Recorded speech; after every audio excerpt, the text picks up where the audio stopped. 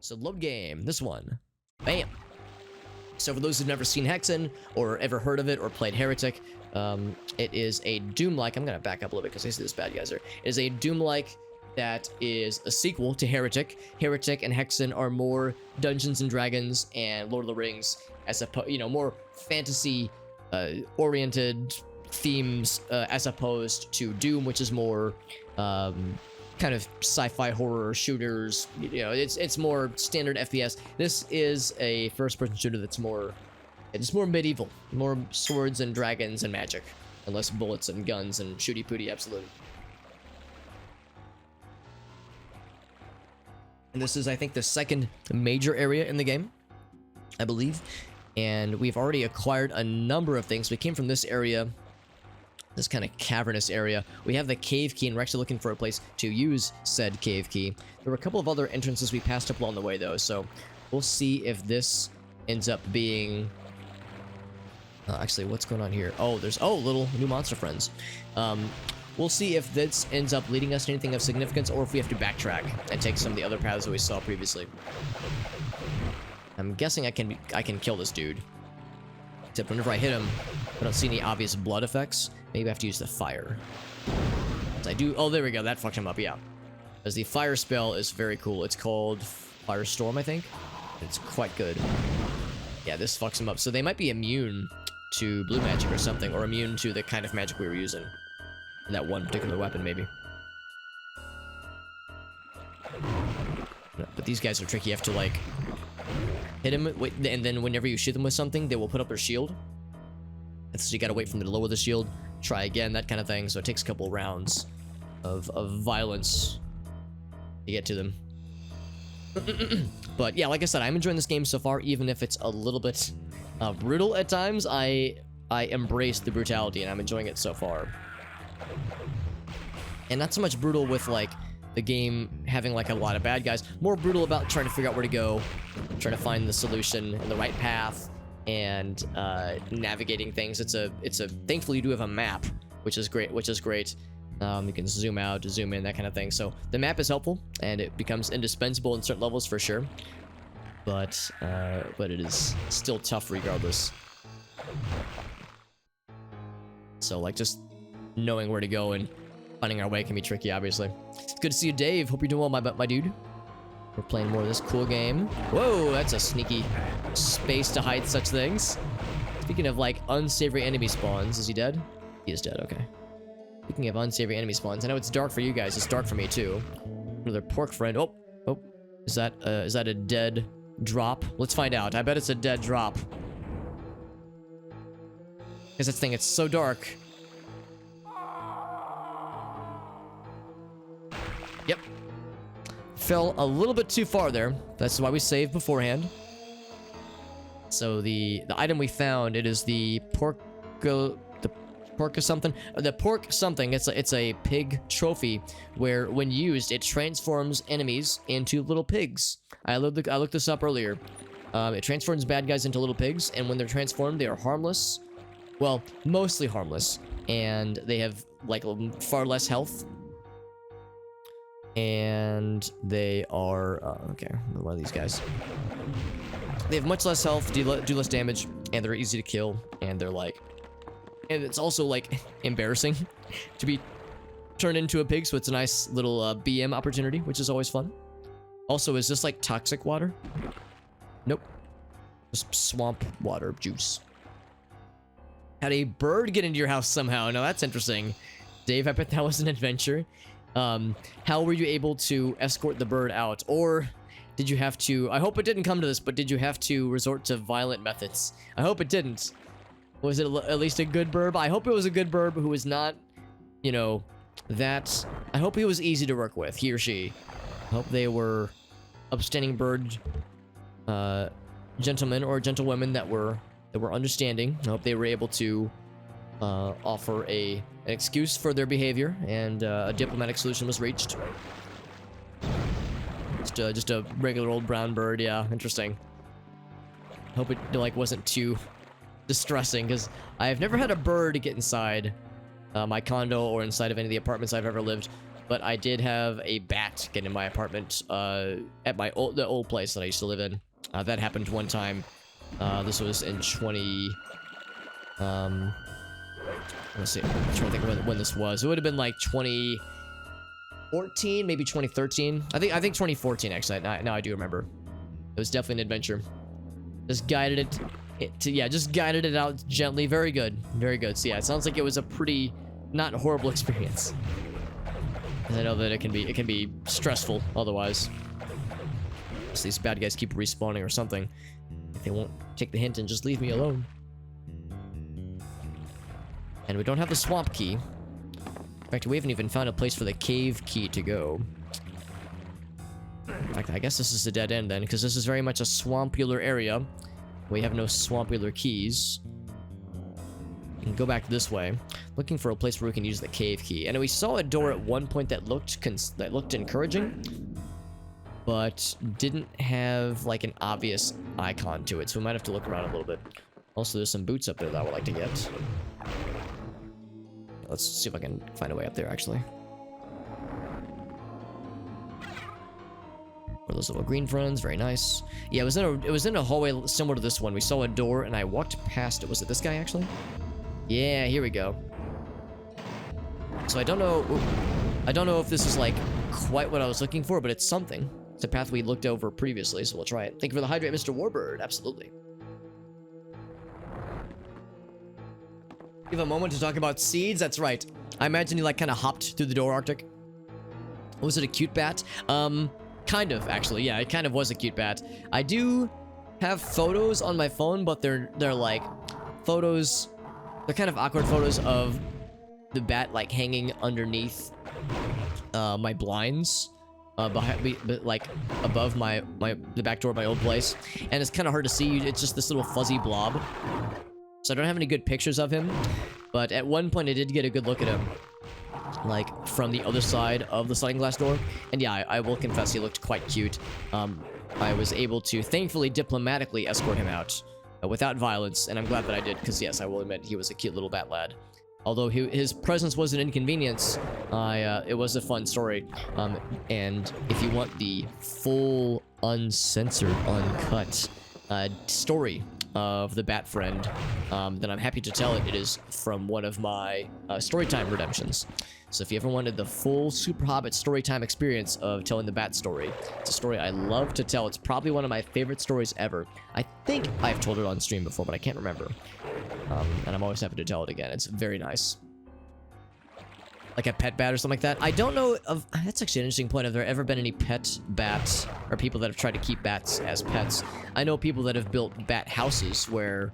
Or, like kind of like bird houses, but like little bat spaces outside for them to build...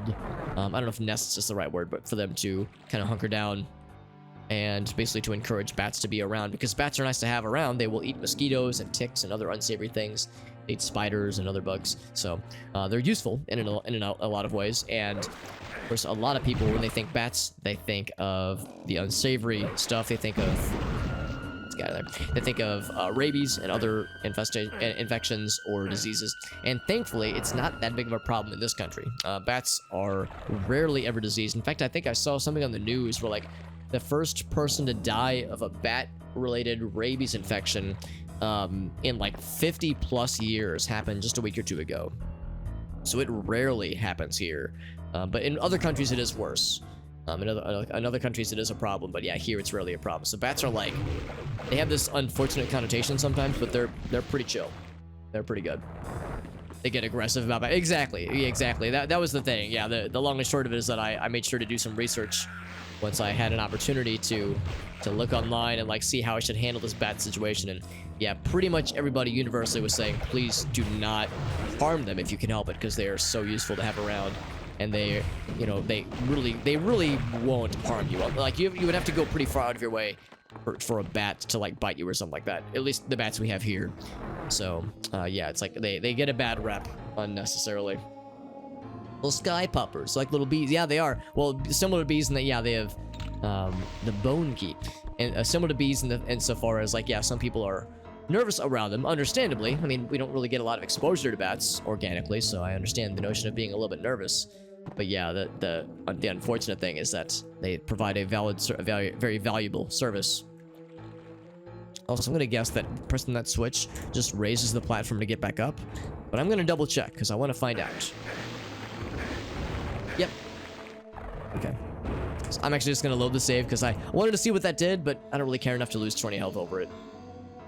Useful to have around, yeah. That's the thing, too, because I've mentioned before, I live in the Midwest. I'm here in St. Louis, and we have a lot of humidity and a lot of just general unpleasantness with the, like, pretty warm summers that we have. So warm, humid summers means lots of mosquitoes. So we get a lot of mosquitoes out here. And me personally, I live in a, I wouldn't say that I live in like a wooded area, but I live near a few major wooded areas. Like it's like, I mean, I don't live in a rural area, but like I'm, the suburb in which I live is like kind of on the fringe of a couple of, yeah, more woodsy spots. And because of that, yeah, we get a lot of mosquitoes out here, and as a result, I also get a lot of bats, so it's great. So, having the bat friends to help out with dealing with the mosquitoes is very much appreciated. Ouch! Much appreciated, unlike that dude blasting me in the face with poison. There we go. Slamming around with the club, yeah. They're hard to control, right? Yeah.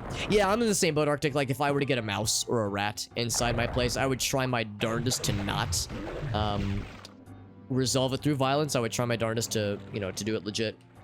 Wish I could pick that up. To do it legit, you know, we get a non-violent mousetrap that can just, you know, I can capture him and then let him loose outside so he can do his thing. But at the same time, though, I mean, yeah, like, you know, those types of rodents can cause problems. They can chew electrical wires. They can harass other pets that you might have.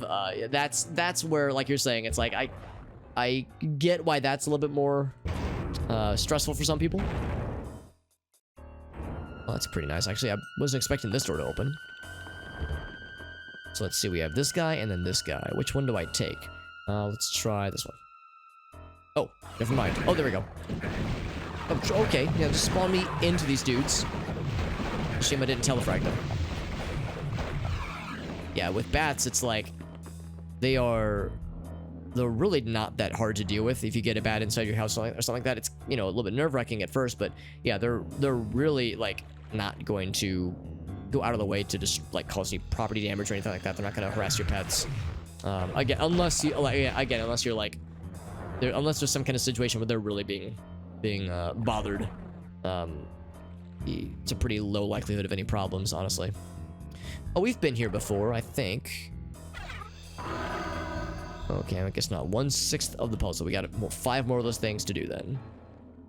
Shadow Wood. Okay, so nothing else open necessarily. They don't want to be... That's right, they don't want to be there. Exactly, like they're just as stressed about the situation as you are. Had a wasp in your room, yeah. Yeah, wasps can be scary, like any kind of hornets. Those can be scary. I mean, hornets and wasps... All meme society, I do recognize they do provide valuable services when it comes to, you know, fighting. Like, they do some, not much, but some pollination. They, of course, can eat other unsavory bugs and things like that. So, it's like, in a same or similar sense, at least, I recognize, like, yeah, we don't want to resort to violence necessarily, but if push comes to shove, that's one that is less egregious for me, at least. Also, yes, we have the bone key. I'm trying to think if there's another area where the bone key was the thing. There's the horn key, there's the swamp key, there's the cave key. Bone key, though. Do I remember the bone zone? Do I remember the bonular area? Actually, we can try this teleport as well. See if it leads to something different. Or evil things. I mean, you're not wrong, but they do provide services. So they're not like they're not like universally useless per se, but they are frequently distressing, obviously. Yeah, hornets, yeah, exactly. Yeah, they're very aggressive, very territorial. Usually I just try to avoid it, but yeah, if one gets in my apartment or in my condo, then yeah, it's not gonna be a good time for anybody. How could this be where I would use the bone stuff? I honestly can't remember. I have to just kind of poke around for a bit, because yeah, I honestly can't remember where things previously were. Because these I don't think are doors per se. This guy, for instance. It's not a door, I guess, or a switch even. Yo, what's up, Black Magic? It's good to see you, bud. This is actually my first time playing Hexen. My first ever playthrough of Hexen. I did play through Heretic 2 years ago, and I loved it. I've mentioned before, I apologize for the regulars. You've heard me say this a million times now, but I think I might have... I have to be careful about this, but I might have liked Heretic more than I liked Doom 1 and Doom 2.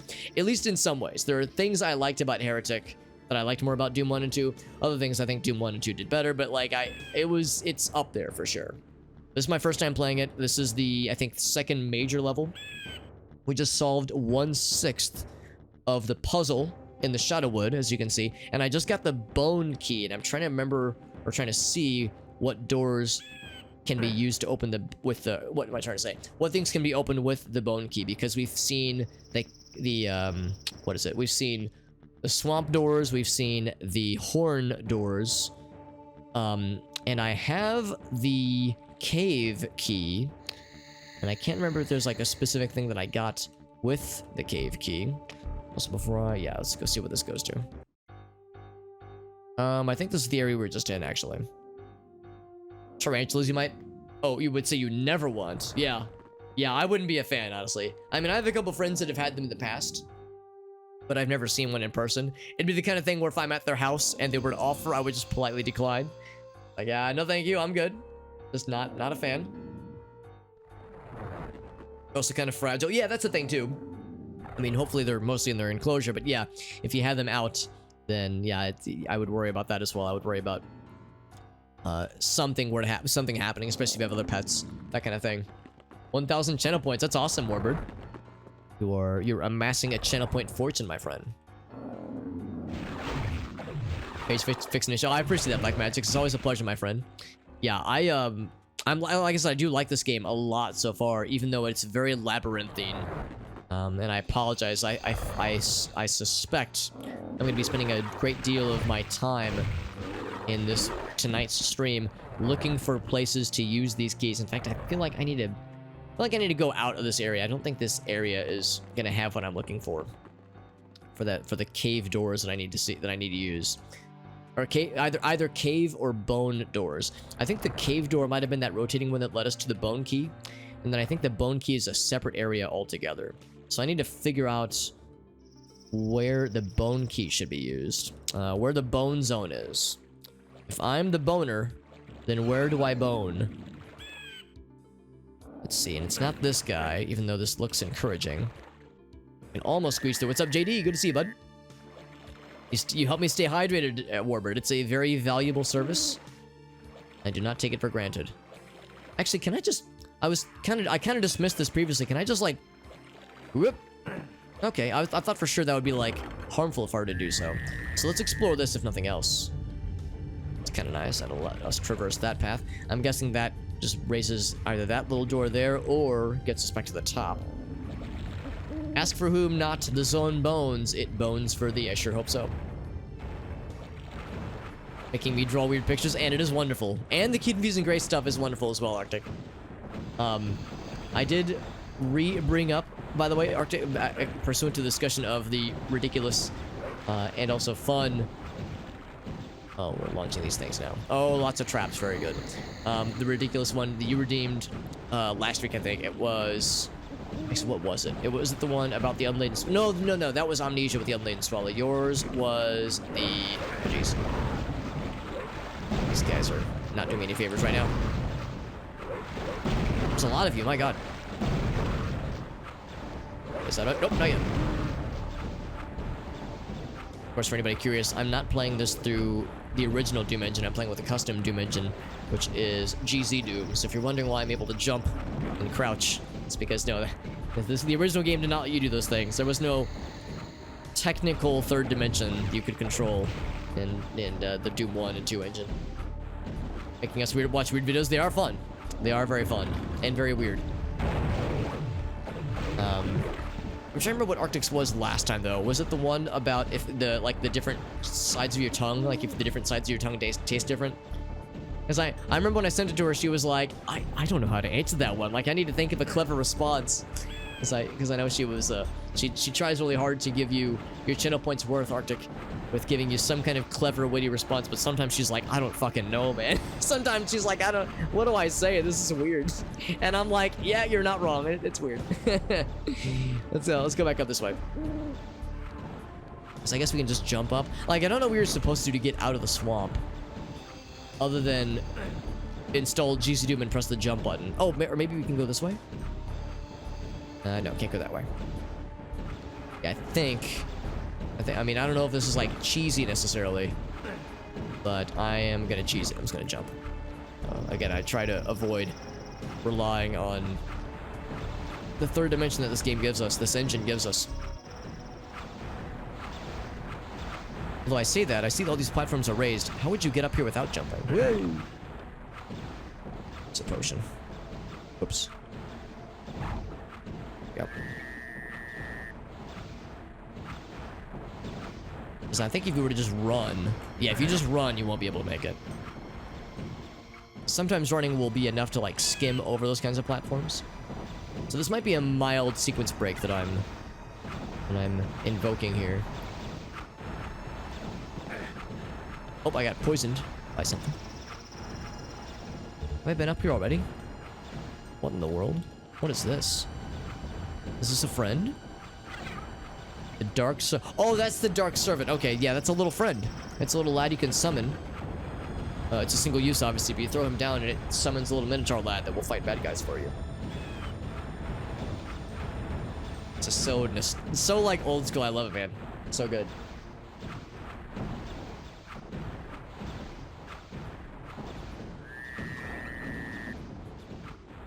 And of course, I'm trying to keep my eye out for secrets and such. I'm sure I've probably missed a bajillion secrets in this game already. There's just always tons of those in games like this. One of the many things I kind of miss about this era of gaming. All the, like, very sneaky secrets that would be snuck in by developers and such. Is this friend? Yeah, I will not lie to you, Arctic. There are many times where I will accidentally, on purpose... Oh, hello. I will accidentally, on purpose, invoke Corone, and that's one that I've heard her say in a few of the clips that you guys have sent me, where she would, like... I think that happened when she was playing Banjo-Kazooie, specifically. She was, like... She encountered something. I think it... Oh, it was when... It was the crocodile. The crocodile where you have to eat the munchies. You have to out-eat the munchies. And the crocodile lad. And when she first encounters him, she goes... hello, are you a friend or something like that? So no, I've inadvertently co-opted that myself, and inquired if things are friends now, because I think that was such like a very cute way of phrasing it. And I want to be the cute anime friend that you all secretly desire. It's like, yes, I want Alex to be my anime best friend. Let's go up. I was about to say anime GF, but then I was like, well, I can't fully commit to the anime GF. For one thing, I don't really have the tits for it. But otherwise we do our best. Ouch. Oh, I got shot, which I don't want. So I did something. I don't know what I did, but I did something. Oh, those are blinking. Is it because they're just off now? At a sneak peek, JD? Ooh, I'm excited. Is it a sneak peek of a certain VTube lad? A VTube husbando? Because I am curious. I think they're blinking because they're off, and I think that path down there opened up. So I think that's what has transpired here. And again, shoutouts to looking up and looking down. And oh, it's like I'm feeling woozy. Woo. Looking up and looking down in Doom 1 and Doom 2 and Hexen games is always a trip. Flat chest of relative, they are. But I feel like mine are especially disappointing. Mine are especially unexciting. Combined mana.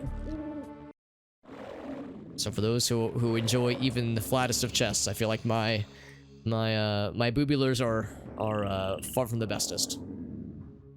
I see that I can't squeeze through. I can almost shoot through, kinda, sorta. Can I just burn the trees down with fire? You can! That's a thing in this game? Oh my god, that's wild. Well, slap my butt and call me Sally. That's crazy. I would have never guessed that Doom 1, a Doom 1 engine game rather, would have like a destructible environment kind of system. That's cool. Well now, well shit, have there been other instances where I couldn't burn down a tree? Now I need to like keep an eye out for situations like that. Maybe there were other trees that I didn't know could be burned down. That's awesome. It's these fucking guys. I think they're only susceptible to this attack. I can never seem to do much with the regular green attack. Green shooty pooty absoluties. All tits are beautiful. You're not wrong. I like to think that my tits are pretty nice, but yeah. But as far as being a GF, I'm not fooling anybody. Not that I'm really in the market for fooling anybody into being anyone's GF, but you know, if this situation were to ever come up, it'd be nice to have some versatility to my arsenal. My arsenal. Smoke cloud or something, or smoke cloud or fog or something. Gotta free the nipples. That's right. I gotta free. I must free my own titties. Just not on stream because I think nipples are still. I think I can still get arrested for nipple crimes on stream. I have great tits. Well, thank you, Black Magic. I appreciate the kindness. We definitely have a pro tits community or a vibe here at least. That'll be a really good time for. Actually, now I was gonna say now'd be a good time for no one who's ever been here before to just hear a quote like that without context. But then I was like, actually, no, it'd be a really good time for Grace to show up and be like, Alex, what the fuck, man? Nipple crimes again? Damn fine titty son. It's true. TriStar, I'm sorry. Black Magic has seen me in person, and sometimes I wear those tight-fitting t-shirts like I'm wearing right now. Ooh, buddy. Leaves nothing to the imagination, man. Oh, jeez. My small, unimpressive daddy milkies are, what everyone's clamoring for, man. Just not arrested for nipple crimes, but still punished for nipple crimes, yeah. Yeah, nipple crimes are pretty serious here on Twitch.tv. Daddy milkies, yes, that's right, I said it. Do I feel proud of it? Not particularly, but I cannot unsay it. Alright, so there's a path to the left, there's the door here. Can I burn this motherfucker to the ground? I cannot. So not all motherfuckers can be burned to the ground, only some. Ooh. Oh, it's these friends. Except they're not very friendly anymore. What? Man, they kind of jump scare you too, don't they? They just pop up ever so suddenly. Is that bloop noise? Okay, I was thinking maybe the bloop noise was me emerging from the bloop. That was a noise. Also, whenever I think of these kinds of bloop noises, I think of Bubble Gloop Swamp, also from Banjo-Kazooie. Lots of Banjo-Kazooie invocations, which I'm very much okay. Could stand to invoke Banjo-Kazooie more often in my life. Oh, big room. They have ranged attacks too? Well, ain't that some shit?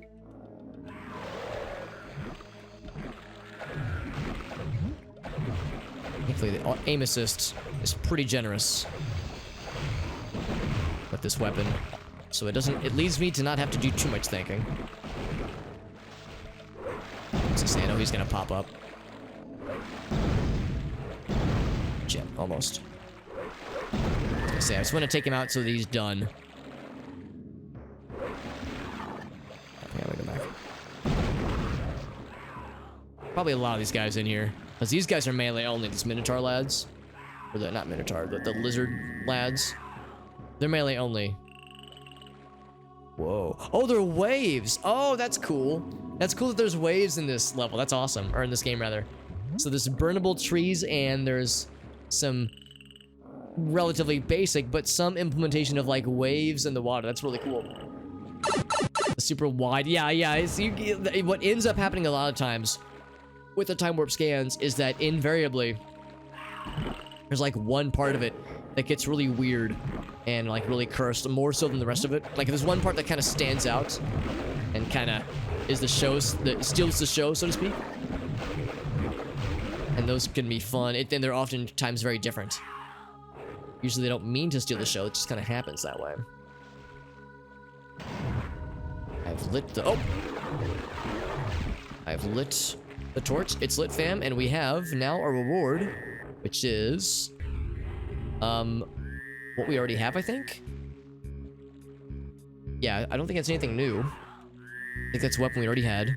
And it isn't a usable item. So yeah, I don't think it's anything new necessarily. But what are these? Medallions.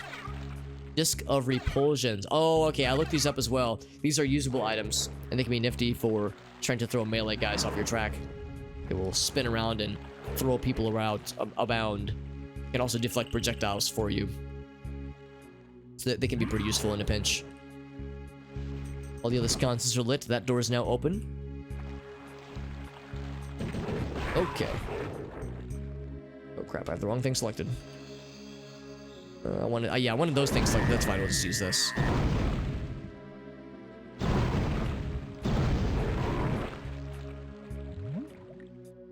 Use this for a bit just because I have more blue ammo, more blue juice. Blueberry mana juice. Splatter. Were those open? Oh, they like open as you get close to them. That's kind of cool. I don't know if it's intentional, but it looks neat. Can't open that, obviously.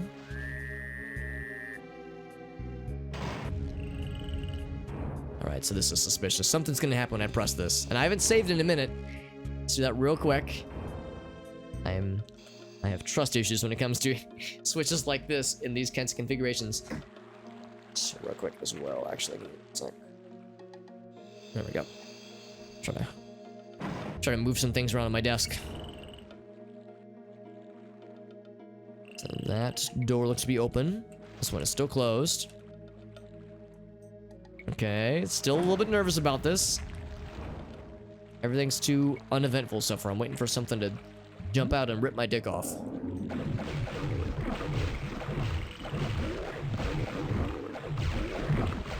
Again, this thing does pretty short work. And the auto assist, or aim assist, does me a lot of favors. Oh, it's carrying me. There's a current. Hey, what's up, Puddle Butts? Yeah, that's right, I'm getting my dick ripped off in-game, apparently. It's good to see you, Puddle Butts. Hope you're doing well. We are playing more Hexen. This is the game we were playing yesterday.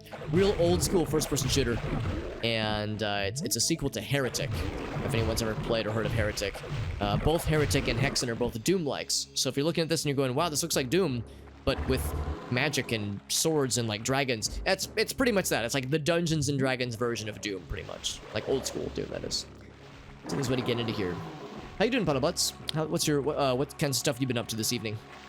Try to see what this game's all about. It's pretty cool. If you like the old school stuff, if you like the old school games, and doors barred from the inside. If you like old school games, especially like old school Doom likes, it's quite good. It's quite good. It's difficult though, because the level design is very tricky, very labyrinthine, but I am enjoying it a lot so far. Dark Forces I have, and I love it. Love Dark Forces. Dark Forces was my first Doom game, so to speak. I played Dark Forces before I played Doom, and I loved it. And obviously Dark Forces has a lot of overlap with Doom, but I don't think it uses the Doom engine. I could be wrong. Actually, I think I am wrong. I think it does use the Doom engine, but kind of in like different ways. And again, I loved it. And then I eventually, like a couple years ago, I went and played Dark Forces 2.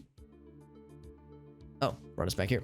I played Dark Forces 2. I played Mysteries of the Sith. I played all the older games that led up to the Jedi Outcast and Jedi Academy games. Because I played both of those years ago. But yeah, it took me a long time to getting around to playing the other, like the games in between Dark Forces and Jedi Outcast. So I've played all the games in the series and I love them. I absolutely love them. Right, so now that's open. I'm actually gonna go over, I'm gonna take the long road here. So I want to see if this leads to anything else. So yeah, we went down this way, then we took this path. Or we would have taken this path. I don't know what the point of this teleport is. That right there just took us back to the beginning for some reason. Just woke up. I was gonna say, I know you were out pretty late, Puddle Butts. I know that you oftentimes stream in the late hours. Not like I'm one to judge, I also tend to stay up later than I ought to. And some Chex Quest. I've never played Chex Quest either, although I know that there's the Brutal Doom. Well, for one thing, Chex Quest is just free to play now. Or freely available, rather. And there's a Brutal Doom plugin that lets you play Brutal Chex. Chex Quest with the Brutal Doom violence options. And I think that'd be like a fun thing to play around with. So I don't know when I'm gonna play it or stream it necessarily, but it's something that's on my list. With some Brutal Checks. Just for good measure.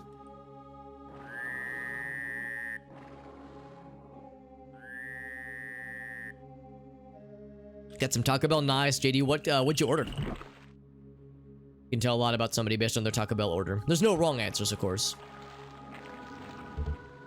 But it is fun, conversationally speaking. Okay, that leads back to the previous area. Trying to check. I tried to do a breadth first search whenever I can help it. Try to explore, like, laterally whenever I see new openings. So I got a big, somewhat ominous structure up here.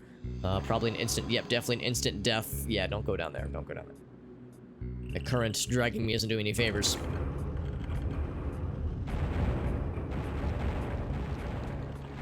It's like those staircases. I want to look. I want to see, but I can't. Unfortunately, the way the game does the perspective when you look down, it's a little bit clunky. Expand this a bit.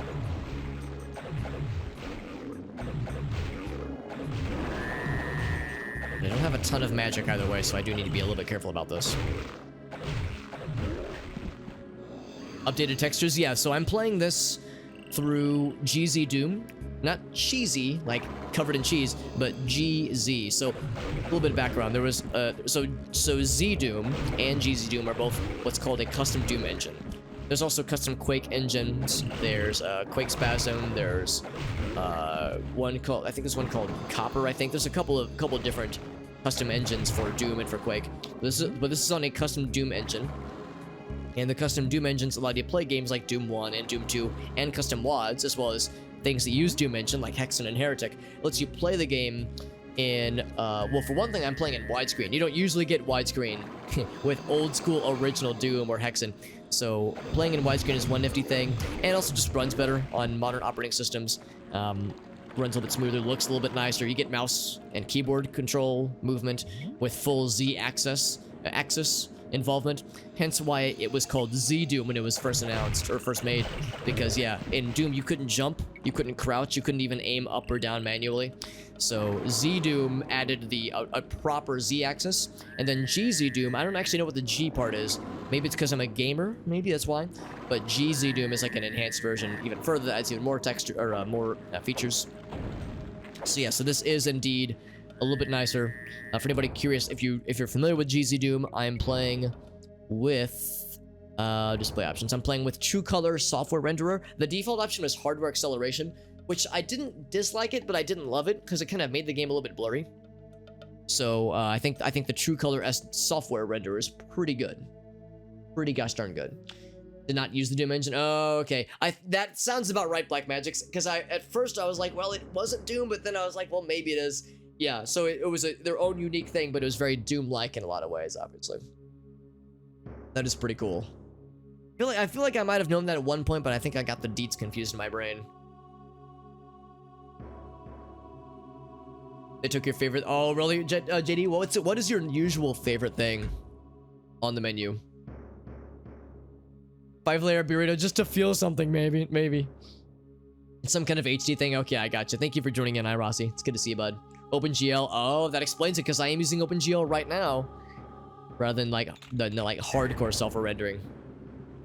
Well, that explains why that's what I'm using, and the fact that's the default option, because the hardware rendering was the default option for the display type or the render type, what have you, but everything else I kept pretty much the same. This guy's being a heckin' dude. Being a frickin' dude. And I know he's gonna keep sniping me if I don't deal with him soon. As awkward as this is. Couple hits. And I don't need, I was gonna say, I don't need this weapon specifically to kill anything. I do have to be a little bit careful about the green magic, though. It's weird, because this uses blue magic. This weapon here. This green weapon uses blue magic, and this red weapon uses green magic. So, so this weapon, I don't really need to be super stingy. I'm gonna explode that in a second. I don't need to be super stingy with it. The other one I have to be a little bit more careful, because the swamp things, I think, are only affected by the Firestorm weapon. That's gonna be a problem. The Frito burritos, yeah, that explains it, because I know those are really popular, but I also did hear that they were a limited time kind of thing. Chalupa, they took it off the menu though. Kind of surprising. I thought the chalupas were like super popular, but I mean, Taco Bell is for better or for worse known for making things very temporary and seasonal. So I know the nacho fries are a big thing for a lot of people, where they keep bringing it back, and then they'll bring it back for like a month and then get rid of it, and then just break everyone's fucking heart, dude. It's like, why do you do this to us, Taco Bell? Why do you tease us so? There we go. Got his ass. Chicken quesadilla. Respectable. Respectable. Nacho cheese. Okay. Oh, but that one was temporary. Okay. Twice as expensive. Oh, really? That's a shame, because, yeah, I would imagine in the state that you're in, JD, there's probably a lot of great Mexican food options out there. But I guess it is probably different per city or region that you're in. Grafzal. Very. Oh, maybe that's it. Maybe that's it, Irasi. Very nice. Thank you for joining, by the way, Irasi. It's good to see you, bud. So that was, yeah, the Chihuahua mascot. Oh my god, I remember that shit, dude. Tokyo Taco Bell. That was such a, like, aggressive marketing campaign, man. That shit was, like, so 90s. 90s and early 2000s, man. You need, like, a good fake Mexican food fix. I mean, it gets the job done, man. I'm in no position to judge somebody enjoying Taco Bell, that kind of thing. I'm very fortunate. I've got a lot of really nice Mexican places near me. Mexican food places near me that are very good and not super expensive, and I think are fairly authentic. I've mentioned this on stream before. One of my favorite places ever, one of my favorite food places ever, Black Magics, if you're ever curious, or any St. Louis friends, if you're ever curious, I can DM you the name of this place. But there's a place a few towns over from me that does really incredible street tacos. Probably the best tacos I've ever had. And, well, at least when I say the best, I say like the best street tacos. You know, street tacos being smaller, a little bit simpler, more punk rock, the punk rock option of tacos. You know, less fancy, less elaborate, but gets the job done. And it's this teensy little place. It's a legit taqueria, and it has a liquor store inside of it. And I don't mean that it's like on a strip mall and it shares real estate with the liquor store. No, I mean this place is half liquor store, half taqueria, and I love it because whenever I go to this taco place to either to dine in or to get carry out, me and Gracie and I are the only white people there. It's fucking great. I love it because it's like I get the impression this is like a pretty authentic kind of place. And the other nice thing is that they're like $2 for a taco, so you could drop like $12, man. Eat like fucking royalty. Have a bunch leftovers at the end, and you didn't have to drop too much dollars to make it happen. So I fucking love it. It's unironically one of my favorite places ever, and I lovingly refer to it as liquor store tacos, and I love it. Liquor store? I hardly even know a store though, or something. Talking about cheap Mexican food. Yeah, it's just fast food. I mean, that's fine.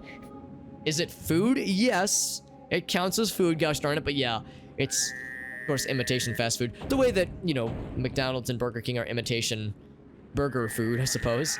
I can drop down there if I wanted to. Whoa, whoa, whoa. Hey, easy there, homie. We could be bros. We don't have to be violent towards each other.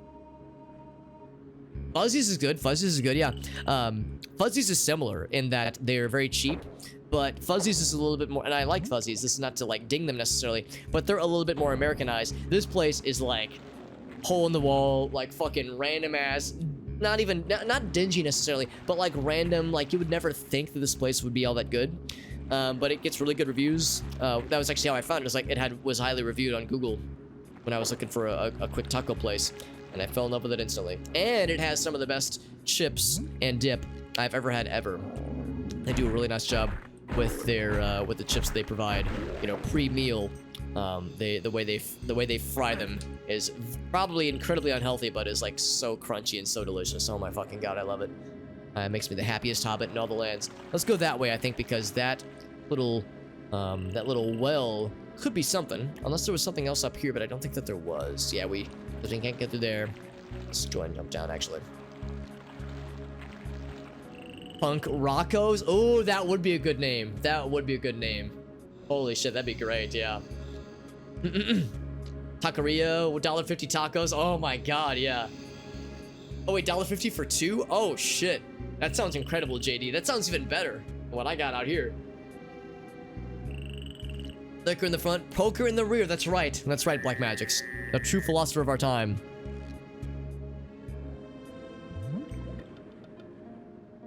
Alright, so, yeah, and I think that, so that door is locked. Let's go this way.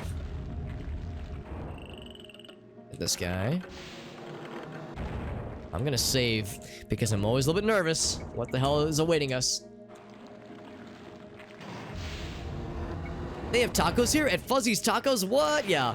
Is Sir Revolver the... I'm trying to remember. I don't recognize the name, but I think it was a gentleman that someone else brought with them. Because I didn't recognize... There was a few people I didn't recognize at the previous meetup. I'll drop down. Ouch. See, I remember the previous time, the one that was back in this over the summer. I remember, of course, being there for that one.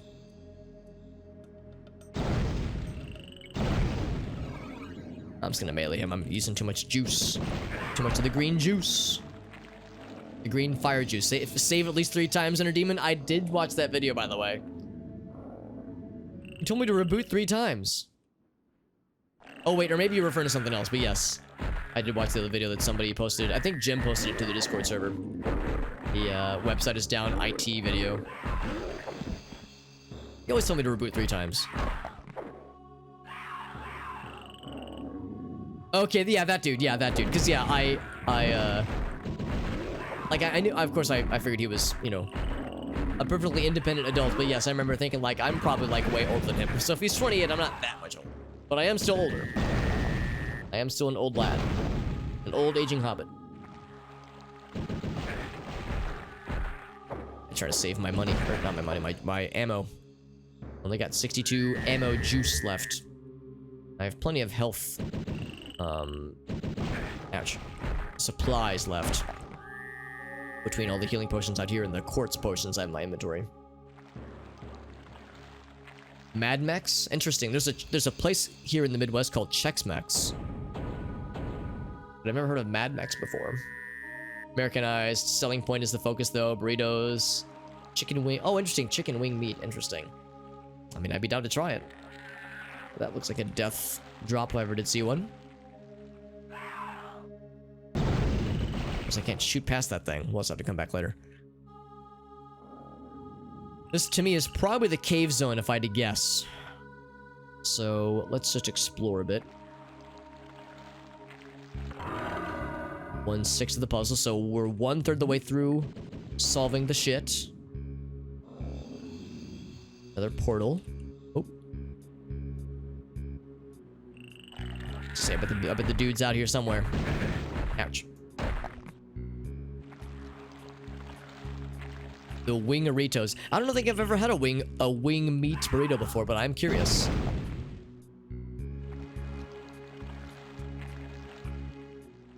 El Pollo Loco. I've heard that's quite good. I've heard El Pollo Loco is good. I've heard Taco Bueno is good. There's a number of like regional chains I've never tried before. I'll try that teleport in a second. He's like 20. Yeah, I would have assumed like early 20s, but he's 28 though, yeah.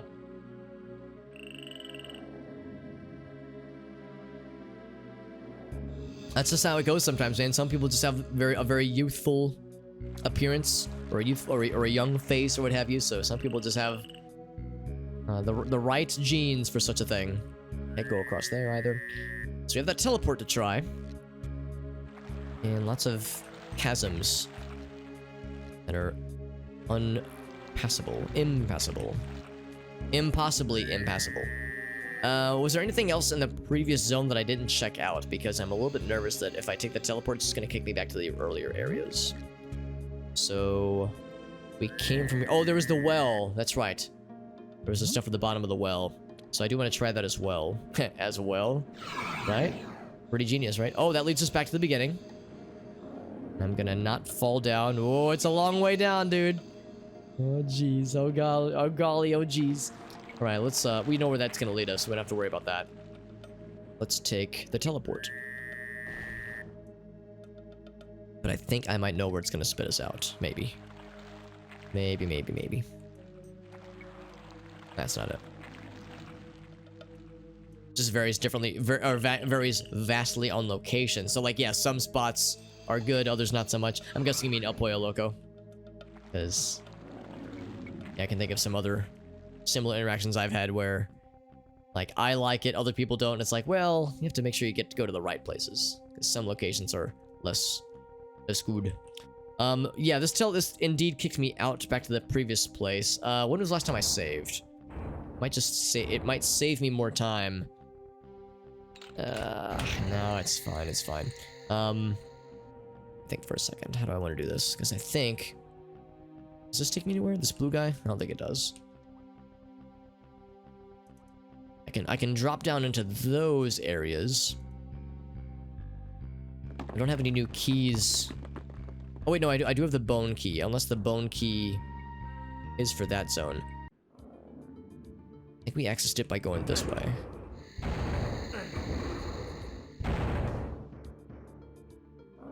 So we were back in the spot once again. Splort. Oh, the door is closed. Why is the door closed? That's a little bit nervous then. Oh, wait, or unless the door has always been closed, but I think that's how you just exited, right? Maybe I'm wrong. Oh, this is the door. Okay, never mind. So that door, that's probably the exit, actually.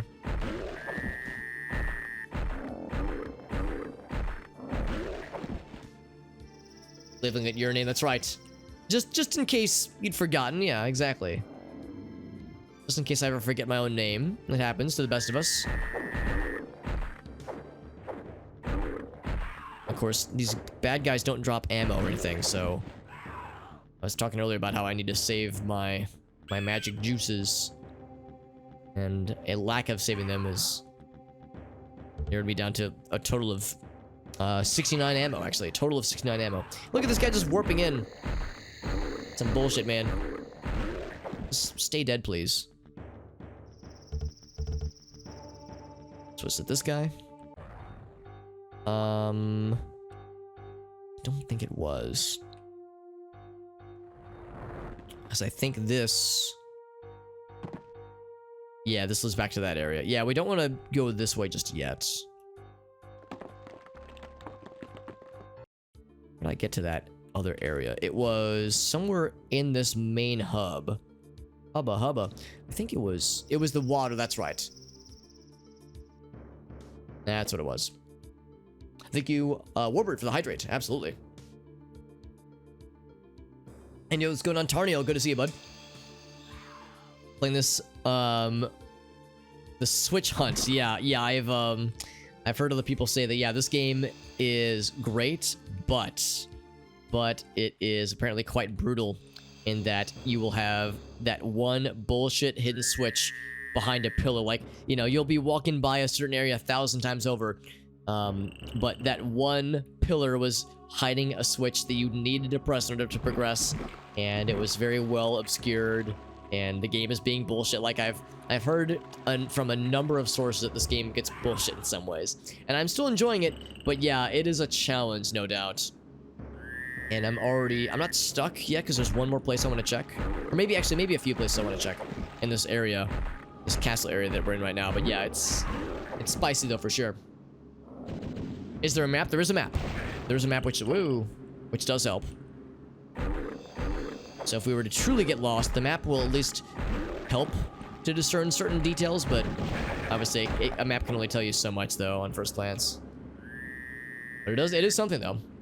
Forgetting there is a map, yeah, exactly. I don't know if there've been very many times in this game at least where a map would help me get unlost, but it is just generally helpful to have, just in a more generic sense. So this is the well that we saw earlier. Just gonna go ahead and drop on down. And there's a couple switches. The door opened in the distance. I guess both of these do the same thing then. So a door opened in the distance. Allegedly. Also, oh, okay. So it's just rising and falling with the tide. Drop some more enemies. I've noticed that as well, that it'll just teleport new enemies or resurrects old enemies. So it sometimes throws me off where it's like, wait, I've already been here before? I mean, there's dead bodies, so surely I didn't miss this, did I? It's not this door. A door open in the distance. And it's up to us to figure out where that door is or was. I do not know. Maybe playing it co-op is good. I didn't realize that there was a co-op option for this game. That's good to know. As I'm liking it so far, but I am definitely bracing myself for some legit bullshit. Wait. Is it this guy? Castle key, okay. And I bet inside there... Well, actually, you know, I bet I could cheese it with a jump crouch. But that would be probably not great form for a game like this. Where they didn't make it with the intention of you being able to do stuff like that anyway, to crouch jump and such. Actually, I guess you can just do this. Oh, never mind. I was thinking maybe you can just run and make that jump. So where was the door in the distance? Let's go back this way.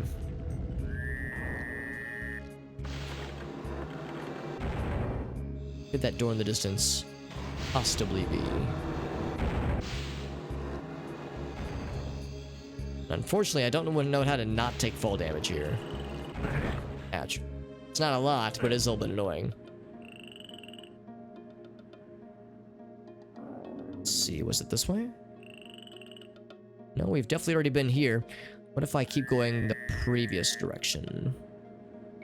Go up. Oh wait, I think I know where this leads. Yeah, that's the little side exit. We saw that already. Door in the distance opened. That's all we know. Somewhere in the distance, something opened.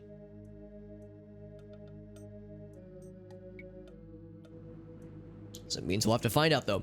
Oh, sounds good, Queen Freak. Thank you for hanging out, my friend. Good luck on midterms, by the way. I know that shit can be stressful. But good luck, my friend. Thank you for joining in and for spending part of your evening with us. More guys have spawned. That's what bad guys do. They like to spawn in at weird places. They're either getting resurrected or they're like getting newly spawned. Newly spawned or nudely spawned. Hopefully they're not newly spawning. That'd be weird. We try to keep it nothing above R rating here at twitch.tv/superhobbit if I can help it.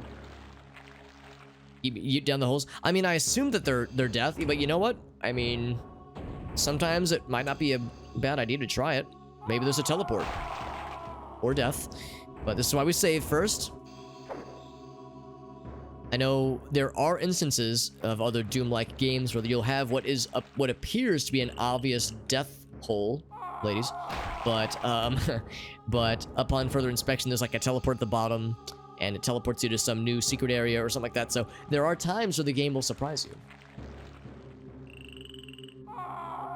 Yeah, what this does is that it teleports you to a land where your legs are broken, and your spine has snapped into a bajillion pieces, and it teleports you to your previous save. That's what this does.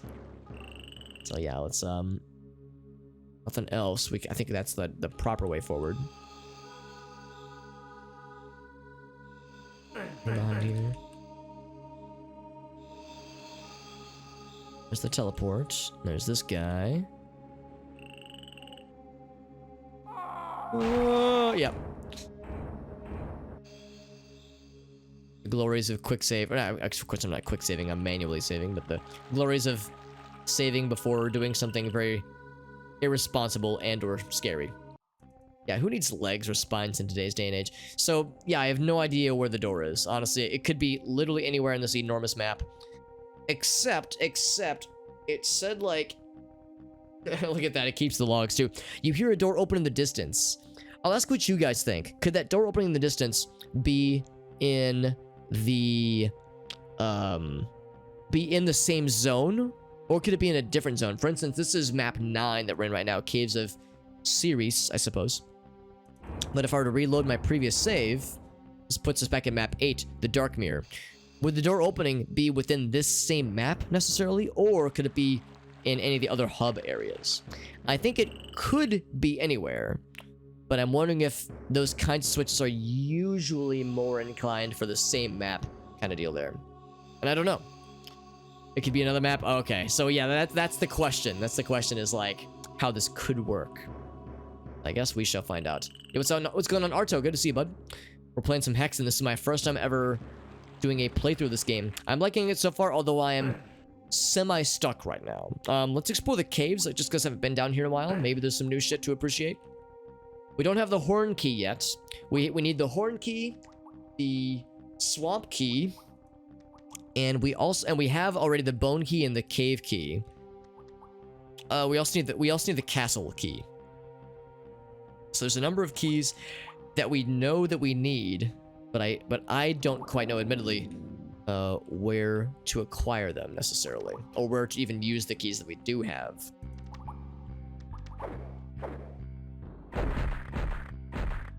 If it's on the other map, it might be in the same message, or it would be in the message rather.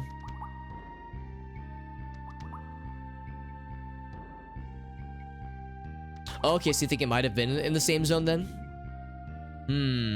How's about this? Let's load back to that same spot. Well, of course, I had to drop down into a waterfall, though, didn't I? Yeah, I don't know if I can get back as easily. Oh, wait, no, that's not true. I think there was the little side path, wasn't there? Let's go back up this way. Yeah, that's how we dropped down, and then if we go up here... Yeah, here we go. So that'll take us back. A little bit scary, because these are very, very light. And also, if you look down... Whoa, I get woozy. Woo. That's right. Yeah, that's right, Ardo. It's like Dungeons and Dragons Doom. It's a sequel to Heretic. Although it sounds like you know about Hexen already, so it sounds like this isn't information that is new to you necessarily. But for anybody else curious, yeah, this is a sequel to Heretic, which I played 2 years ago and loved. And yeah, it's like Doom, but with more swords and magic and D&D vibes, less shooty pooty absolutely, and more smacking things with magic and swords and maces and cool shit like that. In the distance. Well, it did say something like that, didn't it? Can I scroll up? I guess I can't scroll up. I thought it said something in the distance, though. Certain mods make it more Doom-like. I don't doubt it. I do not doubt it. I don't know how to... Can I page up, maybe? Oh, here we go. So yeah, you hear a door open in the distance. Yeah, that's exactly it. That's why I was thinking maybe it was a different map. Let's poke around a little bit, though. Also, speaking of Dungeons and Dragons and, like, more, esoteric Doom mods, I know Arctic pointed me to one just earlier today, actually. That is a Legend of Zelda Doom conversion, which looks really cool. I'd like to try it at some point. Not to try to use it without a guide, though. Yeah, this game is cool, but... And I can already tell, I think I like Heretic more. I like this game, but Heretic was... Oh, here we go. I think that's the door that opened. There we go. Heretic was a little bit more straightforward. There were still a couple levels that were pretty brutal, but this game really throws some wild shit at you. Is that the castle key? Castle key, nice. We know the one door that opens with this. Yeah, this game is pretty brutal and pretty fearless about throwing you into some areas where there's like a central hub and then a bunch of branching paths, and each branching path has its own requirements and its own things to pick up and its own secrets. And you'll find one key to unlock something in another zone. You have to remember how to get there. You have to bounce back and forth frequently, so it's very involved, and I don't know if I would have had the patience for this as a kid, but as an adult, I am enjoying it a lot. So this is the castle key. And what is here? Bookcase. Oh, it's a very well-hidden switch. Very well hidden. But what did it do? I don't know. Can I burn down the bookcase? No. Can I violence it down?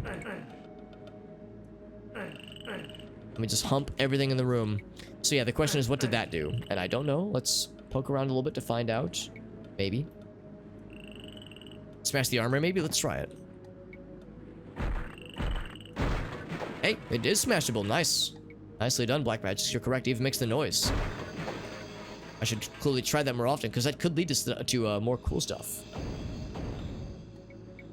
Yeah, what the hell did that thing do? Yeah, the Hexen experience. Yeah, I loved Heretic, and I feel like Heretic was a little bit more straightforward. Heretic was less of a conversion, though. This game is, like, more full conversion. Heretic was, like, Doom, but with, like, magic spells. instead of guns, and with like Dungeons and Dragons bad guys instead of sci-fi demons. So it was like Doom but different. This game is like a completely different kind of game with its own unique it has a class system, a mage, a cleric, and a fighter that have different abilities and different weapons. There's the level design is entirely different. Like everything about this game feels pretty darn unique, other than just looking and feeling like controlling like Doom. It's pretty sick though. It's pretty sick, and I'm pretty impressed. What the heck did that goddamn switch do though? Oh, did it open up this door? It did open up this door. It did open up a putty tab. Ouch. I don't have a ton of magic, so I'm trying to be a little bit persnickety. Parse-snickety. But I do have those things. And those things are great for saving ammo. Did I get him? Oh, well, it did damage him, just didn't kill him. Thump, thump, thump. There we go, got his ass. Red Faction, I loved Red Faction with Geomob, that's right. Throw stuff into walls and stuff, or people with low-end computers would just DC. Yeah, because like, I guess the way it would store that kind of information is that it would have to like redraw it, or like re-render it. It's like, or I guess, what am I trying to say? It's like the game would have to do extra work to reconsider the physics of the levels being like, being destroyed partially by like holes in the wall, that kind of thing. Because yeah, I love the Geomod stuff that Red Faction 1 had. I've never played Red Faction 2 or any of the subsequent games in the series, and I've heard they're all pretty cool. But I played the shit out of the original one, both multiplayer and single player. That was one of my first like real FPSs that I played a fuck ton of back in the day. Like really played the crap out of that, especially on multiplayer. I was thinking that'd be a fun thing to stream at some point, just a casual Red Faction revisit. Red Faction 2 was bad. Yeah, I remember hearing Red Faction 2 was not so good. That Gorilla was pretty cool, and that there was another one. But yeah, I heard 2 was not so good. I think 2 was on consoles primarily, but also there was a PC port. Alright, so as always, I'm going to save before I commit to this, because this might take me a direction I don't want to go.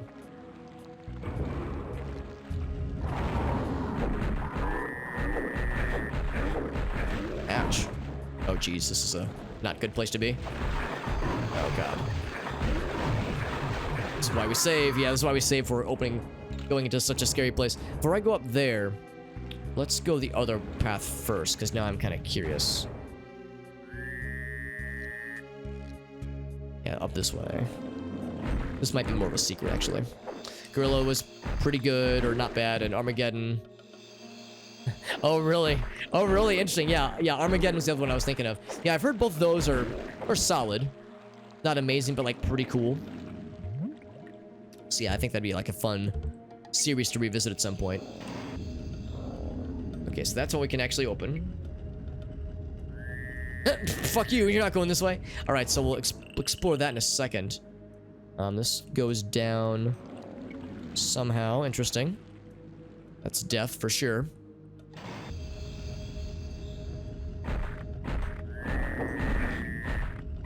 I was hoping to like maybe lead him into getting squished. I don't think you can actually get squished by this door, or at least not very easily.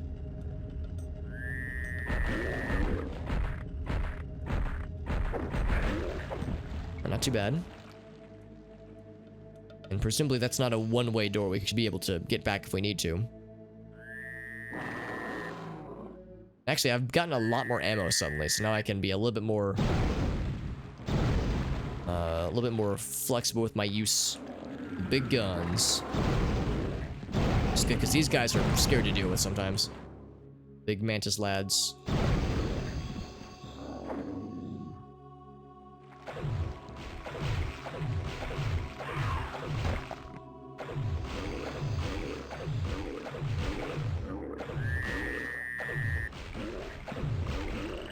Alright, so it's a teleport over there. Is that another 1/3 or 1/6 of the puzzle? That is. So we are halfway done. That's our third 1/6 of the puzzle. So we can hop across that way, which is good. We go back the way we came. There was another little side area.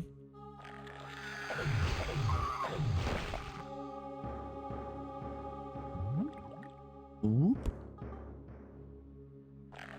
Oh, I thought that was a pickup for a second. Nope, that's just a bad guy.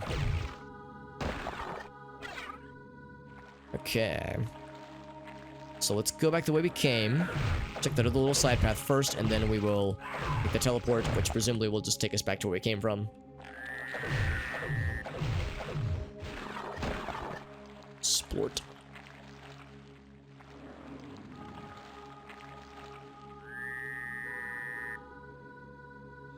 Yeah, leading up is the way we go. Okay, so let's go back this way then. Slowly rotates.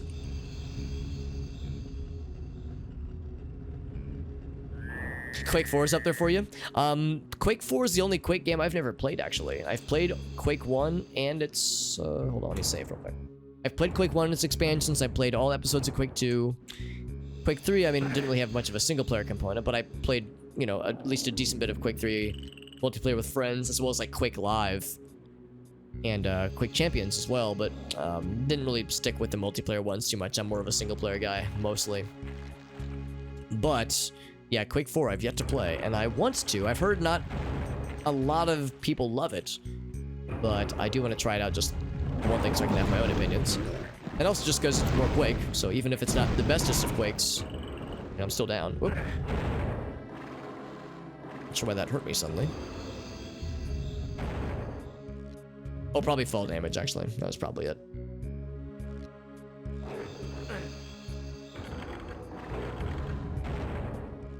There we go. That's how you do it. There we go. What an annoying place to spawn bad guys.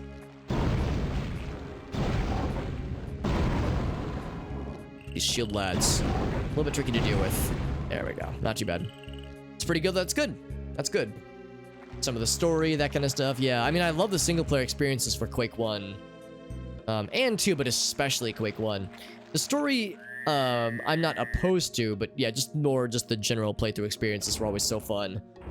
Just the general single-player campaign. So I see a key in the distance. I'm guessing it's the swamp key. But, of course, it's not going to be that easy. I'm going to guess stuff was going to come up the floors as well. I guess I could crouch underneath it, but that's probably kind of cheaty.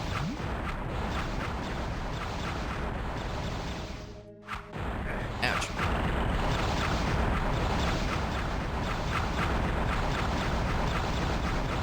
I guess you just wait it out. Ouch. Or just get stabbed. Get shot, rather. I am pretty low on health. Oh, wrong button. That one. Bam. Swamp key acquired. Oh, dear God. Alright, well, I'm gonna be using those healing potions a lot. Pick 4 multiplayer wasn't so good. And yeah, 3 was only multiplayer. Like, I don't even know if there was ever any consideration for single-player content for Quake 3. So yeah, well, I could go this way. I guess if you went fast, maybe. Actually, that path wouldn't be too bad, maybe. How about this one, though?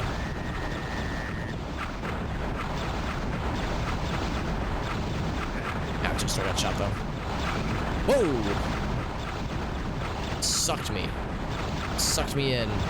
Oh, wait, yeah, what happened? Oh, maybe it was a teleport dart. Very loud.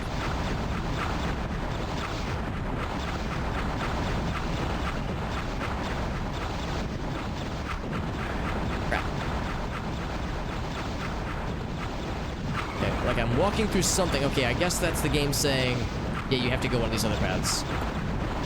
Ouch. Okay, that wasn't it. Well, damn. Can I just crouch? You can totally cheese it by crouching, but that feels cheaty. Ouch.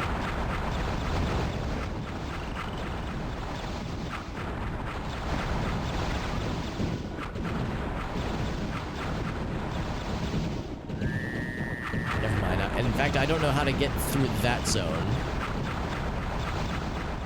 there a switch I'm supposed to hit to, like, turn things off, maybe?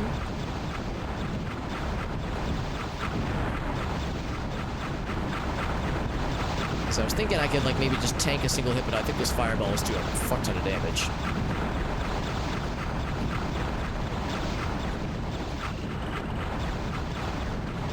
Maybe it's a test for just don't get shot.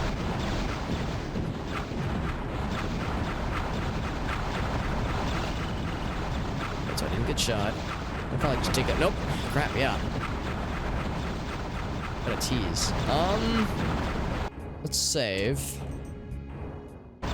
Straight up melted, dude. Let's get another hit of the juice. And just go fast. Okay, so... Oh, and it still teleports you!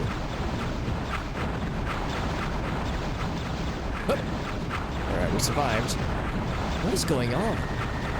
Maybe... Ouch.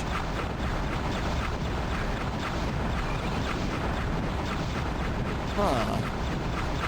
Oh, fuck. Maybe you have to, like, jump over a panel or something? Maybe there's like a sneaky panel you have to jump. Did I grab the thing? Yeah, I did. There's like a sneaky panel you have to jump over or something.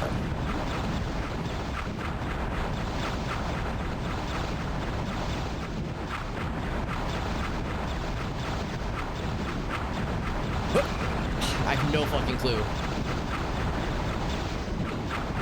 Oh, but you're right. Yeah, but I'm not allowed to jump though, because this game wasn't made with jumping. So yeah. What are you supposed to do if it keeps teleporting you back? Gotta be something to do to get out of this.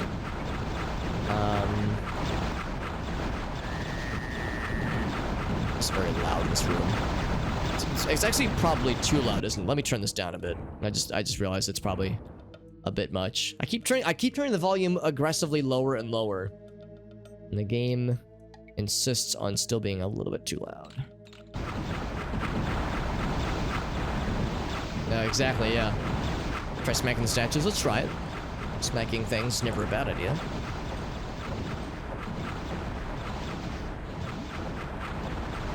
Smacking those guys. Maybe that statue over there, maybe.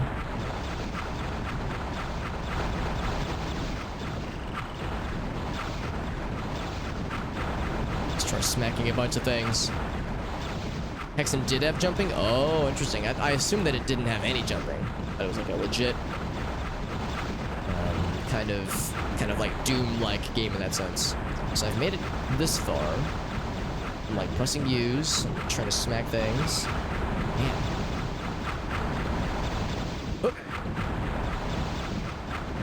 Oh, okay.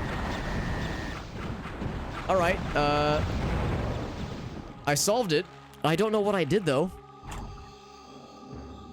Smack that, grab that real quick, yeah. I don't know what I did differently. It was just some sweet spot you had to get past. I don't know. See, that is a good example of what I would say is some perceived bullshit with this game. Where it's like, not always sensible what the developers had in mind necessarily, but we got it, so I guess I can't complain too much, right? Alright, so I think now we have what we need. We can take the teleport, blow this thing and go home. Oh wait, not here. There's also some lads.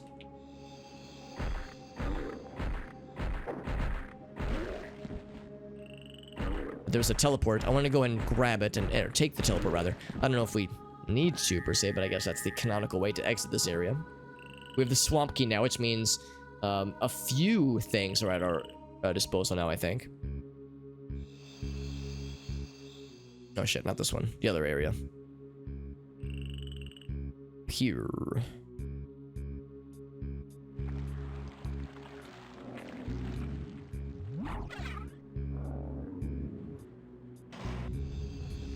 I bet more bad guys is fun. Yep. Yeah, alright, yeah, you just go that way. I'll see you on the other side. Did I actually use some of these? I think I might have. Oh, I guess I didn't then.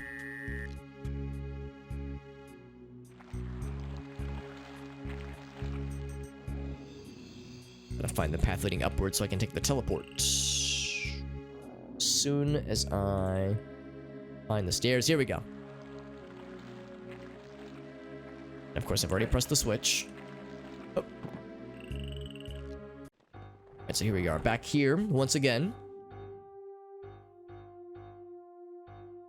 There's one swamp door I definitely remember. There's a second swamp door I've seen, but I can't quite remember where it is. Is that what that green is? It might be, actually. I see there's like a little green guy on the side there. Was it in these caves here? Actually, no, these aren't the caves. These are the wastelands.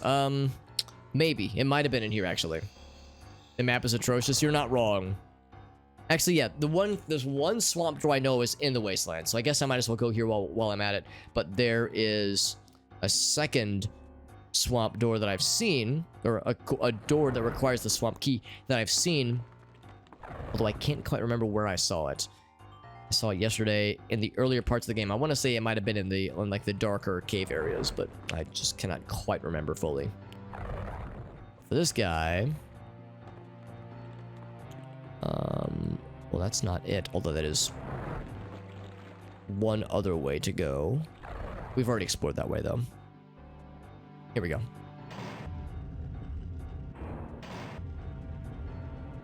At least I think this is it. Oh, maybe this isn't it, actually.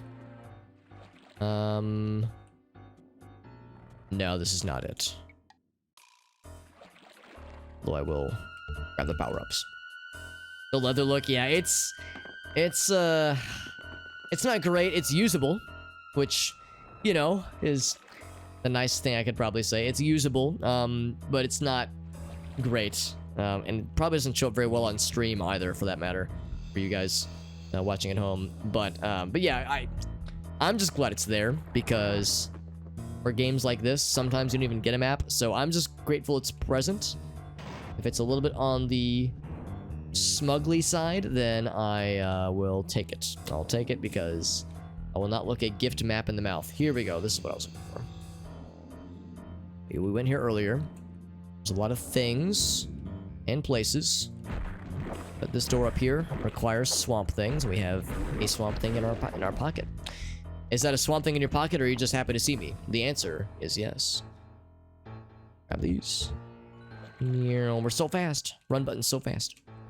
I have gone this way. Yes. Yeah, we've seen that already. So what dismouth do? Well, more of these lads. There we go. Let's cause him to choke to death. You know how it is. Nothing weird. Sometimes they choke on poison gas and then they explode. I said, and then they explode. Okay, maybe not. Okay, now they exploded. The lad over there just walking around.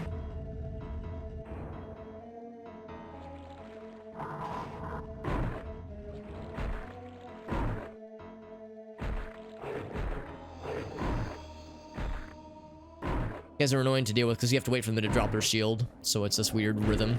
There you go. The rhythm of love, of course. And now all the torches are lit. It's lit, fam. I don't know if that did anything of significance. Oh, there we go. That looks significant, all right.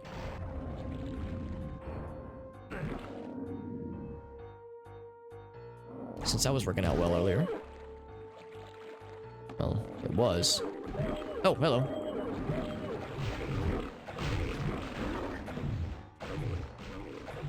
And I'm going back and forth on whether or not I want to be stingy with my magic or just go ahead and use it, but I feel like I'm about to enter the land of getting more ammo.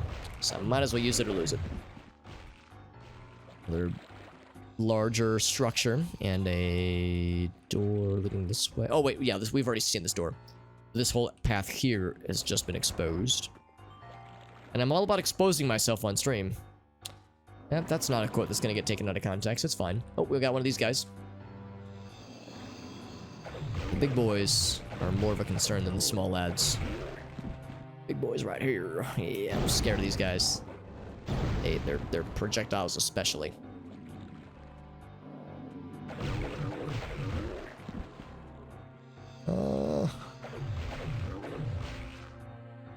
Yeah, I'm just gonna focus this dude. I bet this will give me a new kind of key. That'd be pretty sweet.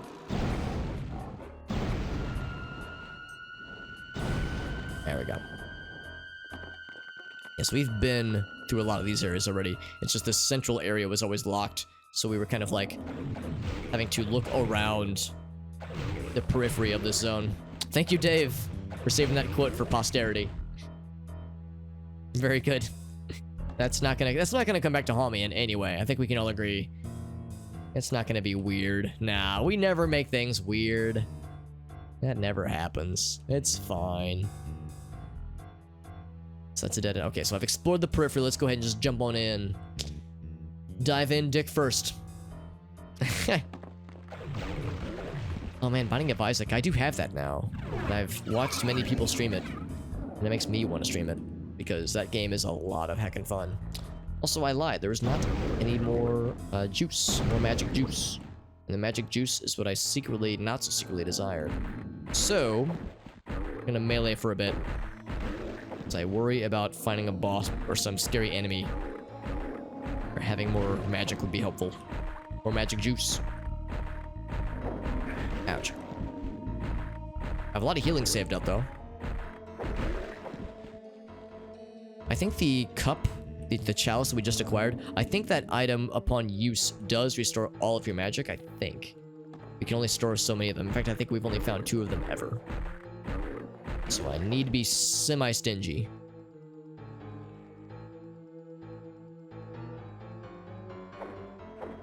Break that one. It's got a skull in his hand. Excuse me, as I belch loudly. Interesting thing that those poison jars are called flechette. Whenever I hear the term flechette, I think of like flechette rounds for like shotguns in games like Unreal Tournament. So maybe flechette is more of a generic term than I thought it was. So I don't think of like a poison explosion jar alchemical weapon.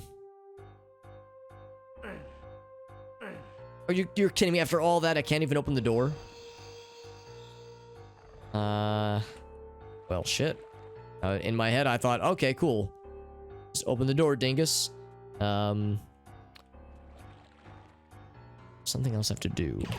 Oh, now it opens. Okay, sure. Maybe they were holding it closed or something? I don't know.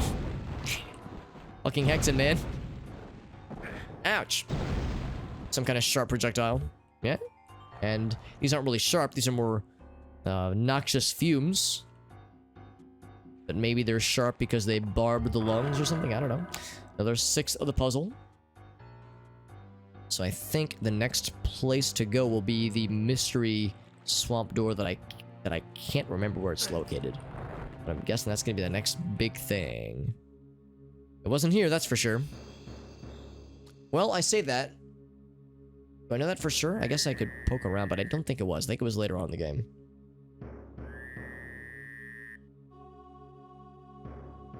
Or not later on, earlier on in the game. So I don't think it was out here. So I don't think I want to like poke around that way necessarily.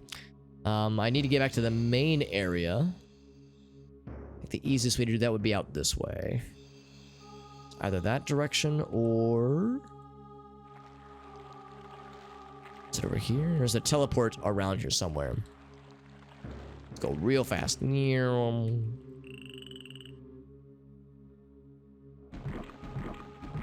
Splort, splort, splort. More friends.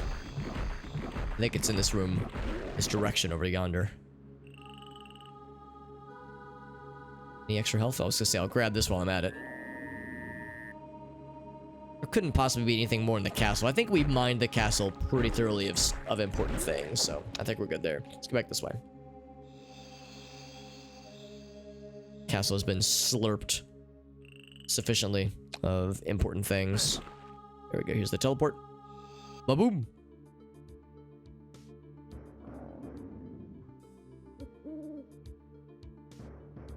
And to be clear... Oh, okay, it's the same area. Okay, cool. I was wondering where that took us, but... Never mind. So that was unnecessary. So I'm learning more about how to navigate this place. Still have much to learn, but it's progress. So the question is, where's that other swamp door? Because we still don't have the horned key, I don't think. Unless, is there a way to find out what I have right now? Like controller options, or customized controls. Like inventory. Is there a way to see what keys I have? Other auto map.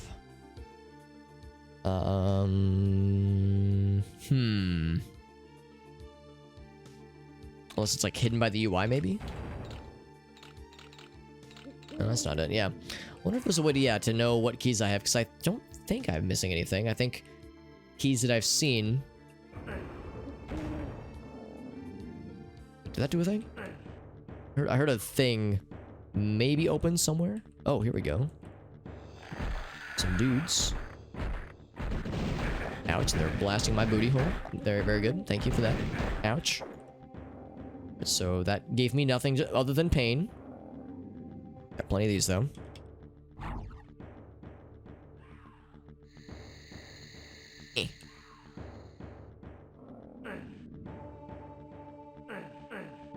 Make sure there's no other, like, hidden switches anywhere. Just smack that down as much as I want. Violence is not always the key, unfortunately. Now, last time we hit the switch. Yeah, nothing else to speak of, really. Whoa! Ouch. Well, like I said, I still have plenty of healing potions, and we're putting that to the test, apparently.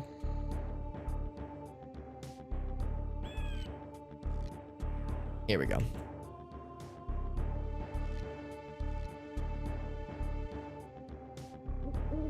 Can't crawl under there.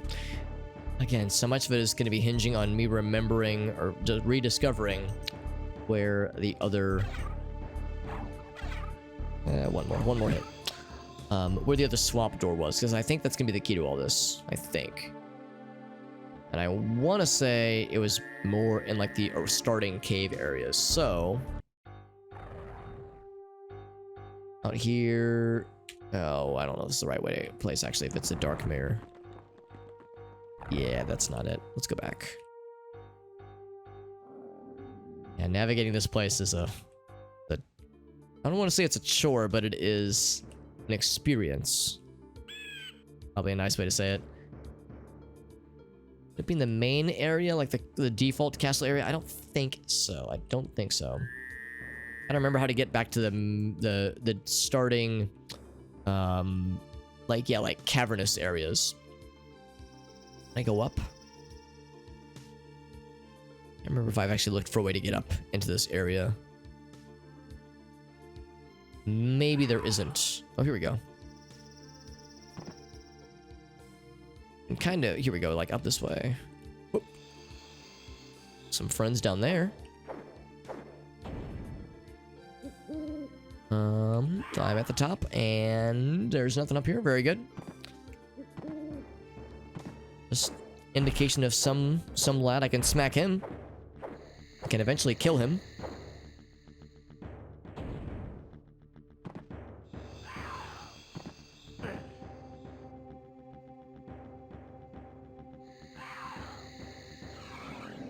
And more bad guys are spawning, as they are known to do. Thankfully, it's just the simple bad guys. If they're spawning the big boys, I'd be more scared, but these guys are easy peasy enough. I don't know if I want to go back that way. I don't think there's anything of significance there.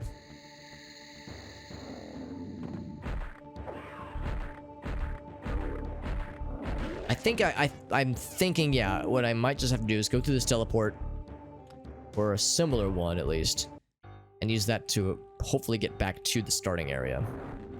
And once I get back to the starting area, I think that will eventually lead us to salvation.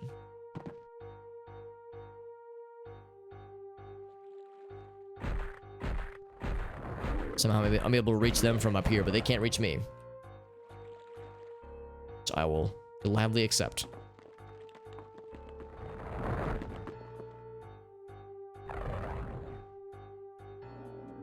Some kind of teleport to lead me back, please. That would be awesome. More dudes.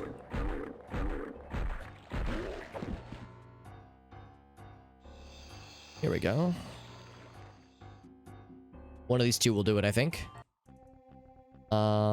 Yes, I think this is what I was looking for. So let's drop down here. And I will be poking around blindly for a while. And again, I could be misremembering, but I thought this is where I saw a thing that was labeled Swamp Door. So that's what I'm hoping to find. Swamp Door, that's the guy from Strong Bad, right? The guy who burninates the mountainside. That's Swamp Door. It's Horn Door. Oh, we apparently have the Horn Key now. Oh, okay. News to me. News to me. I knew we had the Bone Key, but I thought that one required the Horn Key. Because I remember being horny for the Horn Key last time. Return of Swamp Door. That's right. That old classic tale. Right, so this was a nice surprise. But it doesn't really get me any closer to my goal. I mean, it gets me closer to the like, goal of beating this level. So now I'm back here again, goddammit. But that's not, yeah, that's not quite what I was looking for. But I'm glad to find it, though. That is helpful. So we are... we have 1/3 remaining. We've gotten 4/6 of this puzzle resolved. Chinese knockoff of Trogdor, that's right, yeah. They gave him 2 arms. That's right. Yeah, 2 normal arms. Instead of the one buff one.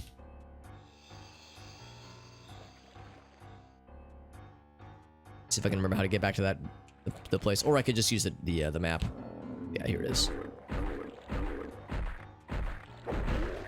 And to be clear, where does this take me? Let's get right hurt.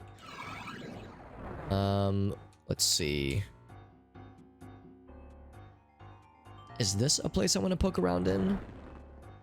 I can't remember. I remember, of course, going here earlier, but I don't know if there's anything of significance that I want to heck with right now.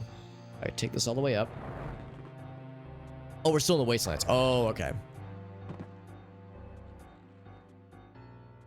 So no, I don't think this is what I wanted to take.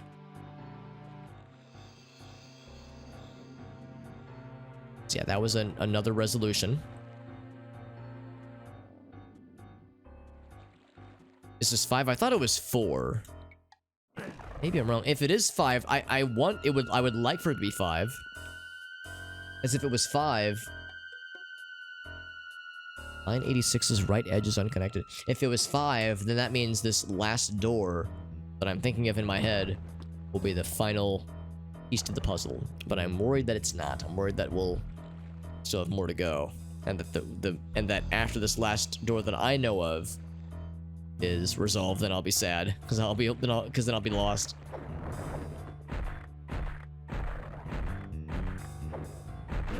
Right, so this is the swamp door we just came from.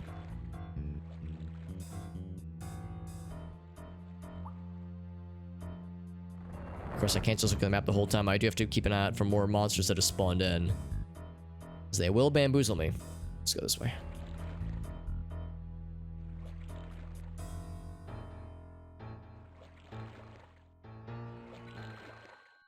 There we go.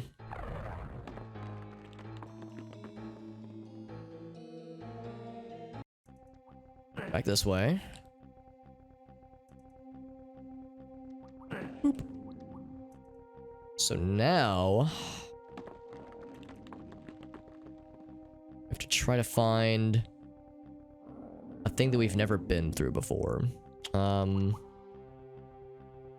This way. Oh. It's like I was saying earlier. Don't want to just run into these guys if I can help it. This area looks familiar. I feel like we were here some time ago. And drop down that way. Here we go. This is it. That's the one I was thinking of. I'm gonna be so upset. I'm gonna be so upsetty if all this leads me to is like a bonus area that just connects back to the previous swamp area. Like, I hope this leads to something cool. Like a dark, scary room full of bad guys. And another switch. Looking like progress to me, baby. Splort. Splort. Splort. And some more ammo. 1/6 has been solved. And it didn't say anything about, like, the thing is done, so I think that implies, then, that 1 more 6th remains, and oh, buddy. What could it possibly mean? What could the final 6th be, is the burning question. The burning question that burns when I pee. I'm kidding. It doesn't burn when I pee. I'm just kidding. It just stings a little. It's fine. No, it's not. No, I'm just joking around. This, of course, will take us back to the previous area. Ah, this place again. Yeah, I think we've excavated this area pretty sufficiently. So let's go back once again to the earlier areas, because I think the earlier areas are where there's more spots to mine for potential new places to explorify. Walls or doors that were previously off limits that are now back on limits. But like a kidney infection and then a kidney stone. Yeah, I've never had a kidney stone before. I've heard they are literally awful. I've heard they're like some of the worst things you could ever experience. And yeah, I've heard that they can lead to other unpleasant things, like, yeah, additional infections, that kind of stuff. So yeah, heard that it's not very funsies. Also, I just noticed that one of those is glowing. Let's see if that's special at all. This guy with his scary looking glowy face. Also, look at all these dead bodies that are on this one pedestal up here. So why are you all glowy and fancy? Can I shoot you?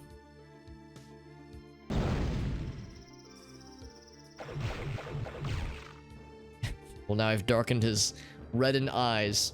Yeah, I've heard that as well, Black Magics. I've heard women literally say that childbirth was not as painful as kidney stones. I've heard them say it's that bad. So yeah, I don't want none of that, honestly. I don't want none of that at all. How many of them are there? 1, 2, 3, 4, 5. Let's say, wouldn't that be convenient if there were 6 of them? 1, 2, 3, 4, 5. Yeah, so there's only 5 of them. Can I, like, jump and press use on it? Or maybe it's just there to look pretty. I don't know, but it's a little bit suspect. A little sus. Yeah, like, could it open up into something? It's possible. Let's do this. Also, I just haven't saved in a minute, so it's just good to save. Even though you do autosave or the game autosaves for you every time you go through a portal.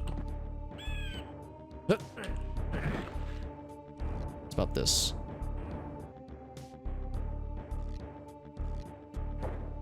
Crap. It's hard to get enough speed to, like, jump, to run and jump. That's not it. So, yeah, so I don't think that's of significance. I don't think. So we'll just assume that that's just a visual thing. Maybe it was something left over from the fact that they were previously spewing fireballs at us. Maybe, for whatever reason, that one gets a special kind of treatment. Hey, what's up, Dan? Welcome back, my dude. Good to see you, bud. We're, of course, playing more of this cool game. Same level as last time, and we're getting near the end, I think. Although, we are one final spot on the overall puzzle left. Before it's all done. I think what's going to happen, is that when we unlock the 6th switch, is that we'll go back to this main area here. This is like the starting area, more or less, that we came from here. Actually, hold that thought. I might need to come back there. I think this door... Oh, it is open. Well, don't I feel like an asshole? 1, 2, 3. Oh. Look at this. Swamp door. Bone door. Horn door.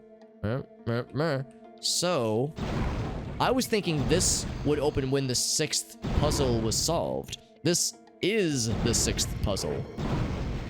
And the keys on the side lighting up as we pick up the things are what signifies our progress. So I had misunderstood. But it's a good thing to misunderstand. Never mind, I thought we were going to be here for a minute, but I think we are almost done then. Well, I say that, this is just a teleport. Hold up, before I take that teleport, what does do? What does mouth do? Oh, okay, never mind. This isn't anything new. We've already known about this. Any bosses? No boss battles yet. I'm sure there probably are boss battles in this game, but I've yet to experience one. But yes, maybe we'll see one soon. But take the teleport and see what happened. Alright, let's have a weapon ready. Oh my, entirely new area. The back still in the Shadowwood. When I say still, I mean an area, the same area we've been in, I think. Very ominous looking central spot there. Teleport, very nice. I'm gonna pick up that ammo for a minute if I can help it. Lots of bad guys.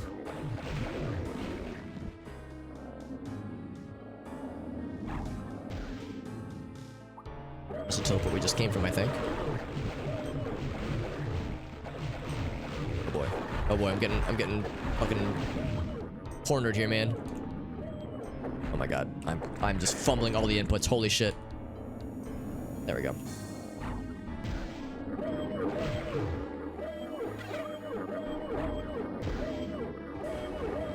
It's a good way to save on using all my magic. These things will kill the fuck out of these guys. Slowly, but it does do it.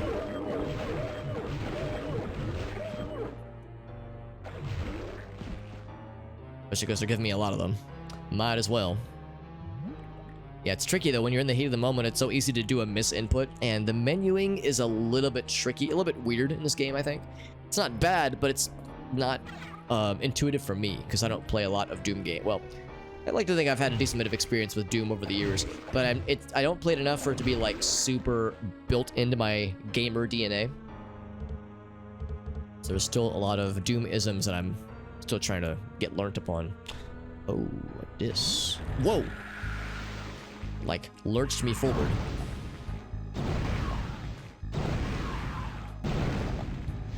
So no boss battles yet, just lots of collections of lads. Lads that we fought already. Oh. Rains of lava. Interesting. And then this will eventually become a teleport, probably. Now those are gonna start doing something, I'm sure. In fact, let's go ahead and save.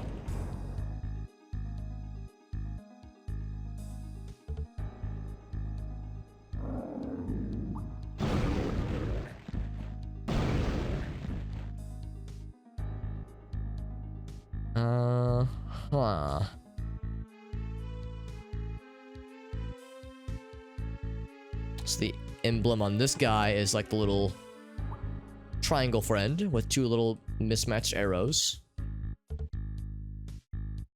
So what if I press the wrong one? I'm punished.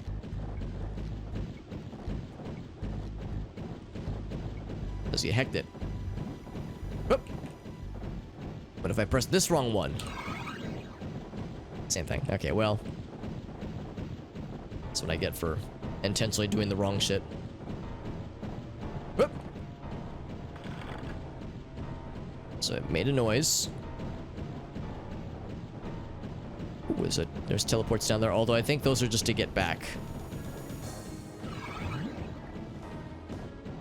The door's opened. Okay, hold up. I need to figure this out. Now that the door's been opened, did that like do anything of significance?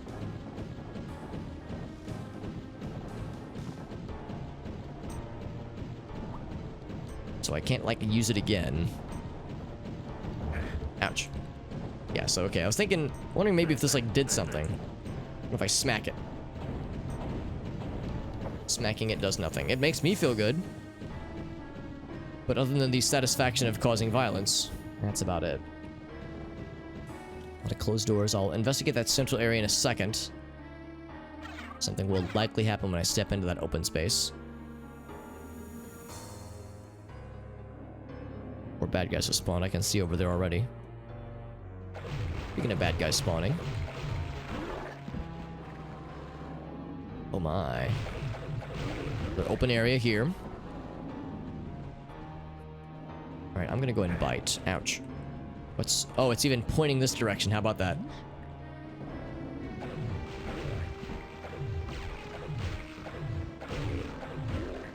Okay. So in that case... Hard to shoot past that. Whoa, it sucked me in. It keeps sucking me. The surprise suck. Whoa, boy.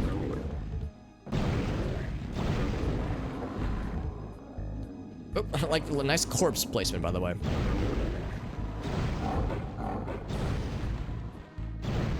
These guys are not fun to deal with, but thankfully this weapon makes them so much easier to deal with. Okay, not bad, not bad.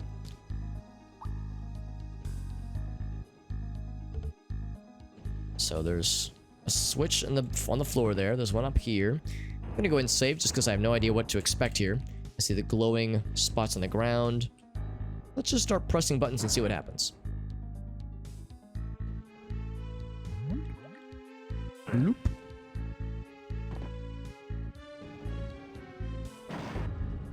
Opens the door back up. What the door doing?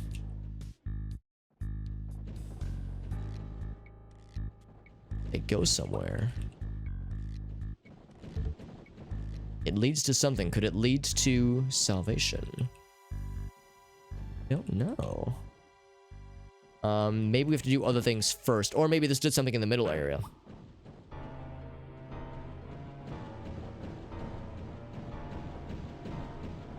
Is that door still locked? I think that's how we got here. That teleport right there. Just pointing here now. And this... Oh, this is new. I hear and see friends.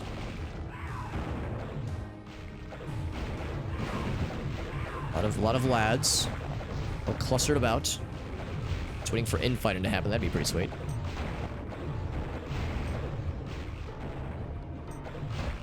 Splort. Whoa! Man, these areas keep sucking you in, man. I wanna appreciate it from a distance, but the game says, nope, you gotta commit. Full commit.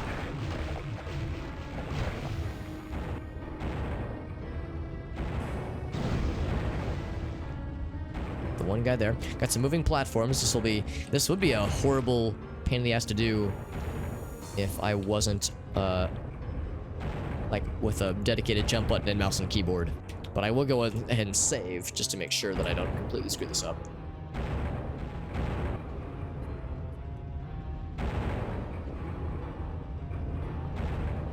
Is it dipped completely in the lava? Not completely. Whoa, except I just dipped.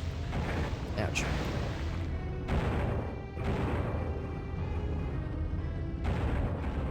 Oh.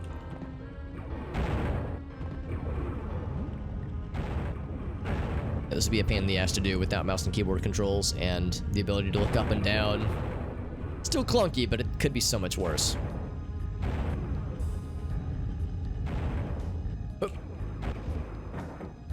This did something in the main room, probably. Probably, maybe.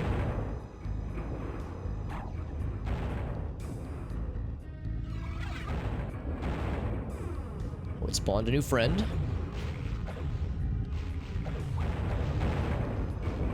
Oh, okay, well, I guess that's a way to do it too. Just yeet myself into the lava.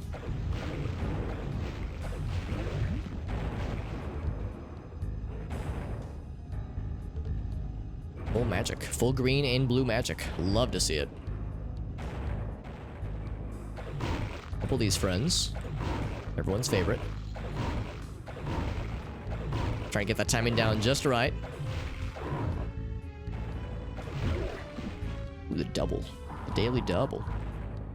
That looks like a new part of our weapon, I think. You know what? This is going to be a good choke point. Perfect. Do another. Ouch. I got poisoned. Whoa, hello, hello.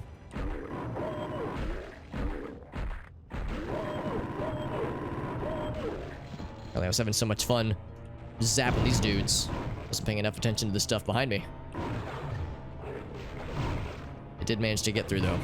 After a lot of poison damage and a lot of screams of choking death. Let's do some more. It worked out so well last time, yeah. Really nice against these guys specifically.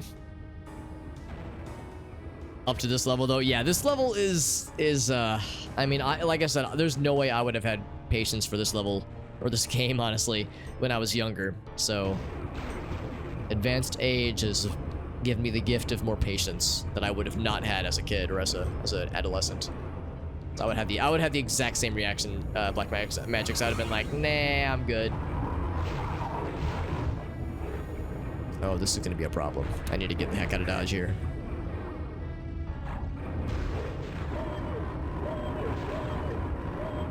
Can they get squished? It almost looks like they can almost get squished.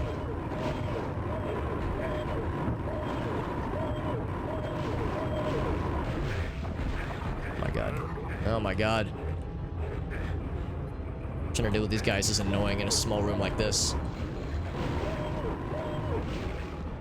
Oof. Alright, let's go and heal real quick because I got a little bit obliterated. Partly by my own poison.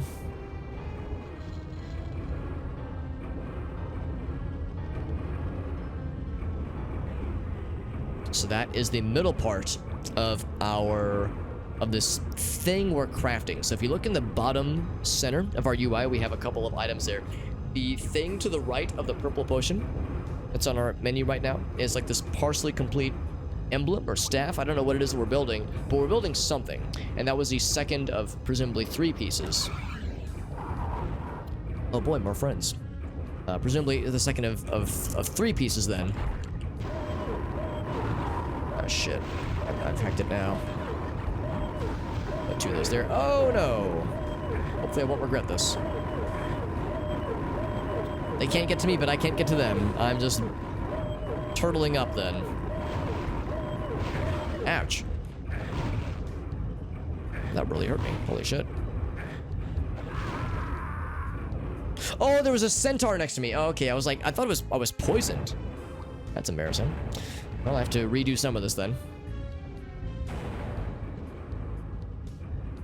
Yeah, I'll be curious to see what it is, what it does, or what it is, Arto. I have no idea. I've never played this game, and I've never even, like, watched gameplay of it. All I know is, like, a few anecdotal things I've heard from others, but never seen anything of significance with this game, so much that it is completely brand new to me. This old game being brand new to me. I don't know what year this game was, but it was presumably sometime after Heretic. And Heretic would have been only a few years after Doom 1, I think. But, okay, yeah, I'll just go fast. Go fast is a good policy.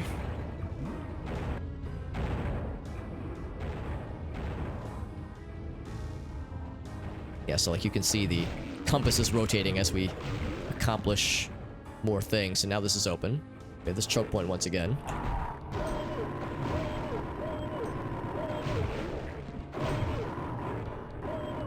We like the noise of these guys choking to death. We're gonna hear that a lot.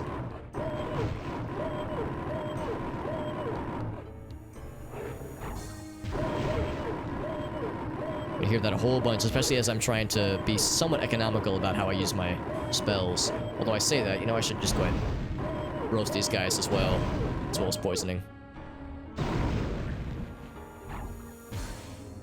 There's so many of them. Oh, look at that. Just instantly popped him.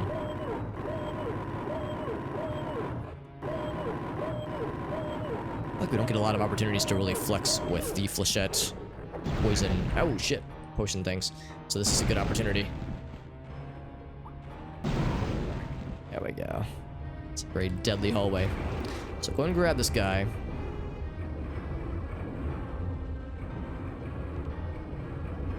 And there's 2 switches to hit, I think. But both switches spawn new rounds of lads. Also, I should save, because if I don't get killed by these guys, I'm gonna get killed by the crushing pillars. So something's gonna murder my butthole, and I wanna be ready for when it happens.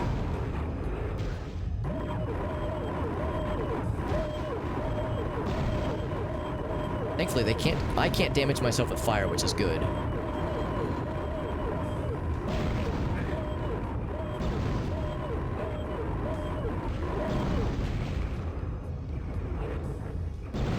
There we go. So that's 1 switch. I think there's another one of those. Maybe on the other end.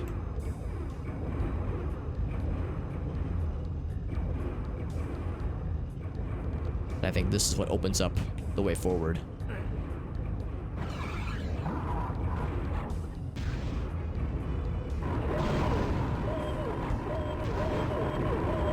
It's just a poisonous room, man. I'm so toxic.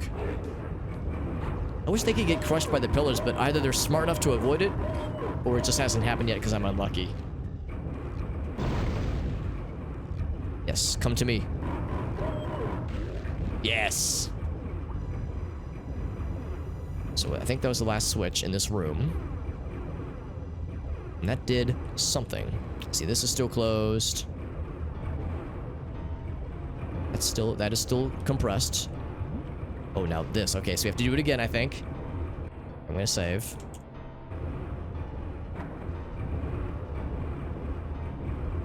Oh wait, never mind. That door is open. So what did that do then?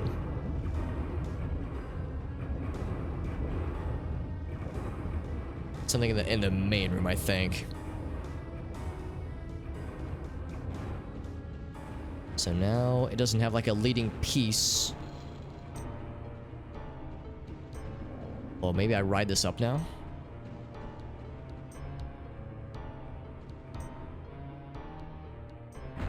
This one guy who has claimed his position at the helm here.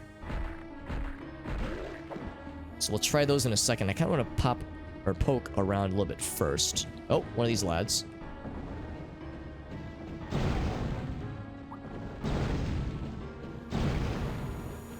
This was definitely not open previously. And this looks an awful lot like the areas that brought us here.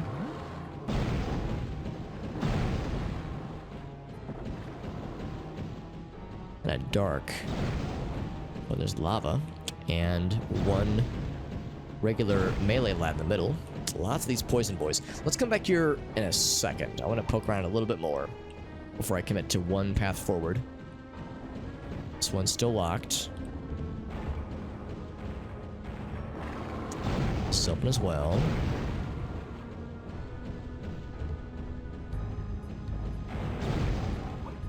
And I think these both lead to the same area, most likely.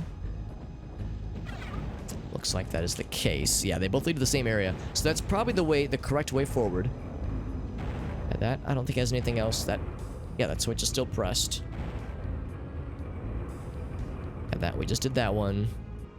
So I'm curious about this one still, because these look like they go somewhere. You look up. Well, maybe not, actually. Maybe they don't go anywhere. For a second, I thought they did. Like, there were platforms up there, but maybe there isn't. So in that case, let's press ahead. Press ahead and press... And not press a dead, which is to say I don't want to die. I mean, not anytime soon. Not until I've lived a long and fruitful life.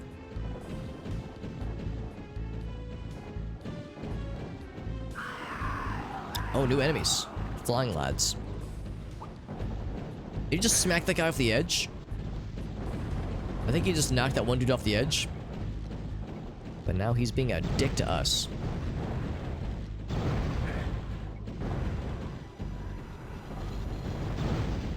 This guy is going to be tricky because his bullets are faster than mine. They do some kind of splash damage. Lingering thing. Let's go to the other side real quick.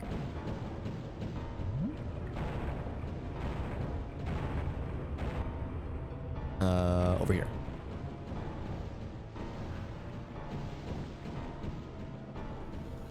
Yeah, with the old razzle-dazzle.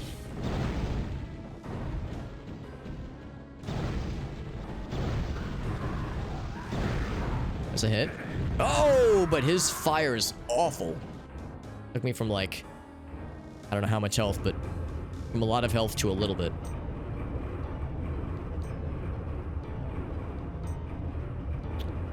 It's okay, I don't think we really missed anything. So all we did, we pressed that switch, and then that opens up these little side areas. And that guy's chilling. Ouch. Oh, right.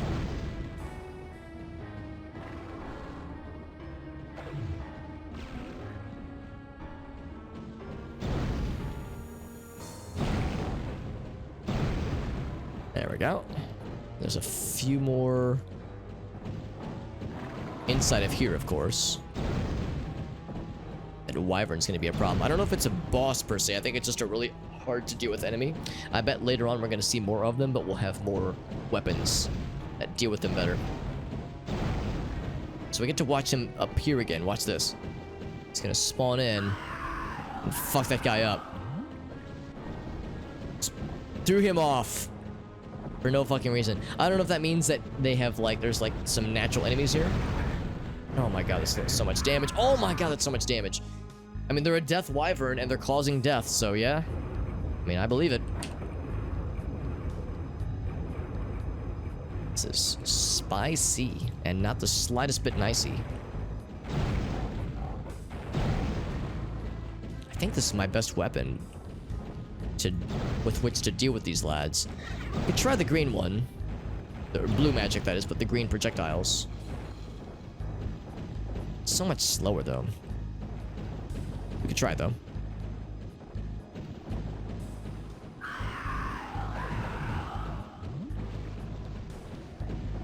Smacking him off the edge.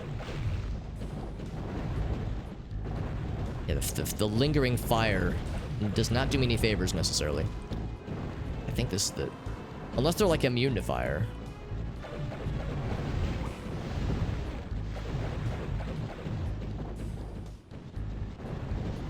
I want to get to those guys that are fucking me up from a distance. The auto-aim doesn't really know how to... Oh, that was kind of hit, but I think there's, like, limited directions those skin things can go. Maybe I just need to, like, just kind of be more aggressive and go this way. Ouch. It's kind of like do one of these maneuvers. Just clear them out. Oh, now I can fly with this thing. The Wings of Wrath. Oh my god, so much damage, the holy shit. Yeah, maybe I need to get the Wings of Wrath and just take the fight to him in the skies, that is. Excuse me while I kiss this guy.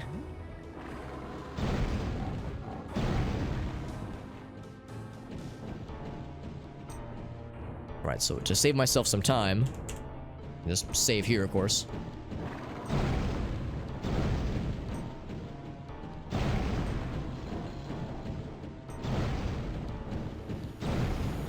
This thing does a good job of taking out these lads.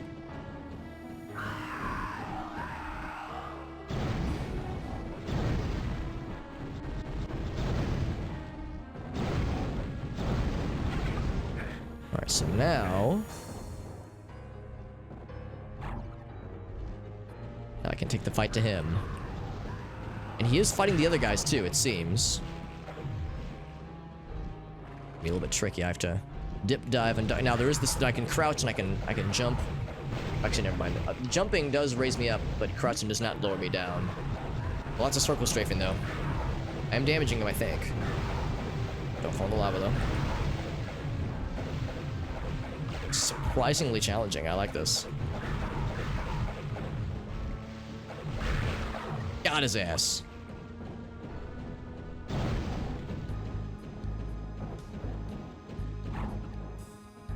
Disengage it. I think you can reuse it though. Oh, I'm wrong. I guess you can't reuse it. I thought I saw something that said you can reuse the flying. Oh, it's still going. Oh, okay. In that case, I don't know if there's an indication of how long it lasts or if it just never goes away until you exit the level. Okay, well, I think this area's cleared out then. I don't know what killing him did. It makes me feel better. But I don't know if that unlocked anything new. Thank you for the hydrate, Mr. Warbird. Here we go, buddy. Yeah, I was thinking maybe you could disengage it manually, but yeah, maybe it just doesn't run out until you exit the level.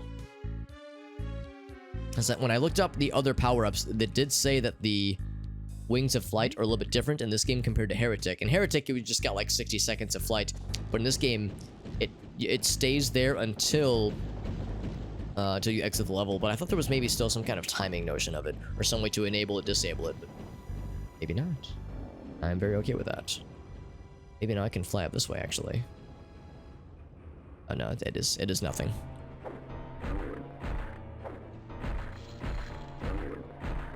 Spanking his booty hole. There we go. Yeah, nothing up here. Yeah, I didn't. Okay, well, it's worth a shot.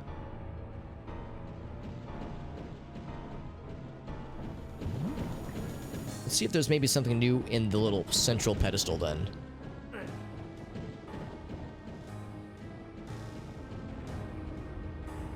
Or... okay, this is open. Open now. So let's go ahead and save. Oh, that was the end of that level.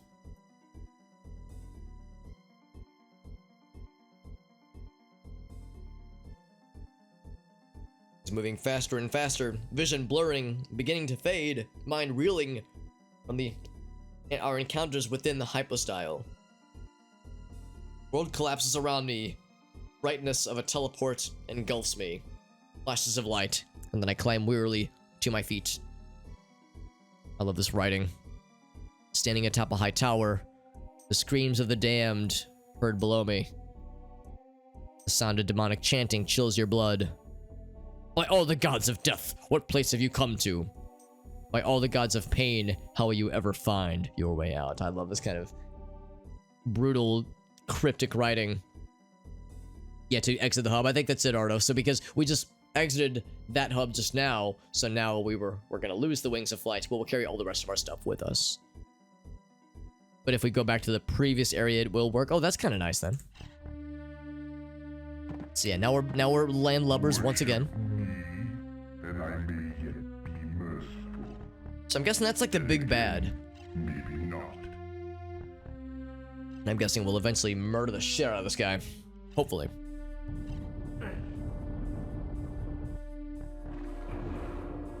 So now we are in what is, I'm assuming, a whole new area with new bad guys and new challenges and new stuff to appreciate. See some robed lads. A hard time hitting this guy from here. Whoa, whoa, whoa, easy. He's there. He's there, cowboy. I'm a hard time hitting this guy from here. Oh, hello. Oh boy. Off to a good start, I see.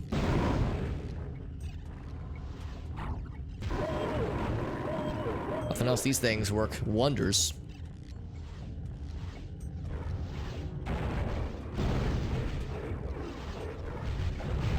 Oh, you have ranged oh god, I just walked into my own poison. They have ranged attacks now.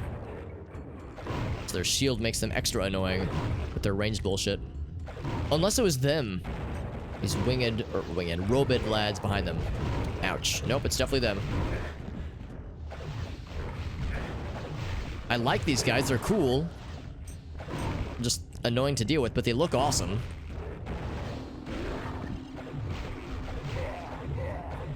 Not very... they don't take a lot of hits to take down, but they are mean to deal with. Alright, so... yeah, I was trying to deal with that guy from afar. This platform is... oh my god, keeps bringing more homies. Look, these are the homies I don't want.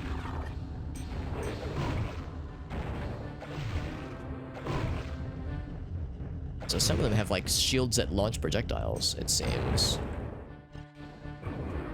Which is not exactly what I want. What I really, really want. There we go, I was gonna say, I know that guy's gonna be a problem if I don't deal with him right the heck now. Same with you lads, these floaty boys. I want that projectile that they have, though. Or whatever spell you guys have. Yeah, get him out of here. There's more of them. If I hide right here and try to, like, encourage some infighting. Never mind, he's dead. Much like Chunky. Whoop, up, up, up, up, up. Ouch, ouch, ouch.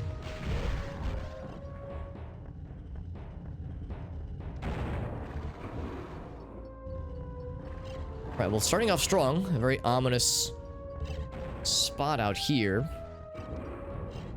Any other items to grab? I see some of these lads. Oh, jeez. Okay, well, now I know.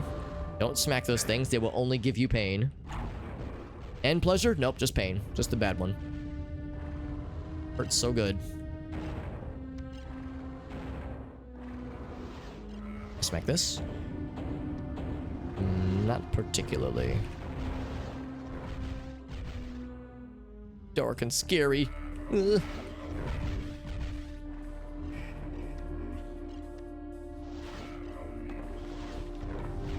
It's really hard to see. Someone turn on a light? Ah. You can see him now. You can hear them too.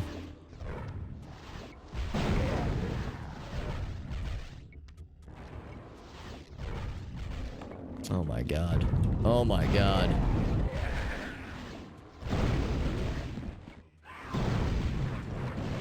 The lights are lit. Thank frickin' goodness. A lot of damage there. And now I can see. Holy shit. What a boon to my sanity.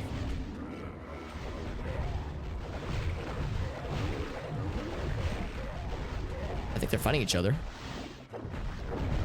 Yeah, a little bit of infighting. Not enough. Not enough infighting, honestly. Oh my god, there's so many of them. What the fuck?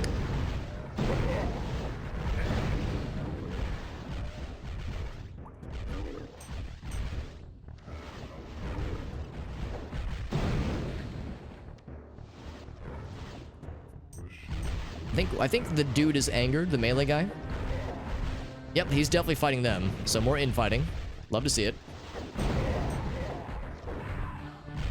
Oh shit. Getting stuck on the architecture in unpleasant ways.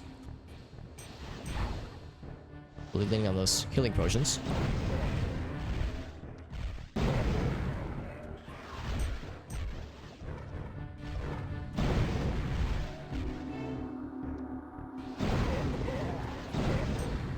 I think you're so fast and fancy. Whew, buddy. This is quite a thing. Oh my god. Just so much crap going on. Ouch! This place hurts. Whoop! Still not done, by the way. Still more friends.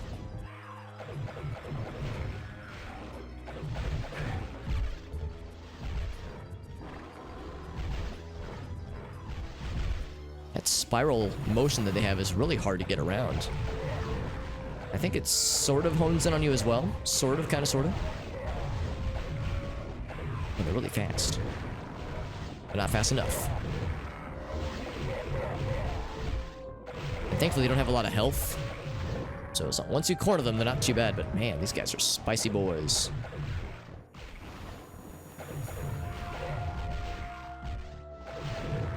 I will say, though, that the open areas are kind of a breath of fresh air after a lot of enclosed spaces previously. Ouch.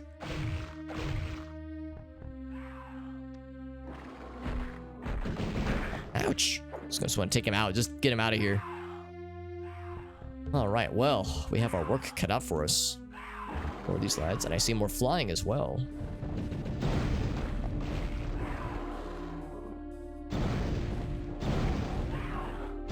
I'm more concerned about those guys. These guys, not so much. I mean, I'm concerned about them, but less so.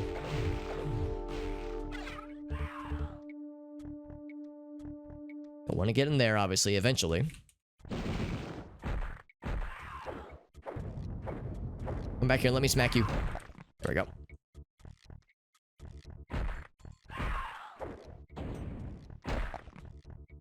Okay, so now things are a little bit calm. Emphasis on a little bit, but that was and is a scary room. A lot of supplies, a couple doors to check out. A lot of locked areas. This area looks like it's open, like you can squeeze through it, but no, not quite. Can't quite get there. Ouch. This door is open.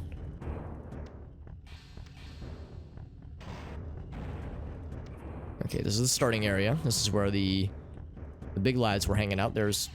Oh, I guess there wasn't a point up here. Maybe it was up further. Like it's a piece of... It's a stone tied to a stick, or to a rope, rather.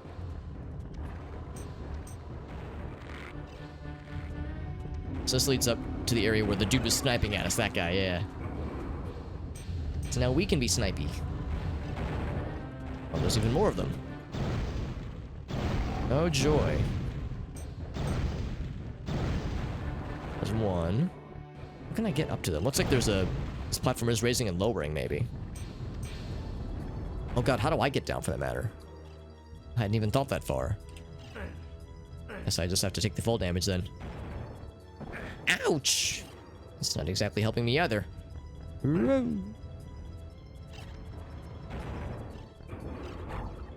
Took a lot of healing potions, so it's fine. Not ideal, but it is fine.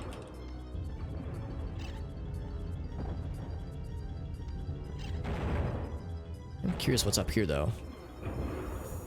That guy, though. That guy makes me nervous.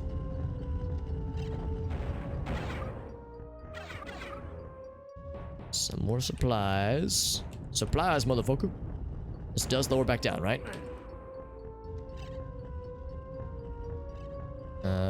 Please? I can't reach from here, unfortunately. Well, I thought it would lower back down. That's why I was so confident about coming up here. I can always just tank more fall damage, but I would like to avoid that if I can help it. There it goes. I hit the sweet spot, whatever it was. Or I just got lucky.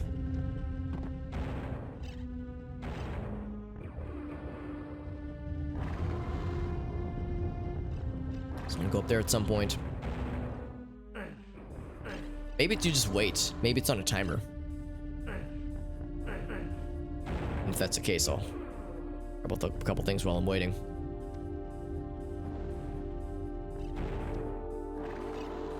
Actually, yeah, if I can try and snipe them ahead of time. So once I get up there, it's gonna be a problem. I'm having a hard time reaching them though.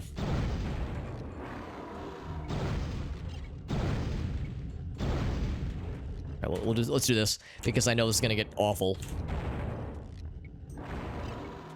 Wish I could look up a little bit higher.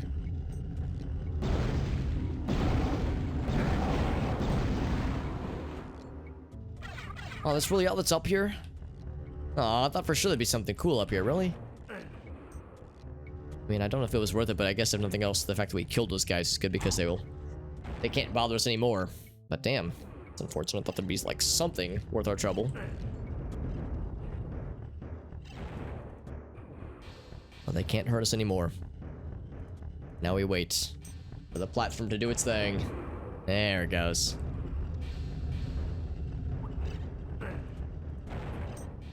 So back this way. We took this door, right? Oh no, that was the other one we took.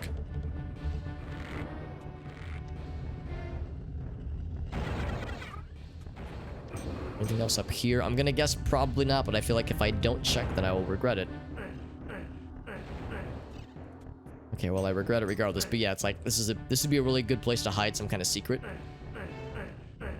There's no secret. Only full damage and sadness. So anyways, that path is still not open.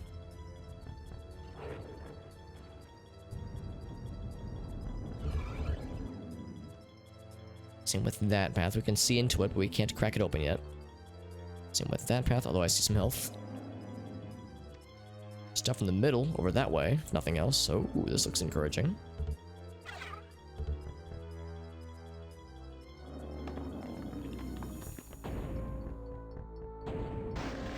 Oh. Not quite what I wanted to see. Oh. Or you for that matter either.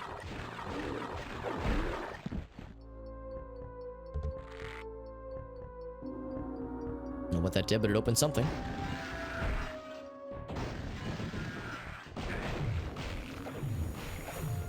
I should like to hide these guys in weird places, don't they? They are small and compact, I suppose.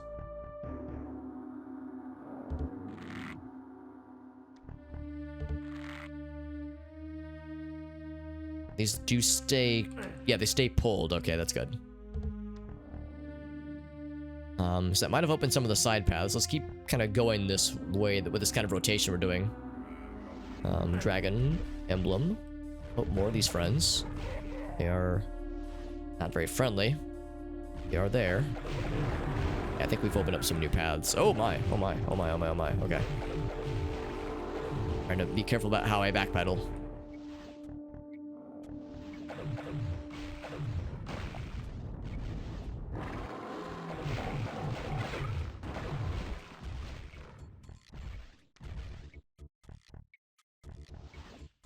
One of these things, these banishment devices that teleports bad guys away. But I guess it's really nice if there's just a bad guy you don't want to deal with and you know you're never going back to the spawn, but I might have to go back to the spawn area, so I feel like I might as well just deal with them now.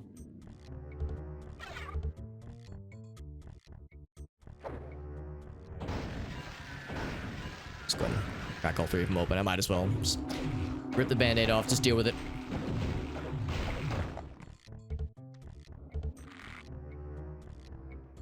Again, I'm guessing these will stay pulled, stay activated.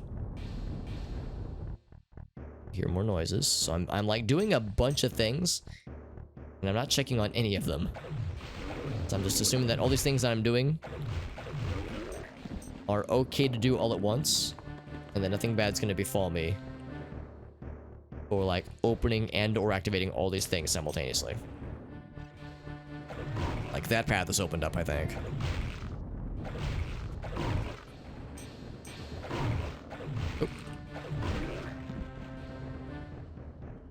This path is open. Probably like a bunch of side paths that are open suddenly.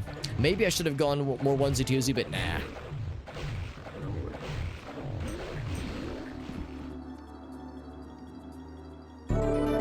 Hey, what's up, Gabi? Thank you for that host, or the raid rather, my friend. Thank you very much, my dude. Gabi, it warms the cockles of my heart. It warms my cock. I'm sorry. And George as well. Thank you, George. Thank you both, my friends. How you guys doing? It warms my heart, Gabi, to see you getting into streaming more, my man. Hope it was good for you, bud. I know you've mentioned before, it's like, well, it's hard to find the time and whatnot, but I hope it is fulfilling for you, my friend. Thank you very much to Gabi and to George and all those who joined in. We're playing an old school FPS called Hexen. Actually, I think Gabi was telling me he actually played this back in the day on the N64. And this game is pretty tough, although I'm playing it on PC, which is not nearly as hard as Gabi had it, because apparently the console port for this game was really fucking hard to play. So I applaud you for even attempting this game back in those days on console, because that would have been a whole nother experience. This is the third major area in the game, so we're still pretty early in, more or less. But thank you to Gabi, thank you to George, thank you Ogasso for the shout out for both of our friends here. Thank you Sick Kitty for joining in as well, and Miggy. Thank you all of these nice people for joining in. How's Monster Hunter going for you, by the way? I know that is, let's see, wait, Monster Hunter World. Okay, so that's different from Monster Hunter Rise, right? I'm trying to think which one that would be, actually. Regardless, how is Monster Hunter World treating you? Because that is, I know it's a series, I think I've heard you specifically say, Gabi, it's a series you're getting more into. Hope it's enjoyable. Oh, wait, that's a bad guy. I was just about to walk up to this guy, to these items, ignoring the fact that there were bad guys guarding it. How do I make that lower again? What did I do to lower that down? Maybe it's on a timer. That's good though. Excellent. Excellent. That's awesome, man. What kind of characters are you guys playing for your monster hunting? And of course, I won't... Oh, wait, was that it? No, that's not. I'm like waiting for this to lower back down if it will. Since I've never played a Monster Hunter game, I don't know if I'd be able to recognize a whole lot other than just generic archetypes.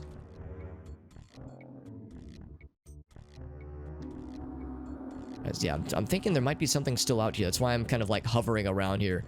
Can't get into here, although it looks like I should be able to squeeze through it, but can't quite do it. I'm too thick. So what we'll probably need to do is start exploring the side areas. But yeah, I don't know how to like lower this thing down. Just kind of there. But thank you again, as always, to both of you, and also, as always, I recognize that it's getting kind of late for certain time zones, so no hard feelings if you have to head to bed, or if you got other stuff you got to take care of, or, you know, work or school, what have you. I appreciate you guys for the raid, though. The double raid, that's doubly kind of both of you, and all who joined in. We have to do something with this eventually. Kind of looks like the Yu-Gi-Oh! Emblem, kind of, sort of. Alright, let's just start going down the side paths. The side paths are where the real sexy shit lies. And, including these very ominous dragon lads. I pull that. Don't know what happens, but something may or may not happen to someone somewhere eventually. This game is often mysterious about like what certain switches do, what certain things happen. Like you'll press a switch and you'll hear a noise somewhere, but you don't know where that somewhere was. So it's like, I don't know what this thing did, and I'm too scared to find out. Drop some poison down there for those guys. I need to get to those guys who are snapping us from afar. Yeah, okay, so like pole arms, very nice. You're playing with Miggy and Torch, very nice. You got a full stack, man. That's awesome. That sounds fun. I've always kind of wondered this, and I think I might have asked others this in the past. I'd be curious to hear what you guys think. From a newbie perspective, a person who's never played Monster Hunter, but is curious about the series, what would you guys recommend? Like for somebody of my stature and experience with Monster Hunter, would you recommend, is World a good one, or would you recommend I start with Rise? Or something else entirely? Go ahead and expose myself so I can take out these guys. I keep getting stuck on the trees. There we go. So I can focus on these lads. These lads are annoying, but not too bad once you like focus them. There we go. Not too bad, not too bad. World's pretty good though. Excellent. That's a good one to start off with. Very nice. More beginner friendly. That's good because as a beginner, that is exactly what I would be more curious about. That is very good to know. Now I can't do nothing with this as far as I can tell, unless there were other switchies. Was the one switch we pulled over her? Or was this one not her? Unless that did something. I see no things. So if it did something, it could have fooled me. And it reset. Oh, that's how you get back. Something. Oh, Jesus. That would have been bad. Still fairly early in, 25 hours. I mean, that's a lot of time, but you're right though. Sometimes those games are longer to get like into the real shit. They spoil you a bit more with like quality of life improvements, that kind of thing. Rise is more, yeah, okay, so Rise is more hardcore in that sense.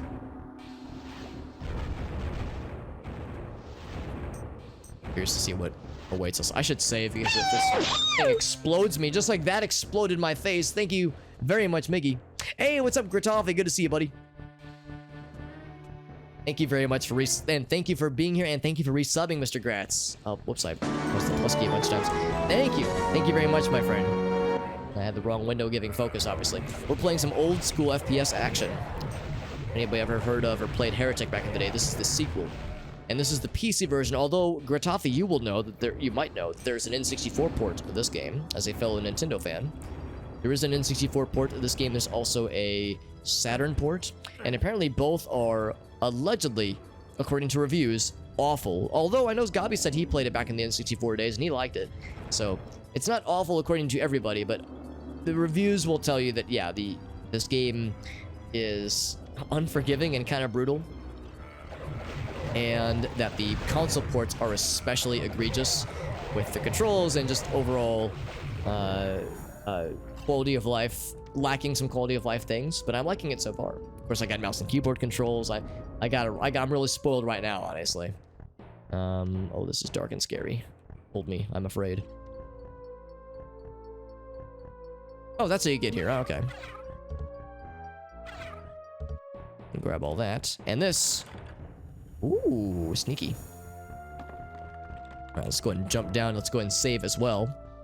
A few minutes of Heretic. Yeah, Heretic's really good. I would say if you like Doom and Doom-like games, and you want a kind of a Dungeons and Dragons Doom-esque game that is very well done, I think, and very well designed without like being too mean in the level design. I think this game is more mean and more like aggressively against the player. Heretic was still tough and still a couple areas that I get lost in, but this game is like very unforgiving. I can't imagine playing this as a kid, like playing it younger. You know, this guy's gonna pop out. There he is. So I mean, I like it, but yeah, I wouldn't have the patience for this as a kid. Heretic's much more player-friendly, though. You do like it, Gabi? Yeah, like I'm liking it as well. Thank you, Sick Kitty, for that cheer as well. My goodness, all this generosity. Holy shit. Thank you very much, my friend. Thank you for being here, my friends. And thank you again to Gabi and George for the double raid. Gabi, what are some other things? Actually, I'll ask this of all streamers in the chat, because Gritoffy is a streamer, George is a streamer, and Gabi is officially a streamer as well. What kinds of things do you guys have planned for your subsequent streams? Just in general, if you have other things you're looking forward to. And thank you, Black Magics, as well. Same question to Black Magics. What are some things you guys are looking forward to doing with your respective channels? Because if you're anything like me, you sometimes get like a whole bunch of things queued up in your mind, like, oh man, I want to play this, I want to get to this next, I want to try this thingy or this game, or play like this game with my friends, or this thing solo. But you have like things you're looking forward to. Whoa. Oh, they're over here sniping me. Yeah, just in general, the stuff you're looking forward to, you're welcome to plug it. Generally speaking, I always encourage and very much accept self-promotion in my channel. Obviously, don't try to draw people away actively, be like, man, this guy sucks, don't watch this nerd. But generally speaking, yeah, if you've got a thing you're excited about and you want to plug that shit, you always have carte blanche approval. Some Zoo Tycoon. It's funny you say that, Sick Eddie, because the next major game I want to play, and when I say major, I guess I mean like a thing that will take probably more than like a few streams to play, is Roller Coaster Tycoon. Because there is a very cool fan-made kind of conversion of Roller Coaster Tycoon 1 and 2 called OpenRCT 2, and it allows you to play all of Roller Coaster Tycoon 1 and 2 with widescreen support and more modern operating system friendly configurations. Kind of like how I'm playing this game right now. I'm playing Hexen with a custom engine called GZDoom that is more Windows friendly. OpenRCT 2 is kind of like a same kind of idea, same like a more modern operating system custom engine. Modern operating system friendly custom engine for I'm hitting something. Yeah, for Roller Coaster Tycoon 1 and 2. So I'm looking forward to that at some point. I'm thinking I might also do like a casual playthrough of Metroid Prime 1. So we were talking about Metroid Prime Metroid just the other day, and I was reminded how I have the trilogy for the Wii that uses motion controls. That might be kind of fun to play around with. So I'm gonna do that, and there's also Wind Waker. I've got in my back pocket as a game I want to get back to and just do a casual playthrough of on the Wii U, that is. So I've got like a bunch of stuff I want to get to. So maybe some... Oh, Moemon, that's right, yes. I'm familiar with Moemon. I've never played it, but I know what it is. I know what it is. Gabi, you're a man of class, and I appreciate that. A man of culture. Absolutely. Some Crysis Remaster. Oh, you just beat it. Nice. What'd you think of it, though, by the way, Black Magics? Because I know you've played Crysis before. Hope it was still enjoyable, and I hope it still holds up pretty well. Trying to figure out the schedule. Some OG Zelda. Really? That's exciting. Some original stuff. Have you beaten the original Zelda game before, Mr. Gratz? Because I have not. I've never beaten original Zelda. I'm too bad at it, honestly. The 2D games are really tough, and I'm not a real enough gamer in the original Zelda games. I like them, and I appreciate them, but I can never get very far. I always get bodied, or I just get lost in trying to determine where I go next, because I stubbornly don't want to use the walkthrough.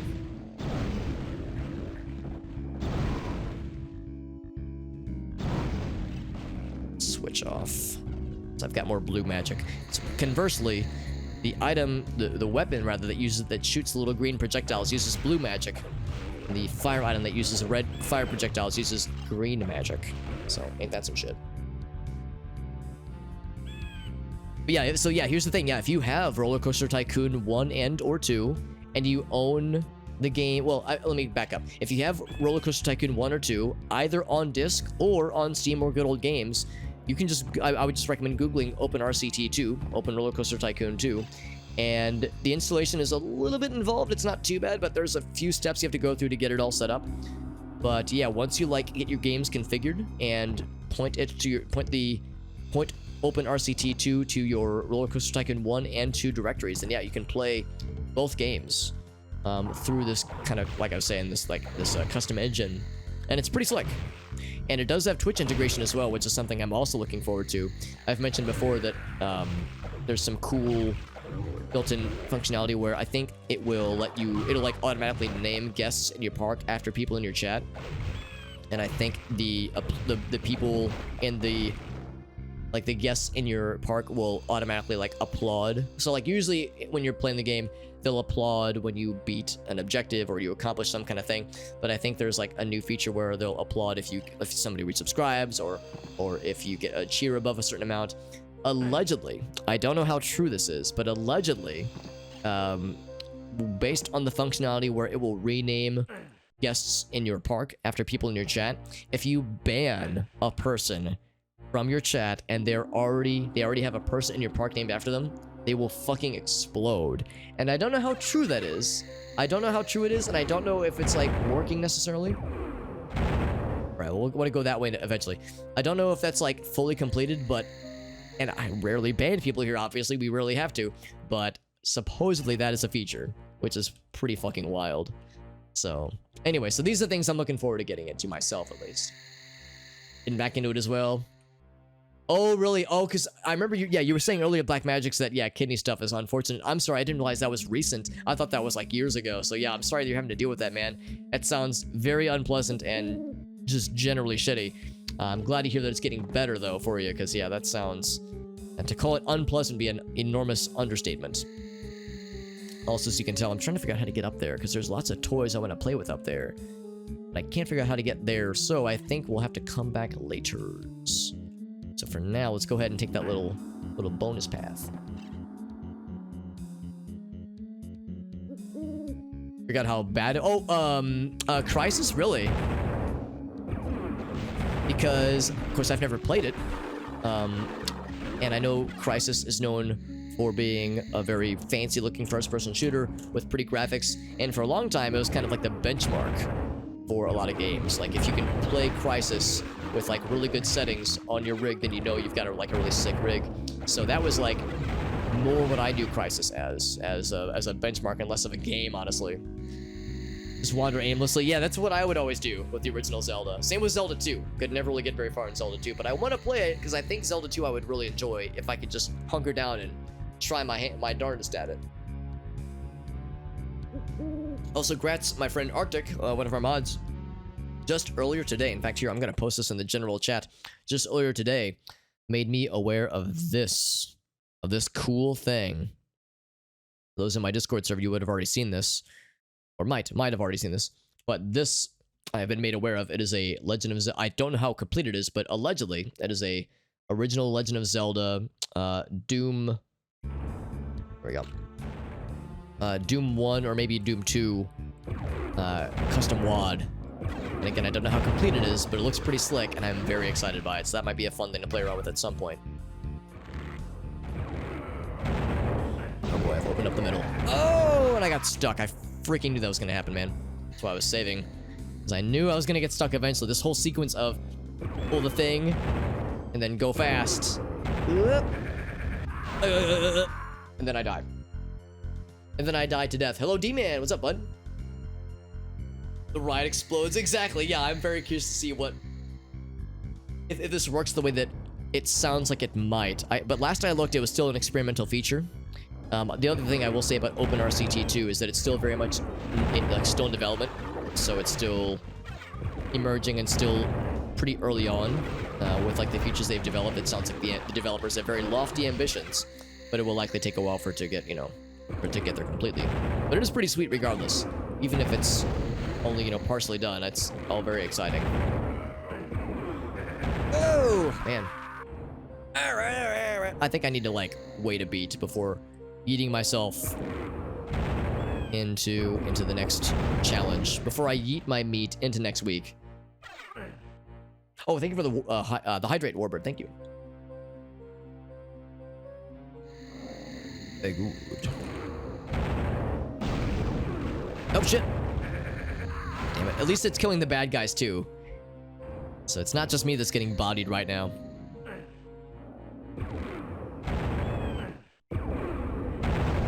I think there was a dude down in the bottom left, and I think he just got squished.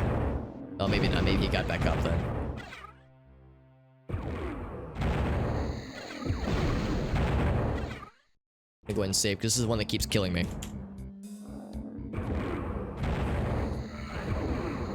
Ugh! I think I need to get the other one first.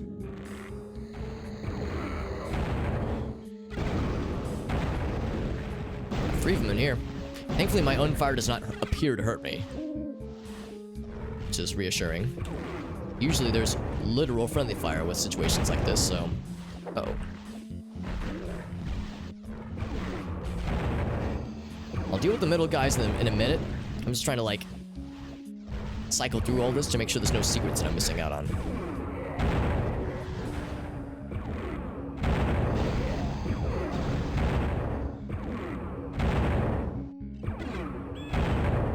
Yeah, well, now I'm in this zone of emotion.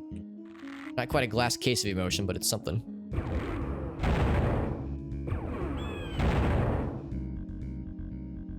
So that has stayed pulled. Whatever I did with that switch has done something.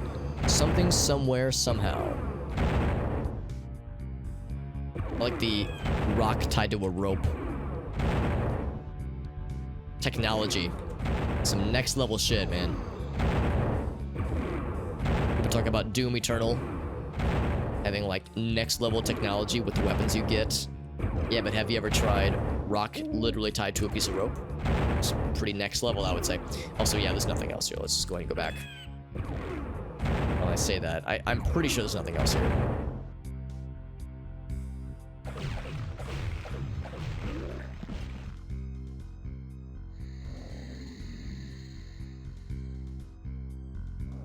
Yeah, did that do anything else? That one switch that I flipped.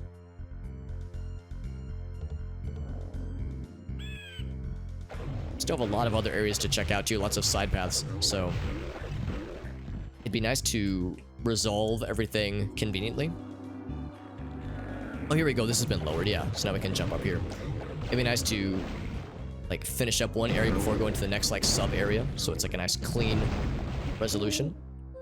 I don't know if it's gonna quite work out that way, but that would be nifty. Barely jump. Make that jump. Yeah, I think, I remember who said it.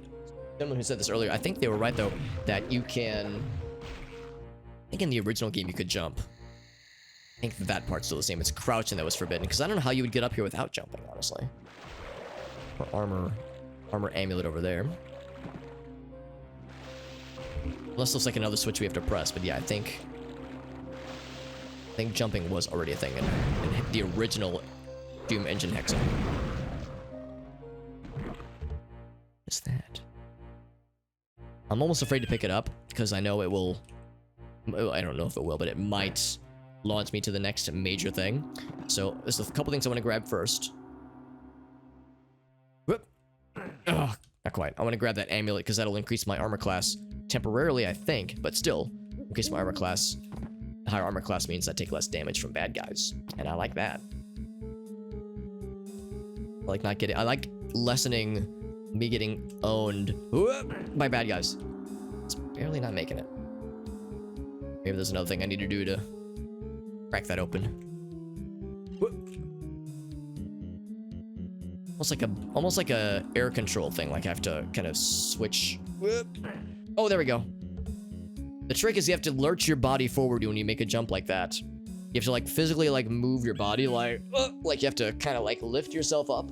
You make a jump like that when you attempt a jump like that, because that will make you go better in the video game. It's like when you're playing a racing game and you're playing with a controller and you're physically like tilting the controller. If the game does not have tilt controls, don't worry. If you tilt the controller, you will go faster and turn better. And this wall makes me so sad. I thought for sure I was gonna find a cool guy thing. But this is not for cool guys at all. That's the opposite of cool. That's okay. The real treasure, of course, was the amulet that increased my... Oh my god, my AC's up to 9. Holy shit. And of course, the real armor class were the friends made along the way.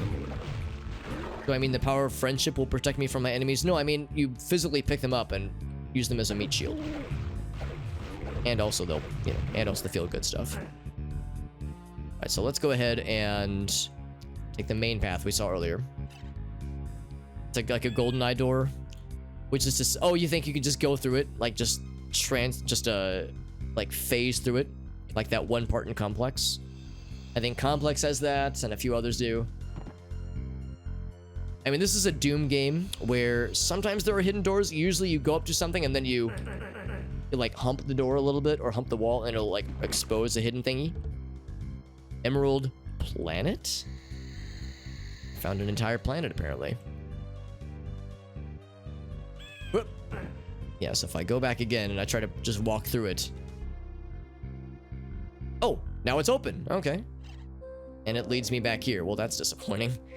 I thought I was a cool guy thing. I feel like less of a cool person now. Oh, Blue Planet. I'm sorry, Sapphire Planet. Lift up the doors in the temple. Yeah, the archives, yeah. Oh gosh, I remember it all too well. Trigger switch multiple times? Really, Gobby? Oh, crap. I was not aware of that, so we might have to be extra, what's the word I'm looking for? Thorough with our traversals in this game. Let's look at this. We've been in this, like, one little zone. Or, what do you think, half an hour? It is midnight, by the way. Maybe about half an hour, and actually, probably closer to an hour, actually. And we're still, like, finding new things and new secrets and new big bad guys, which are not nice, and they make me sad a little bit. Ouch. Hit him with the poison. Hit him with the juice. The spicy juice. The spicy lung juice. Get shit done, man. Spicy lung juice gets shit done.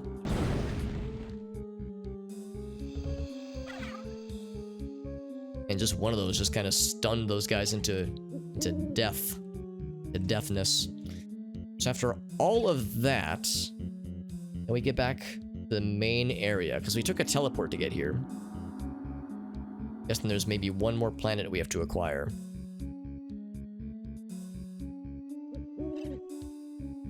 The owl noises. Just tears through your health in Hades as well. I do not doubt it. I know that, of course, Hades is a beloved game, but I also know it's a pretty tough game. I have some friends who have expressed frustration at times with the bullshit that it throws at you. So we can just go back the way we came with this teleporter, I think. That's kind of nice. At least we're not super overcommitted. So if we ever wanted to, we could go back that way. Should I poke around a little bit more, though? I mean, maybe. Again, I'm a little bit nervous that there might have been something I missed. I think we were pretty thorough, though. Let's keep pressing ahead for now. Maybe there will be things we have to do later on that involve the planets we were picking up just now. Tough and gets tougher, but it's still good, though. Yeah.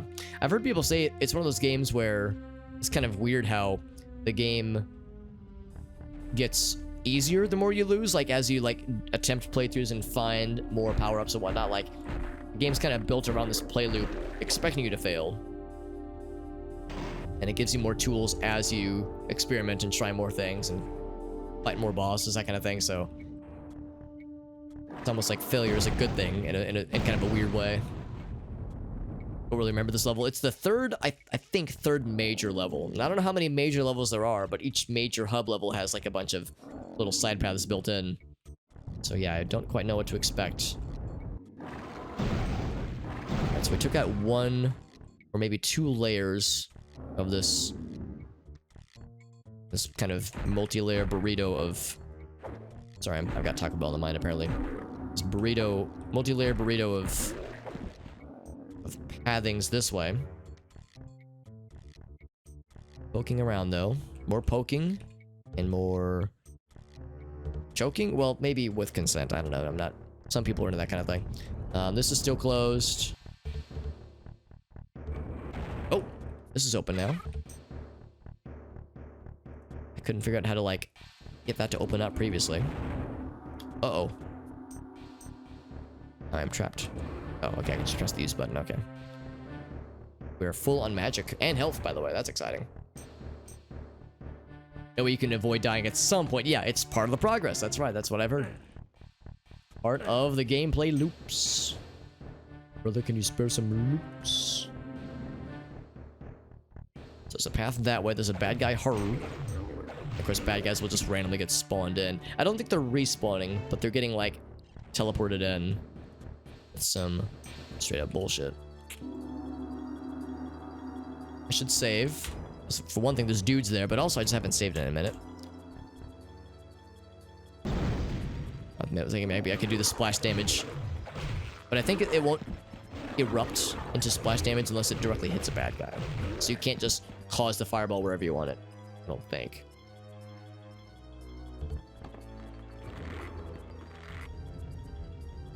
Oh.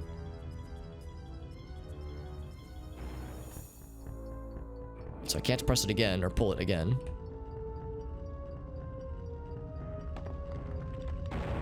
Interesting. If I just walk over to it, it won't lower on its own. A little bit weird.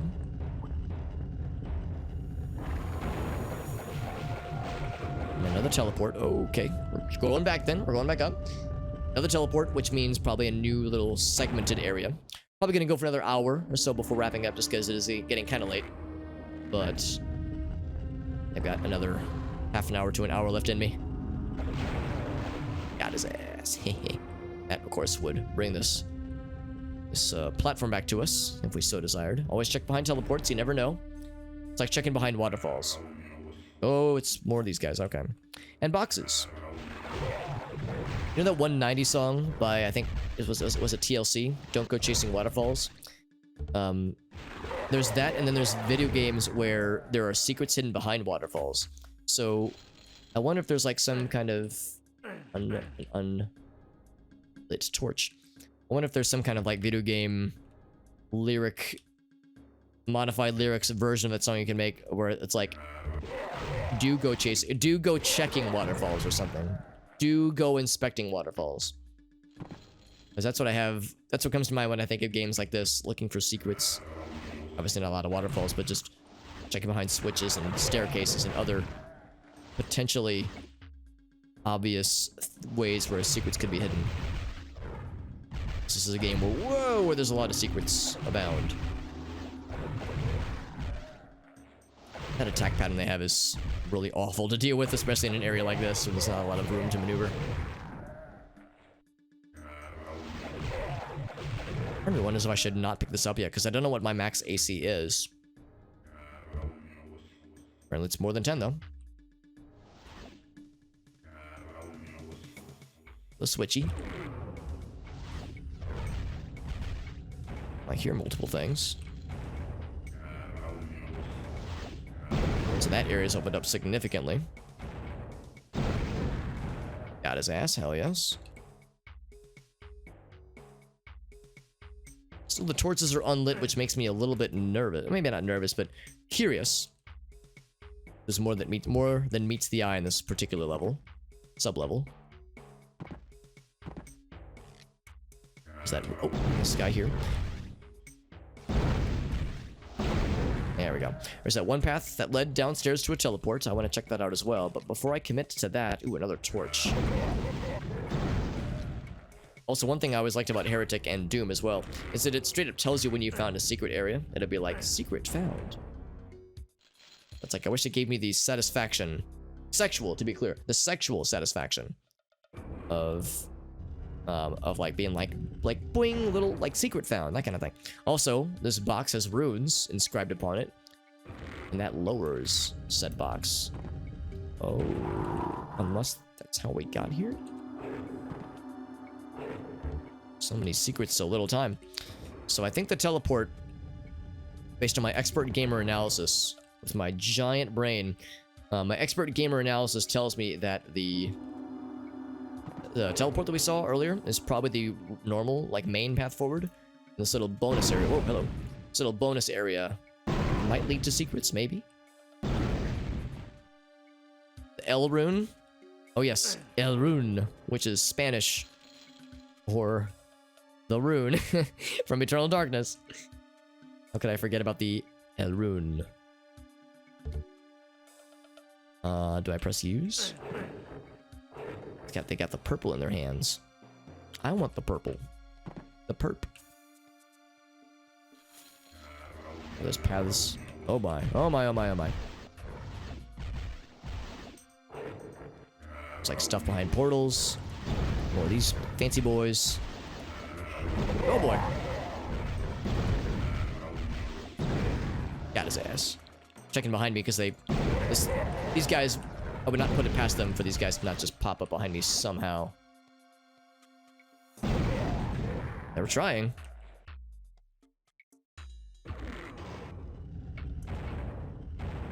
So I've got like 3 things I could investigate. Another green planet. Oh, it's in Diablo. Oh, you're right. There is the L rune in Diablo, right? Yeah, yeah. L rune. Yeah, I guess you're right. I guess there isn't an L rune in Eternal Darkness. There's other runes on an entire planet. Somehow. Put it in my pocket, I guess. I don't know. I'm not too sure what to do with this thing. But I had to go to great lengths to acquire it, so I can take it. So there's that teleport behind me, and then there's a little bonus area. Let's check the bonus area next. Provided I can remember how to get to it. I think it was over here. It was up here, I think.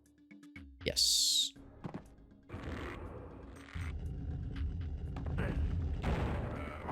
Oh, we have friends. They're not very friendly. Okay, this just looks like secrets because these are... That pig weapon, oh, pig item rather, allows you to turn bad guys into little piggies. It's like the morph ovum from Heretic, which let you transform bad guys into innocent little animals. So it's a good way to turn a scary looking enemy into something harmless and adorable. Makes them easier to kill. Hey, what's up, Whale? The L block? That's right, L block from Tetris. Bonus character for Smash Brothers that my uncle who works for Nintendo said is going to be announced, you know, someday. My uncle who works at Nintendo promised me they're going to make that for Smash. I promise. Oh, I hear more things. I hear more things and it's scary. The Sora reveal, though, that's right. Yeah, that's right. I was pretty impressed by it, actually. I think it was pretty well done, the reveal trailer. I have never... That's not true. I've played a little bit of Kingdom Hearts 1, and I liked it. But I never followed up on it. Not because I didn't want to, I just never got around to it. And as a result... Anything else I can do in this room? As a result, I'm excited for the character, and I'm excited for my friends and other people who wanted Sora. I think it was interesting that they had specifically withheld the knowledge, or the intel, that Sora was the most... worldwide was the highest requested character for Smash Brothers from that survey they did a couple years back. I thought that was really cool, and I had no idea. And, of course, it influenced their decision.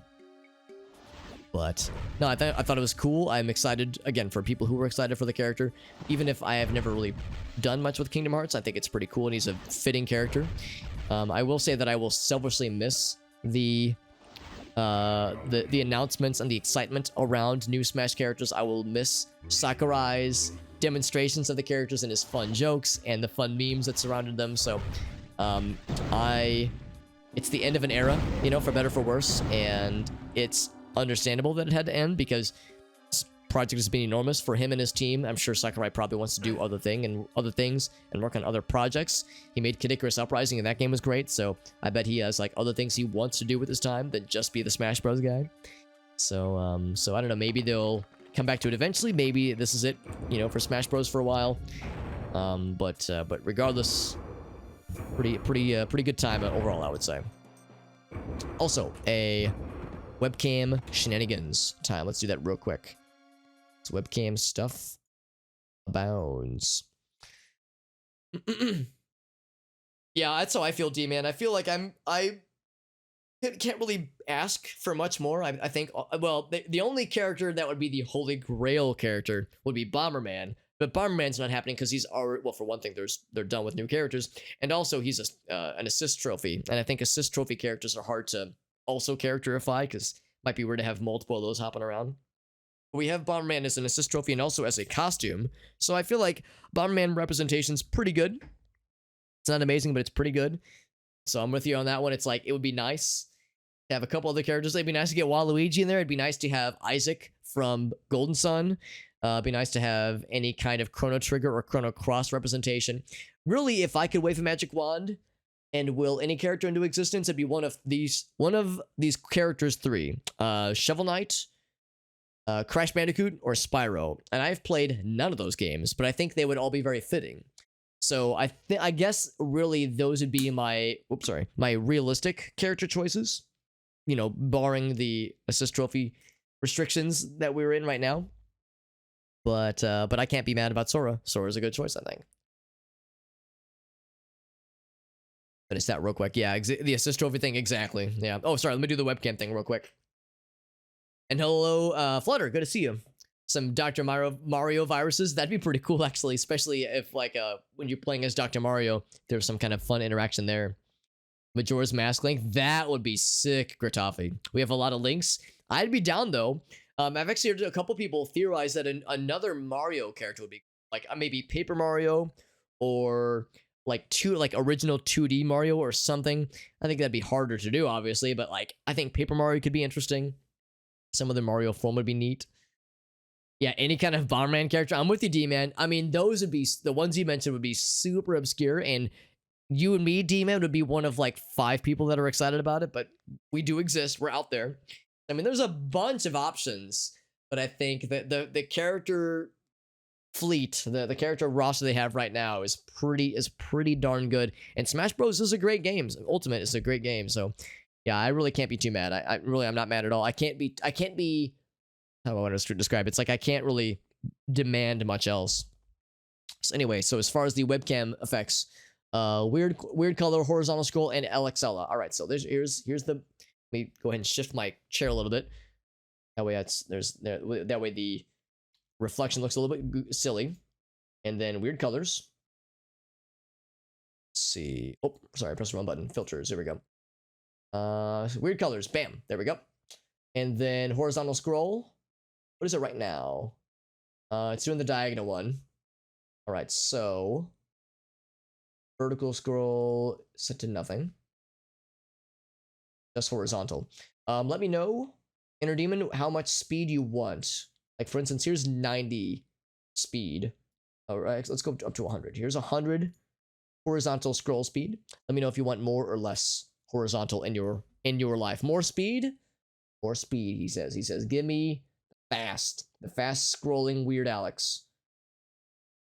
Here we go. Let's go up to 130. How that do? Job's giving you, that's awesome, Whale. That is very good news. Excellent. Hooktail.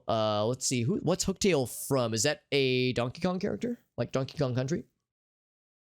Or some Geno or Mallow? Yeah, I've had a lot of people wish well, a lot of people hope wishfully that Geno or Mallow would be in there, and I would love either of them. I've been a little bit skeptical about Geno or Mallow because they're so obscure. Like you just said, they're a deep cut, but they're fan favorites and people would explode with joy. I think at least people who played Mario RPG. So I would love Geno or Mallow. I'm not going to hold my breath anytime soon, obviously, because it sounds like we're done for a while at least. But that'd be pretty sweet. I would be down. Seems good to you, Inner Demon? Excellent. Get some Tails, get Knuckles. Yeah, I would be down for any of those as well. Get Shadow. I mean, they would be probably relatively easy to implement because you just use Sonic as the base character. But that'd be pretty sweet. 2 more Squeenix characters. That's correct. Yes, Square Enix. Yeah, we only have the one Sonic representation. We only have the one Solid Snake or Metal Gear Solid representation. So there's a lot more possibilities there. A lot of people were hoping for Dante or Master Chief or Doom Guy for that matter, Doomslayer. So yeah, a lot of unfulfilled hopes, but a lot of surprises that yeah, again, like I said, I'm really happy about. I mean, I knew from the get-go all of my selections weren't going to make it in the game, because how could they be? But the ones that are in, I think, are really good, and again, not to repeat myself too much, but I feel like what we got is pretty sick, and I was pleasantly surprised that we got so much Square Enix representation.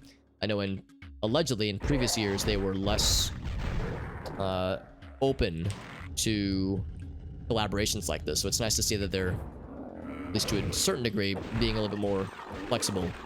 And of course the fact that Sora is in the game means that Disney is, like, not completely obstinate. I know that Disney is not an easy company to work with, according to many, and are very protective of their IPs. So much so that you'll notice that with the Sora announcement, they were very lacking of showing any Disney characters other than the in-game Kingdom Hearts footage that they just showed as examples. So no Disney characters, no Disney music, no Disney worlds. It was just the Square Enix stuff. So Disney is still, understandably, really protective and really what am I trying to say? Very choosy about these kinds of things. But the fact that their logo was present on screen at one point, and I guess Sora is technically a Disney Square Enix character, kind of, sort of. Pretty sick, honestly. Pretty sick. First dragon from Paper Mario. Oh, Thousand Year Door. Nice. Yeah, so really like more of the deep cut characters. Some Robotnik, maybe. Yeah, that'd be cool too. Robotnik in his like this little egg, flying egg spaceship thing. Some kind of new, different kind of Pokemon trainer with new Pokemon, maybe. That'd be neat. Or just a new Pokemon character of some variety. We got Incineroar, obviously, which is pretty sweet. Beyond content with Banjo. Yeah, I think Banjo being in the game was like... And I really haven't played as Banjo much, but that announcement was like, yeah, I'm pretty much happy going forward. Like, anything else they do, I'm down. Because this was like the dream character I never even imagined could happen. So that was like... From henceforth, they could just announce literally all Fire Emblem characters, and I would be not salty at all. and actually, all things considered, I'm not even salty about the Fire Emblem representation, as I've never played any of the Fire Emblem games, but I know they're very popular in Japan, so I don't blame anybody for there being a lot of those guys. In fact, I was thinking about this earlier. Are there any characters that are in any Fire Emblem representation characters that are in Smash Ultimate that weren't in the previous games? Other than Chrom and Byleth, because I think, aren't those the only new ones for this game? Because I frequently hear people complain like, oh my god, there's so much Fire Emblem, but I don't think there's like, I think most of them are just carryovers from the previous games. Because it seems like every new Smash Bros game, we get some new Fire Emblem. You know, 1 or 2 new Fire Emblem characters. I don't know if Ultimate added that many more, honestly. Maybe some Phoenix Riders, some Meowth. Disney's evil to work with, yeah, that's what I've heard. I've heard let's be honest, Disney's a shitty company in a lot of ways. But Phoenix Wright would be pretty cool. Is Miles Edgeworth from the Phoenix Wright games? More cute characters would be kind of nice. Yeah, I mean, I don't blame you. Flutter, I think that'd be great. It seems like a lot of the characters we got were human characters. With some exception. I mean, Banjo-Kazooie, obviously. Trying to think, there was another one that came to mind. But yeah, mostly like human characters from other IPs, which is great, but not a lot of variety, like from a design perspective. You're weird already? You gotta embrace it. Embrace the weird.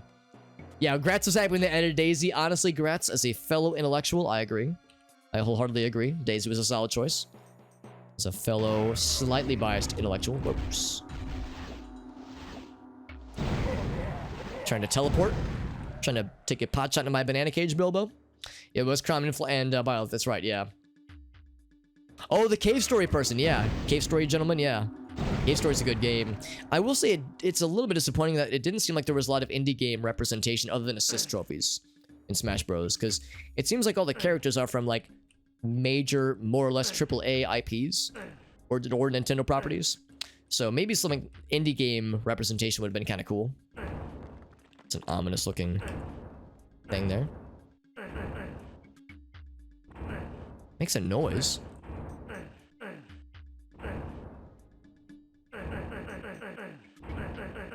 It's like making a noise. Can I break it? No. Can I shoot it? Am I shooting something behind it? Why are you making a splatter noise? Klonoa? That'd be cool. Klonoa would be awesome.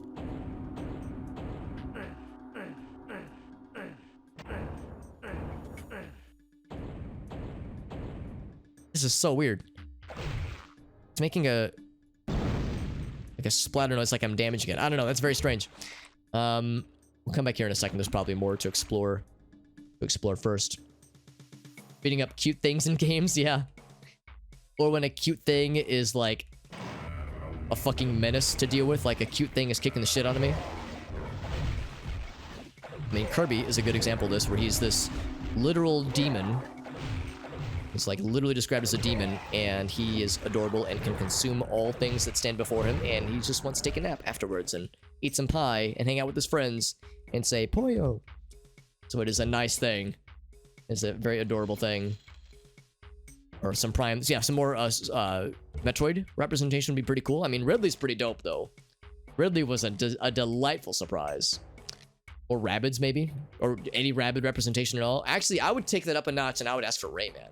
If we're getting, like, Ubisoft Rayman IP characters, I would just ask for the man himself.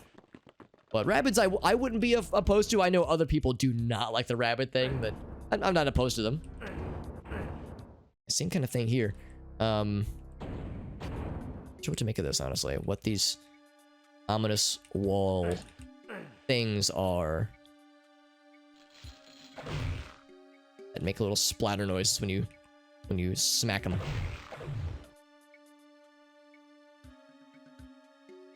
What about the Brutals? I don't know what the Brutals are, or Harriet. Not familiar with Prince Fluff. Yeah, I will admit, a lot of these are getting into deep cuts that I'm unfamiliar with. And I know what you're thinking. You're thinking, well, Alex, you're such a pro gamer who knows all things. How could you not know about these things? It's like, well, actually, I'm not always a pro. Sometimes I'm an amateur gamer. Sometimes. Usually I'm a pro gamer, though, so not to scare you away. Rayman would have... Yeah, Rayman would have been great, I think. Rayman, Firestorm. Rayman or Spyro or Crash Bandicoot would have been my, like, hoping that... they would have been, I think, pretty good crowd pleasers. And I think they would have been, like, doable. Like, you know, realistic to hope for. I think Sora is a good choice. And I was hoping that Sora could be possible. But I was thinking Disney wouldn't, like, want it. Or wouldn't allow it. So I wasn't holding my breath for Sora. But that was pretty sweet, though. Dynablade, what's that from? Rayman 2 is a solid platform. Yeah, I want to play all the Rayman games. And I have a number of them on Good Old Games. They're, of course, PC ports, but I think they're probably still pretty good. That'd be pretty sweet to play at some point. Maybe even stream at some point. Who knows? The sky's the limit. From Odyssey. Oh, okay, yeah. Yeah, I need to play Odyssey. Dynablade's possible. Kirby, yeah. Yeah, we got Ridley. We have all kinds of characters that we thought the size differentials would be too hard to do. Ouch. A lot of people said that Olimar wouldn't be possible, but then Olimar came out, and he's fucking great. And he's a small lad in the video games, the main game, but he's just a normal-sized lad in Smash Bros. Sora is... It probably is, but I think since Kingdom Hearts is like a Disney IP, I think Disney still had to be involved in some way. It's like when... Like at the end of the presentation when it said Smash Bros. X, and then the logo, and then the Kingdom Hearts logo, and at the top it had Disney and Square Enix. So I think Disney had to be consulted in some way, and probably, you know, fees had to be paid. You know, I'm sure it was a legal copyright thing to detangle. All right, that just leads us back right. So now we have this other plan. I wonder if we can go back to these doors. An F-Zero. Well, maybe just a new F-Zero game would be nice, right? Like, that'd be cool. Any kind of F-Zero game. I guess we have F-Zero X coming on the Switch N64 online feature, which is nice. Was this lava earlier? I think it was. Either it was and I forgot. Or,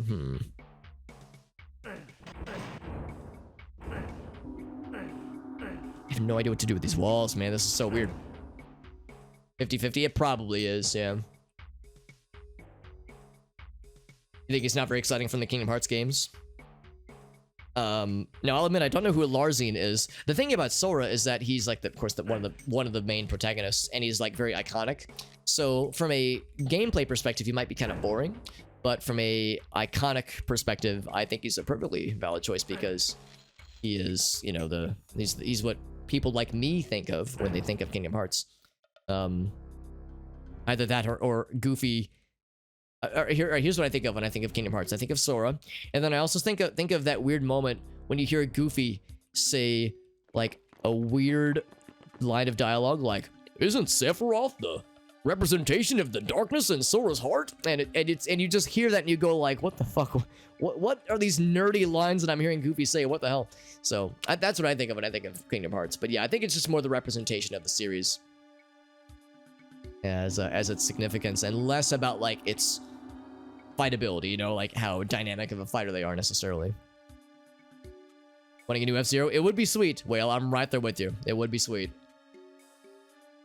Yeah, that's the frustrating thing. He said, at least on a few occasions, Miyamoto has said that, yeah, they just don't know what to do with F-Zero.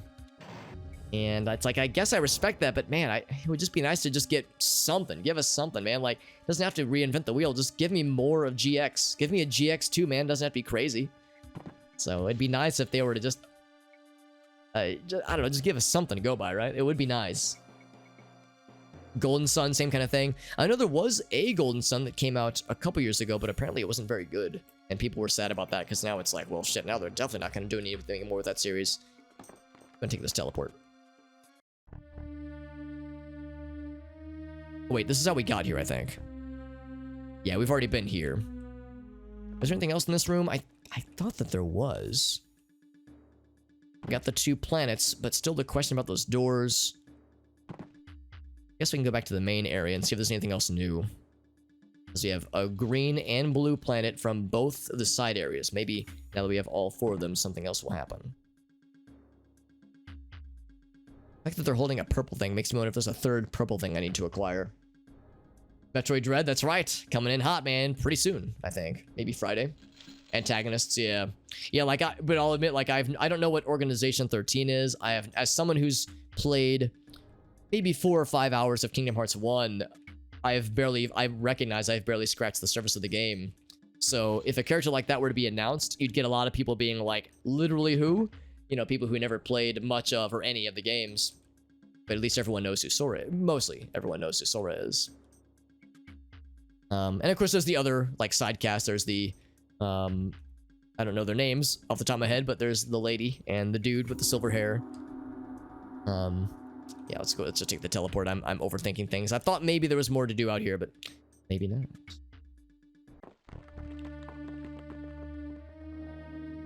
A GX remaster, I would be down. She's very sadistic, has cool daggers and shit. Actually, sounds like she'd be interesting for sure, from a fighter perspective. The DS, a couple months before the 3DS. Oh, really? Oh, that's unfortunate timing. Tasty Burg, nice. Well, hell yeah. Always down for the Tasty Burgs. Bourbon, bacon, cheddar, nice, man. That sounds incredible. Sign my ass up. Well, maybe not my ass. I would rather eat it with my mouth. Sign part of my human anatomy up. All right, well, let's see. So we've gotten a bunch of things. This is still closed. Not as good. Okay, that's good. I thought there was some other Golden Suns drama that happened where, like, a game came out, it was a disappointment, and people were, like, sad because they were like, oh, shit, now they're never gonna touch the series again. Maybe it wasn't the newest one, maybe it was something else, but... And, of course, I haven't played any of the Golden Sun games, so I can only offer hearsay. But allegedly, there was some people upsetty spaghetti about a Golden Sun that was somewhat recent. Sora more like Snora, got him. Gino or Mallow. More characters just with no acquaintance. Well, that's the thing, like, that's part of why I was skeptical about the Gino Mallow thing, because I was like, yeah, they're obscure characters, and you get people being like, literally who? Because Mario RPG is a great game, and it's a game that a lot of people played, but it's more for the older crowd, and Smash Brothers is probably more of a younger crowd at this point. I don't know if that's necessarily true, but I'm saying probably. Also, more bad guys spawning in. I'll go and spank him to death with my spanking stick. So, yeah, that's just where it goes when you get into the obscure ones. Is the more obscure you get, the more it'll make a very small number of people very happy, and then the vast majority of people will be like, man, that's a waste of a slot. Like, that's how a lot of people here in the United States felt about Terry Bogard. Because Terry Bogard, or King of Fighters, and Fatal Fury, those games aren't very popular here in the States, and weren't, well, maybe I'm wrong, maybe they were at one point, but nowadays aren't really. It's not like Street Fighter or Tekken. Fatal Fury and King of Fighters was just kind of playing second fiddle, or even third or fourth fiddle for a lot of folks for the series. But apparently, I didn't know this, but in like Latin American countries and in other countries and in other regions, Fatal Fury and King of Fighters is fucking huge. And people popped the fuck off when Terry Bogard was announced. So it's like, what might be a waste of a character slot for some people is like, holy shit, this is enormous for us. And it's so popular here or where I'm from, that kind of thing. So it gets tricky. It's not exactly the slam dunk choices that some people might think. Fire Emblem characters, yeah, I've never played any of them. I didn't even know who Marth or Roy was when they were added in Melee. So yeah, I definitely fell out of the loop there. But I know they're very popular games in Japan. It's like all the different protagonists protagonists and or side characters. Because I think Marth is a protagonist, but I think Roy is like not a protagonist, but he's of some significance. I just don't know what it is. Let's see if there's anything else that's opened up in these areas, because this is still closed, obviously. That's still closed, obviously.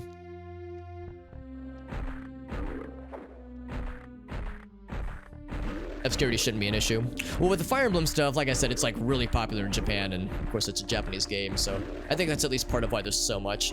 And it's just, and there's also a lot of Fire Emblem games, like every couple years there's a new one. So it's like, and every couple years, well, every like, I don't know, 6 to 8 years we get a new Smash Bros. Game. Have I already been up here? Yes, I have. So that seems like more or less what's happening there. It's like every couple years we get a couple new Fire Emblem characters. And now with Ultimate, we have every character that's ever come out, so that's why we have so many of them. Because they added 2 with Ultimate. They added Chrom and they added Byleth. Some Pac-Man energy, some Pac-Man representation, rather. I mean, we have normal Mr. Pac-Man. Maybe a Miss Pac-Man would be kind of cool. Maybe just make some new characters. I wouldn't be opposed, but I could see that not going over well for a lot of people. Because again, I think people would consider that a waste of a slot. A large portion of the Smash roster had people going literally who already. I don't know. Oh, hello. I don't really know about that because a lot of people know who Sephiroth is, even if they've never, you know, played Final Fantasy VII. A lot of people. I think Terry Bogard's probably the most obscure one.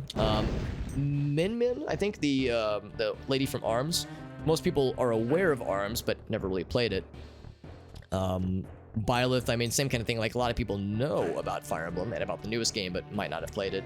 So, I don't know. I like to think that they will at least know generally what this character is from and not be completely left out of the dark. Because, yeah, like, some of the really obscure characters that we've mentioned, just kind of in this round table here, have been really obscure. Like, really obscure. Like, side character from a game that's 20 plus years old.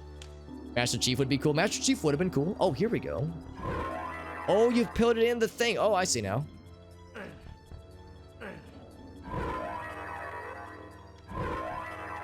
So we are... We're one red lad short. Indeed. Indeed. The Starbomb song, really? Because I figure that most people at least know what Kingdom Hearts is. But I mean, yeah, if you've never even heard of Kingdom Hearts, I guess that's the thing. It's like, it's assuming that people are like somewhat up to speed on just general games that have been popular. I mean, Kingdom Hearts 3 was a pretty big deal when it was being developed and when it dropped. I know that not everybody loved it, but it was a big deal. And yeah, ARMS was maybe it wasn't a day one release title for the Switch, but it was an early title for sure. They have Game & Watch, they do, and he's like just an overall like catch-all for the Game & Watch games, which is pretty weird but pretty delightful. And that of course would have been for Melee. That would have been way back when. Yeah, Game & Watch is a weird one. That the idea of like a character representing Nintendo's first video game foray, so to speak. Don't think they care about characters being obscure. I mean, I think they care about it. I think they care about characters that are recognizable. I mean, that they name dropped the survey when they did the Sora announcement. So I think they care. And I guess when I say they, I mean Sakurai and Nintendo and all that jazz. The other thing here is that they did say from the outset that all the characters were like decided pretty far ahead of time, and they were limited based on like So I'm just gonna, oh, here we go, some more of these guys. They were limited based on like what companies would want to work with them. So maybe they did try Rayman, or maybe they did try, you know, other like Ubisoft representation, and they were, you know, given a hard no, or maybe they couldn't quite make it work. Technically, I mean, I don't know, maybe there was some other reason why they couldn't do it, but there were also limitations beyond what us, the, you know, the players and onlookers will probably ever become aware of, because, you know, those things are usually kept under wraps. Let's check the other area back here, because I'm completely out of ideas here as far as where else to check. We've already been down this area. Let's take this teleport then. Kazuya was like, you know, the character. Yeah, I know Tekken, and I know the dude like visually, like I've seen him, but yeah, it's like I all I know is that Tekken guy, like Tekken character. Ness was obscure, Rob's kind of obscure. When I think of like the really old stuff, I think of that just being more like calling back to their original roots. Because yeah, that was like, Rob would have been like the first, let me think about this. Was Rob how they were able to get around like certain legal issues with selling video games in certain countries? Because like video games were one thing, or not, maybe it wasn't legal issues, it was like marketing. Because they were like, well, you can't market it unless it's a toy, so it's like, hey, we'll make Rob then. So it's like, it was like them stretching for a way to include that, to like, you know, sell the NES in certain markets. So it's like, it's definitely obscure, but I think it was significant enough where the significance kind of outweighs the obscurity necessarily. That's at least my interpretation, where it's like there's like a threshold, or like a weight of how unknown is this character, how many times will somebody just straight up not know what this character is, versus like their significance to Nintendo internally, or some other perceived, oh, this area again, some other perceived significance that like has other weight associated to it. I've already been through so much of this area too. You think Game & Watch is super obscure? For some age groups, absolutely. Definitely for some age groups. Because yeah, the younger crowd wouldn't really know what Game & Watch is, understandably. A wrestler from Saturday Night Slammers. That would be bananas. I don't even know what Saturday Night Slammers is, but I'm guessing it's a wrestling game. Like, that'd be bonkers. I mean, I guess unless it was like a household name wrestler, but I'm guessing that one has their own, you know, like, unique characters.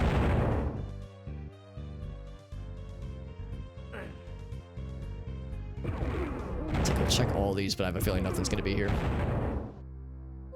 The Painter Lady. Oh, yeah. Just other Kirby characters, yeah. I mean, we have DDD, which is good, but yeah, we have Meta Knight, but yeah, more Kirby representation would be something I would welcome, especially with the new Kirby game that was announced, which is pretty sweet. Gruntilda. It would be nice. I wouldn't expect them to double dip for the Banjo-Kazooie stuff, though. I wouldn't complain, but I wouldn't expect it, or wouldn't have expected it. The other thing too is that unless I think it sounds like they're done with Smash Ultimate, unless they were to do some kind of Switch 2 in a couple years, and then maybe do some kind of like Ultimate Smash Ultimate, or definitive Smash Ultimate, and then maybe they might announce more DLC. But it sounds like this is it for, you know, the foreseeable future. Some Dixie Kong, yeah, some more Donkey Kong characters would be kind of nice, honestly, because we have Diddy, but I would say Chunky Kong, but Chunky Kong's dead, according to the Brental Floss song. It's very tragic, very sad. Tiny or Dixie. Yeah, they would probably do... Well, I don't know. Let me think about this. Would they do Tiny or would they do Dixie? I guess it depends, because EK64 is, you know, not new, but it's more new than I guess Donkey Kong Country 2 and 3. Like a tandem, maybe? Tiny and Dixie? Oh, you're saying, like, you can switch on, like, on the fly, that kind of thing. Maybe. I don't know. I don't know if they'd be different enough to really warrant it, honestly. Little Mac's kind of obscure. I guess in a way, but there was a Punch-Out game on the Switch. There was... well, no, let me think about it. It's not the Switch. The Wii, I suppose. So I guess that's where they were kind of able to get around it, because it was, like, new enough, recent enough, where like, enough people might know about it. I'm guessing that's how they were able to get around that. Because, yeah, Little Mac from Mike Tyson's Punch-Out. Yeah, that was NES. And then I think there was a Super Nintendo one. And then that was it until the Wii happened. Hey, what's up, Corruption? As you can tell, I'm playing Hexen. And as you might imagine, Corruption, I am lost. There's one singular red planet, red orb, that I cannot find. And there's a few places I can check still. Also, more bad guys keep spawning in. I'm not so much, so I should say, I'm not lost, but I'm trying to find this last MacGuffin to let us through the final door for the next thingy. Long time for the next one. Yeah, I don't expect any, like, truly new Smash games for a long time. Like, if there is some kind of Switch follow-up, some kind of Switch 2, or some kind of, like, enhanced Switch thing beyond the OLED version, then, yeah, we'll probably just get some kind of enhanced port, maybe. And, but yeah, probably not any new Smash games until some kind of, like, next major generational advancement for Nintendo hardware, that kind of thing. It's the Street Fighter, but wrestling, okay. Just a revamp of the roster. That's the other thing, too, there's the conversation about what do they do now that they've gotten all the characters in Smash, they've done all the announcements. Where does Smash go from here? Because Ultimate truly is the ultimate Smash experience. How do you do an Ultimate 2 or the next entry into the series? And one potential answer is just a smaller scale. Instead of this making it bigger and bigger and bigger, just do smaller Smash games. And that will upset some people, but that might just be the only inevitable way forward as far as the next subsequent games. Or they just keep porting Smash Ultimate. They just keep porting it, just keep, you know, doing some kind of minor enhancements of some variety. And do that as a way to move it forward. Man, I can't remember how to get out of here, man. There's a portal, but I can't remember how the portal takes you out of here. How to get to the portal. Hopefully Sakurai has little to do with Smash, because he needs a break. Yeah, he's been working hard, him and his team. I hope he gets to work on new projects, because I know he seemed like he really enjoyed working on Kid Icarus Uprising. And that game, I've not played it yet, but I've heard a lot of good things. It seems like it was very well received. So, hopefully he gets put on more projects that, you know, we can do some new stuff, do something new. And Hydrate, thank you, Warbird. Like a Diddy Dixie? Well, yeah, it's like Diddy's already an independent character, so that would have been nice, but I guess that ship has kind of sailed, hasn't it? Chauncey? What's Chauncey from? From Luigi's Mansion? Is that the dog? Want to punt a baby? Oh, it's the ghost baby then. Okay.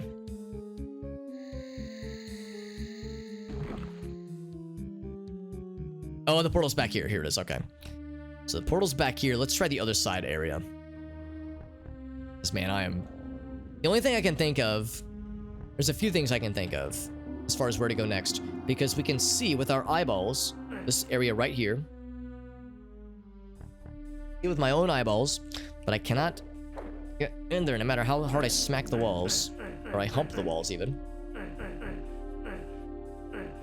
The novelty might get boring. Well, that's the other thing too. A character that is not only interesting and they can legally acquire the rights to be able to put them in the game, but also, yeah, the question of like, is it interesting to play? Like, yeah, it's like that's another valid thing to consider from a design perspective, because I know that's one thing Sakurai has talked about with previous characters, was like the challenge. Like, yeah, I know he talked about with Steve, the challenge of like, how the fuck do I do this? But he was like, I'm down for it though. I'm down to try it. Well, yeah, with Cleric, yeah, it's a first-time playthrough. Lower the roster numbers. That's right, yeah. Which one has a fan base? That's right, yeah. Like, I still love Smash 64. Smash 64 is still my favorite after all these years. I mean, Ultimate's the better game, but I very nostalgically prefer Smash 64 because it's the one I've played the most out of all the years. This area, too. This is the other one where I'm just like, well, maybe if I can get through here, but I don't know how to raise these walls, man. I find more switches and get less stitches. Unspeakable things for Donkey Kong Country 4. I mean, there was Donkey Kong Country Returns, there was Tropical Freeze. Those were apparently really good. But yeah, I would be down for more Donkey Kong Country, just Donkey Kong stuff, just in general. Also, I'm gonna change the webcam back to normal. It's been that way for like 20 minutes. I actually kind of forgot about the webcam. The conversation has been enjoyable and has been good, but also I forgot to even look at my OBS, honestly. Hopefully I'm not dropping crazy frames or anything. Because yeah, this is the thing here. At that one spot there, there's a red guy there, there's a red guy there, so there's some planet thing we must acquire. South Park, yeah. Now we're getting into like TV shows. I have a friend who was convinced, up until recently I suppose, that Goku was going to be in Smash Bros. He's like, they're going to do it. I feel it, man. They're going to put Goku in Smash. And I'm like, I don't know what to tell you, man. That is a stretch. It'd be cool, but it's like, I don't know, man. He's like, no, man. He's in video games. It still counts. It's like, sure. I mean, I guess, but you're getting your hopes up, man. You're going to get disappointed. Hit Icarus Uprising. Yeah, I've heard so many good things. And it didn't sell very well, which is a shame. Seems like it like was an unsung game in a lot of ways, but back to the main area. Maybe there's something else. These side passages. I feel like we've really explored a lot, though. I've already gone up that way. There was nothing up top on the top of that spot. Already explored up those. Maybe we could go back this way, see if there's something else that opened up this way.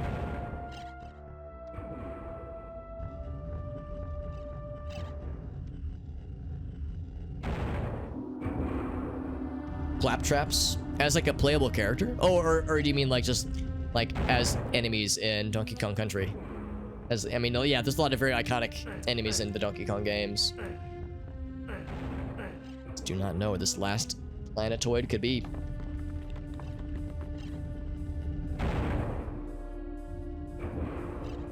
Just some kind of DK. Oh, there's just, yeah, some kind of Donkey Kong Country game, maybe. IP revivals could be kind of nice.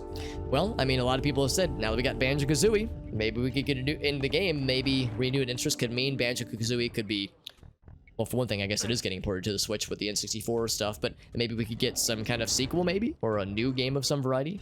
I know Nuts and Bolts was not everyone's cup of tea, but, well, it's not a bad game per se, and maybe just some kind of new entry would be kind of neat. Yeah, like opportunity for IP revivals is a pretty cool idea, JD. I would be down. Spike Spiegel's voice actor was a similar character in a Smash Bros. Style game. I wouldn't doubt it. I mean, he voices a lot of characters. I wouldn't doubt it, although I wouldn't know what game off the top of my head necessarily. Some kind of Persona or an additional Persona representation would be nice. I mean, Joker's pretty sweet, but yeah, I wouldn't deny a lot of people would be very, very happy about more Persona action. Or Shin Megami Tensei, if we want to go more obscure. Oh, is that a Switch? Oh my god, I have to burn this shit down. I've walked by this 1,000 times. I bet that opened up this area. Oh. That is not at all what I was expecting. I thought it was going to open up the spot in the middle. So I gotta hit that again. Gotta hit it. Oh, never mind. It's still revolving. I almost said revolting. Adapted version of Sun Wukong. I don't know what that is, but the reason why I was skeptical, and I guess I mean, it's kind of silly to say that I'm skeptical now because they're done with Smash for a while. But the reason I was skeptical is because like Nintendo and or Sakurai has said that like they have to be characters that are primarily from video games. And it's true, Goku is in video games, but he's primarily from like, you know, from anime, obviously, an animated series and manga. So I think that was why I was skeptical, at least. Unless you're saying that there's a character in a Nintendo game that is similar to Goku. I mean, if nothing else, there's Chrono Trigger, which is, you know, seemed like aesthetically is very Goku-esque, Dragon Ball-esque. Yeah, just like enemies, yeah, just because they're fun to play against or to interact with. They're like cool characters, the Claptraps and just other Donkey Kong Country enemies. Very iconic and recognizable. Not a huge Banjo-Kazooie person. That's understandable too. I mean, I love the games, and I'm nostalgic for them. But yeah, if you didn't grow up playing them, I don't blame people for missing them, or for missing the series. So we can go up that way. I don't know if that's on a timer or what. They do lower from time to time. It's probably where we have to go up for some big arena encounter. Not a lot of enemies. Yeah, it's not very combat oriented, very much more exploration and collecting. It's more of a collectathon than like a I shouldn't say standard platformer, but yeah, very much a collectathon is the focus, less action-oriented, more exploration. Because yeah, Donkey Kong Country, there is exploration, but it's more platforming, more platform challenges, and more enemy interactions. So there's just different types of platforms. Thank you, Corruption. Yeah, I'd been in this like kind of mode for probably about a half an hour to an hour of just not knowing where to go next, not knowing where to find this last orb, because I knew it was somewhere, and I knew the areas I needed to try to enter somehow. I knew it was going to be in this little spot around here, but I didn't know how to get there. But man, that's very well hidden. This game is very player unfriendly in some ways with how they hide things. Heretic did some of this as well, but I feel like Hexen is much more egregious. Egregious, Philbin. Pokemon Coliseum. Oh, is that the Goku guy? You were saying? Goku's voice actor. Oh, that's right, yeah. Yeah, I did hear about that, yeah. He voices Lucario. And I know that his voice actor does a lot of voice work, so it's not that weird. But it is cool, though. Imagining Lucario with, like, a Goku outfit, like with the orange outfit would be really neat. Some kind of alternate, super secret, sneaky hidden skin.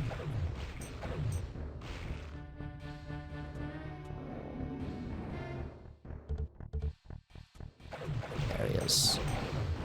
Alright, so we've cleared out this area, thankfully. The Monkey King. That's what Goku was based on. So it's just a technicality, yeah. But they'd have to make a game out of that, and it sounds like this character is from other series, and is not primarily a game character. Gardevoir is a Smash character? Yeah, I was not aware of this, but apparently there's like there are corners of the internet dedicated to being horny over Gardevoir, which is interesting to me. It's a somewhat humanoid design, but yeah, it's like, I'm not trying to shame anybody, obviously. You know, people can like what they like, that's fine, but yeah, I was not expecting that at all. So it was just surprising as all. So that Rook icon, I think, just gives us more armor. So this would lead us to something, and it could still. It just lowers the platforms, I guess. It'd still lead us to something. And I guess maybe it could have lowered the other platforms in that other area. Yeah, I don't see anything else here. No other switches. Or any activatable thingamajigs. Coming out Dragon Ball games. Yeah, I mean, we got Fighter Z, which apparently is incredible. Apparently, or Z Fighters, rather. Apparently, that game's super good. Especially for, like, people who want more traditional fighting games. And as always, I haven't played it myself, so I'm useless in that regard, but apparently it's quite good. No more protective of Street Fighter than as an example, yeah. Oh, you're worried about, like, a rival kind of situation? Interesting, yeah. Yeah, it's a good point, too. I guess they'd have to get everybody to play nice. Yeah, for some reason, Gardevoir has a fan base, so to speak. Vigilante 8. I don't know what that is, but I am curious.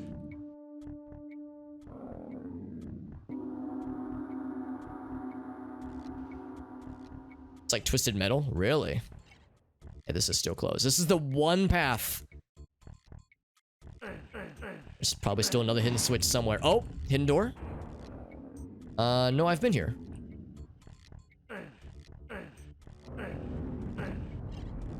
I've been here before. This just leads down to the bottom areas. Of course, we've been down this tunnel plenty of times, so that leads to nothing new, I don't think. I just smack this corpse. Bloody Roar. We were just talking about Bloody Roar not too long ago. I played this through some Soul Calibur last week. Played through the arcade mode, or the Weapon Master mode, just for old time's sake. And yeah, we were talking about other, like, semi-forgotten, well, I mean, Soul Calibur isn't forgotten. Soul Calibur 6 is still pretty popular. But games from that era, and yeah, motherfucking Bloody Roar, I was reminded of that game. I was like, man, I rented that game, like, twice and loved it, but I never got around to purchasing it, and I wish I would have, because that'd be a fun game to go back to as well. It's a really cool game. I don't know how good it is as a fighting game, because I'm not much of a fighting game guy myself. But, I mean, I thought it was a fun game, no doubt. Maybe I'm just easy to please. What else could there be? We found... Maybe I need to look for more trees to burn down. Maybe that's, like, the strat. or trees in ominous and or sneaky looking locations.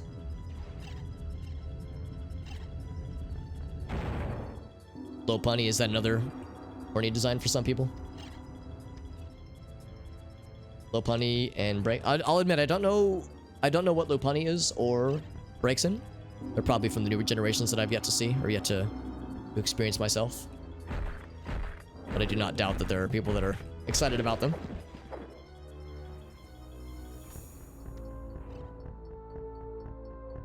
Monster Rancher ports. Oh, that's right. Monster Rancher ports, rather. Yes, I did hear about that.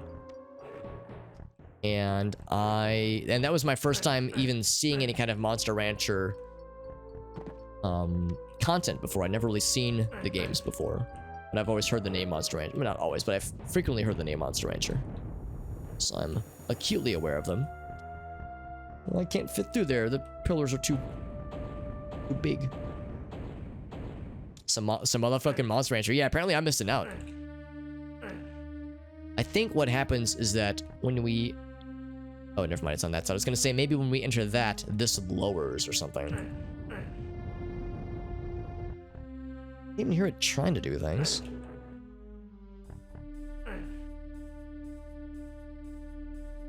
Yeah, not sure. Not sure.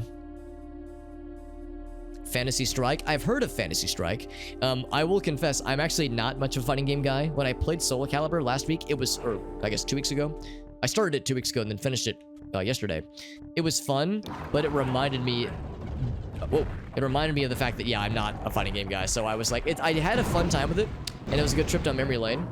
But I was like, yeah, this is going to scratch my fighting game itch for a long time, because I am awful at fighting games. And it's still fun for Soul Calibur. But if not for the nostalgia, I probably wouldn't have had as much fun. Because, yeah, I played it a bunch back in the day and loved it, but... Yeah, it's like, it was a good reminder. It's like, yeah, this is not my kind of game. It's like... Missile? Yeah, I wouldn't know that one, unless it's one of the missiles you cling onto in Contra, maybe. In that one level in Contra. Monster Rancher 4. Monsters can get too old. A fight. Interesting. So you got to, like... You have to know how to... maybe not grind things down necessarily, but you have to know how to utilize the characters you have, the monsters you have. I've been down here in a minute. Let's see if there's anything I just missed down here. It's possible. Possible I could have missed something. I'm desperate enough to try anything at this point. Shiba Inu from Ghost Trick. I've never heard of Ghost Trick. So it is indeed getting obscure. Back in here, back in the box zone. Welcome to the box zone. Get ready. These torches are still unlit. Bam. Not gonna lie, it is getting pretty late. What I might have to do is adjourn mid-level and mid-stumping and just look up the solution online. How the heck do you get the red planet or the final planet? Or these planetoid gems we're acquiring for this level? It is breaking my goddamn brain right now. Go down this way again. Unless anybody knows, it's probably a stretch, but unless anybody knows where the red planet can be acquired, I'm definitely down for some direction if you guys happen to know it. And if you don't, that's fine too. Like I said, I can always look it up myself, but off stream. I already hit that switch. Just one planetoid short. It's a pom-pom, okay. Is this a picture? Let's see what he is. Is he an adorable pupper? He's an adorable pupper. Very good. That's a good boy right there. Any kind of Coliseum game. That would be nice. Or even just port them to the Switch or something like that. That would be really nice. Partly because I never played them and I've heard they're very good. Oh. I've heard they're very enjoyable. In fact, JD was streaming them not too long ago. JD Jet Dive in the chat. He was streaming them not too long ago and I think he finished them. Also, I understand that there are some fan-made mods or like ROM hacks of those games as well. So if you wanted other Coliseum experiences, there's some like fan-made content out there. ROM hacks and such that are apparently pretty cool as well.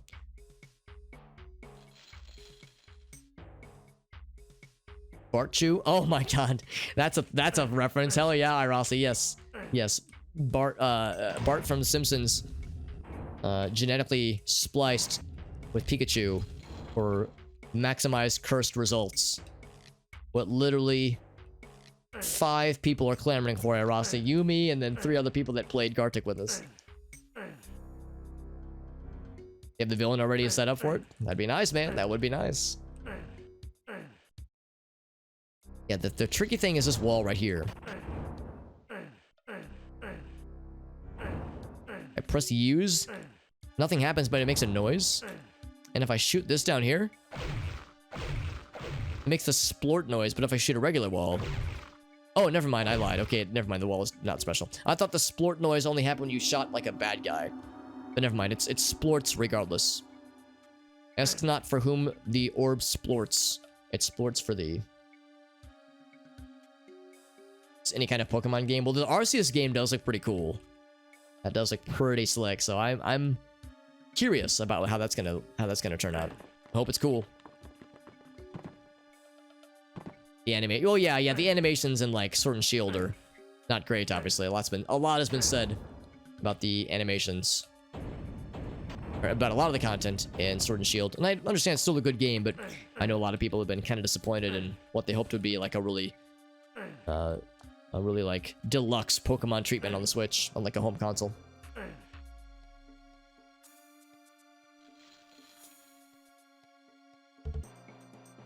I bet there's another switch hidden somewhere. And I can't break these barrels, can I? Unless I have to fire them. Fire the barrels out of a cannon. No dice. No dice, only lice. It's good, but not great. Yeah. Swaying weakly on his little leggies. For Charizard just jumps, like, walks up and just fucking suplexes him and snaps his spine. Is that a thing? We can push it. Oh, interesting. Now, is this a secret or a main path? Looks like it's a secret to me. Although, maybe that's... I didn't know you could just push walls like that. Maybe that is indicative of the solution. Let's go back to these other little side areas. Do I just push these walls in? Oh my gosh. Yeah, you just push it. That's all it was this whole time. You push it real good. I had no idea that was even a functionality. I didn't even know that Doom had that. It's like a Doom engine, that is. That's like a walking into thing physics feedback. That is nutty. That is completely nutty. I had no fucking clue. So a secret gave us the solution. That is bananas. And there it is. The Ruby Planet. My god. That was brain melting. Ouch. Brain melting and dick blasting. Ouch. My dick has never felt as sufficiently blasted as it has now. But there it is, friends. There it is. So now, what happen when we place this final object on its pedestal? Let's find out together, friends. It's just kind of dated. Right, exactly. It's dated when, like, considering this is the Nintendo Switch, this is the Pokemon Company. It's like, we were hoping for just something a little bit nicer. Something a little bit more... just a more appropriately royal treatment for a beloved and successful series. Complete the Pokedex to get the item for a slightly... Wait. Complete the Pokedex to get the item for... Oh, really? That is bullshit, because if you're wanting better shiny likelihood... requiring you to get the Pokedex first seems kind of silly. I have to get back, and I definitely know how to. Here we go. It's this portal right here. We did it. That's correct. We figured it out on our own, Dan. We put our brains together. I put my brain. I put all the smooth parts of my brain together, formed a single wrinkle. I like reached inside my head. I smushed my smooth brain in a way to form a temporary wrinkle. Get some brain juice activity. We found that shit. Hell yeah. I feel like the biggest dickest man who ever played Hexen on 1 a.m. On October 6th, 2021. To really narrow it down. Serious Sam, I do love the Serious Sam games. I've played all of them except for 4. and some of the spin-off games like Serious Sam XL, some of those other ones. Yes, I've played like the original Second Encounter and Serious Sam 2 and 3, although I never did beat 3 in all fairness. I never did beat 3 because I was playing with a friend. Here we go. I was playing with a friend and we got to the final boss and just could not figure out how to damage him. The final boss is bullshit. And if you die too many times, you have to restart the level. We tried it like 3 or 4 times, spent a couple hours and could not figure it out, so it's like, I never did beat it. I guess and we stubbornly didn't want to look up how to do it. We wanted to, like Dan just pointed out, we like to figure things out organically if possible. So unfortunately, I did not figure out the means to do so, but the other ones, yes, I've played them. At some point, that'd be a fun thing to stream, I think, especially because there's co-op built in for those games as well. That'd be a fun thing to stream at some point. Old school Serious Sam revisiting.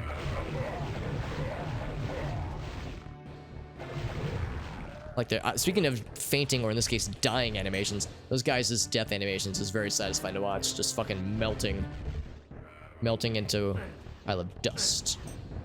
Yeah, I don't think I've ever streamed. Actually, that's not true. I have streamed a little bit of Serious Sam during an Extra Life marathon.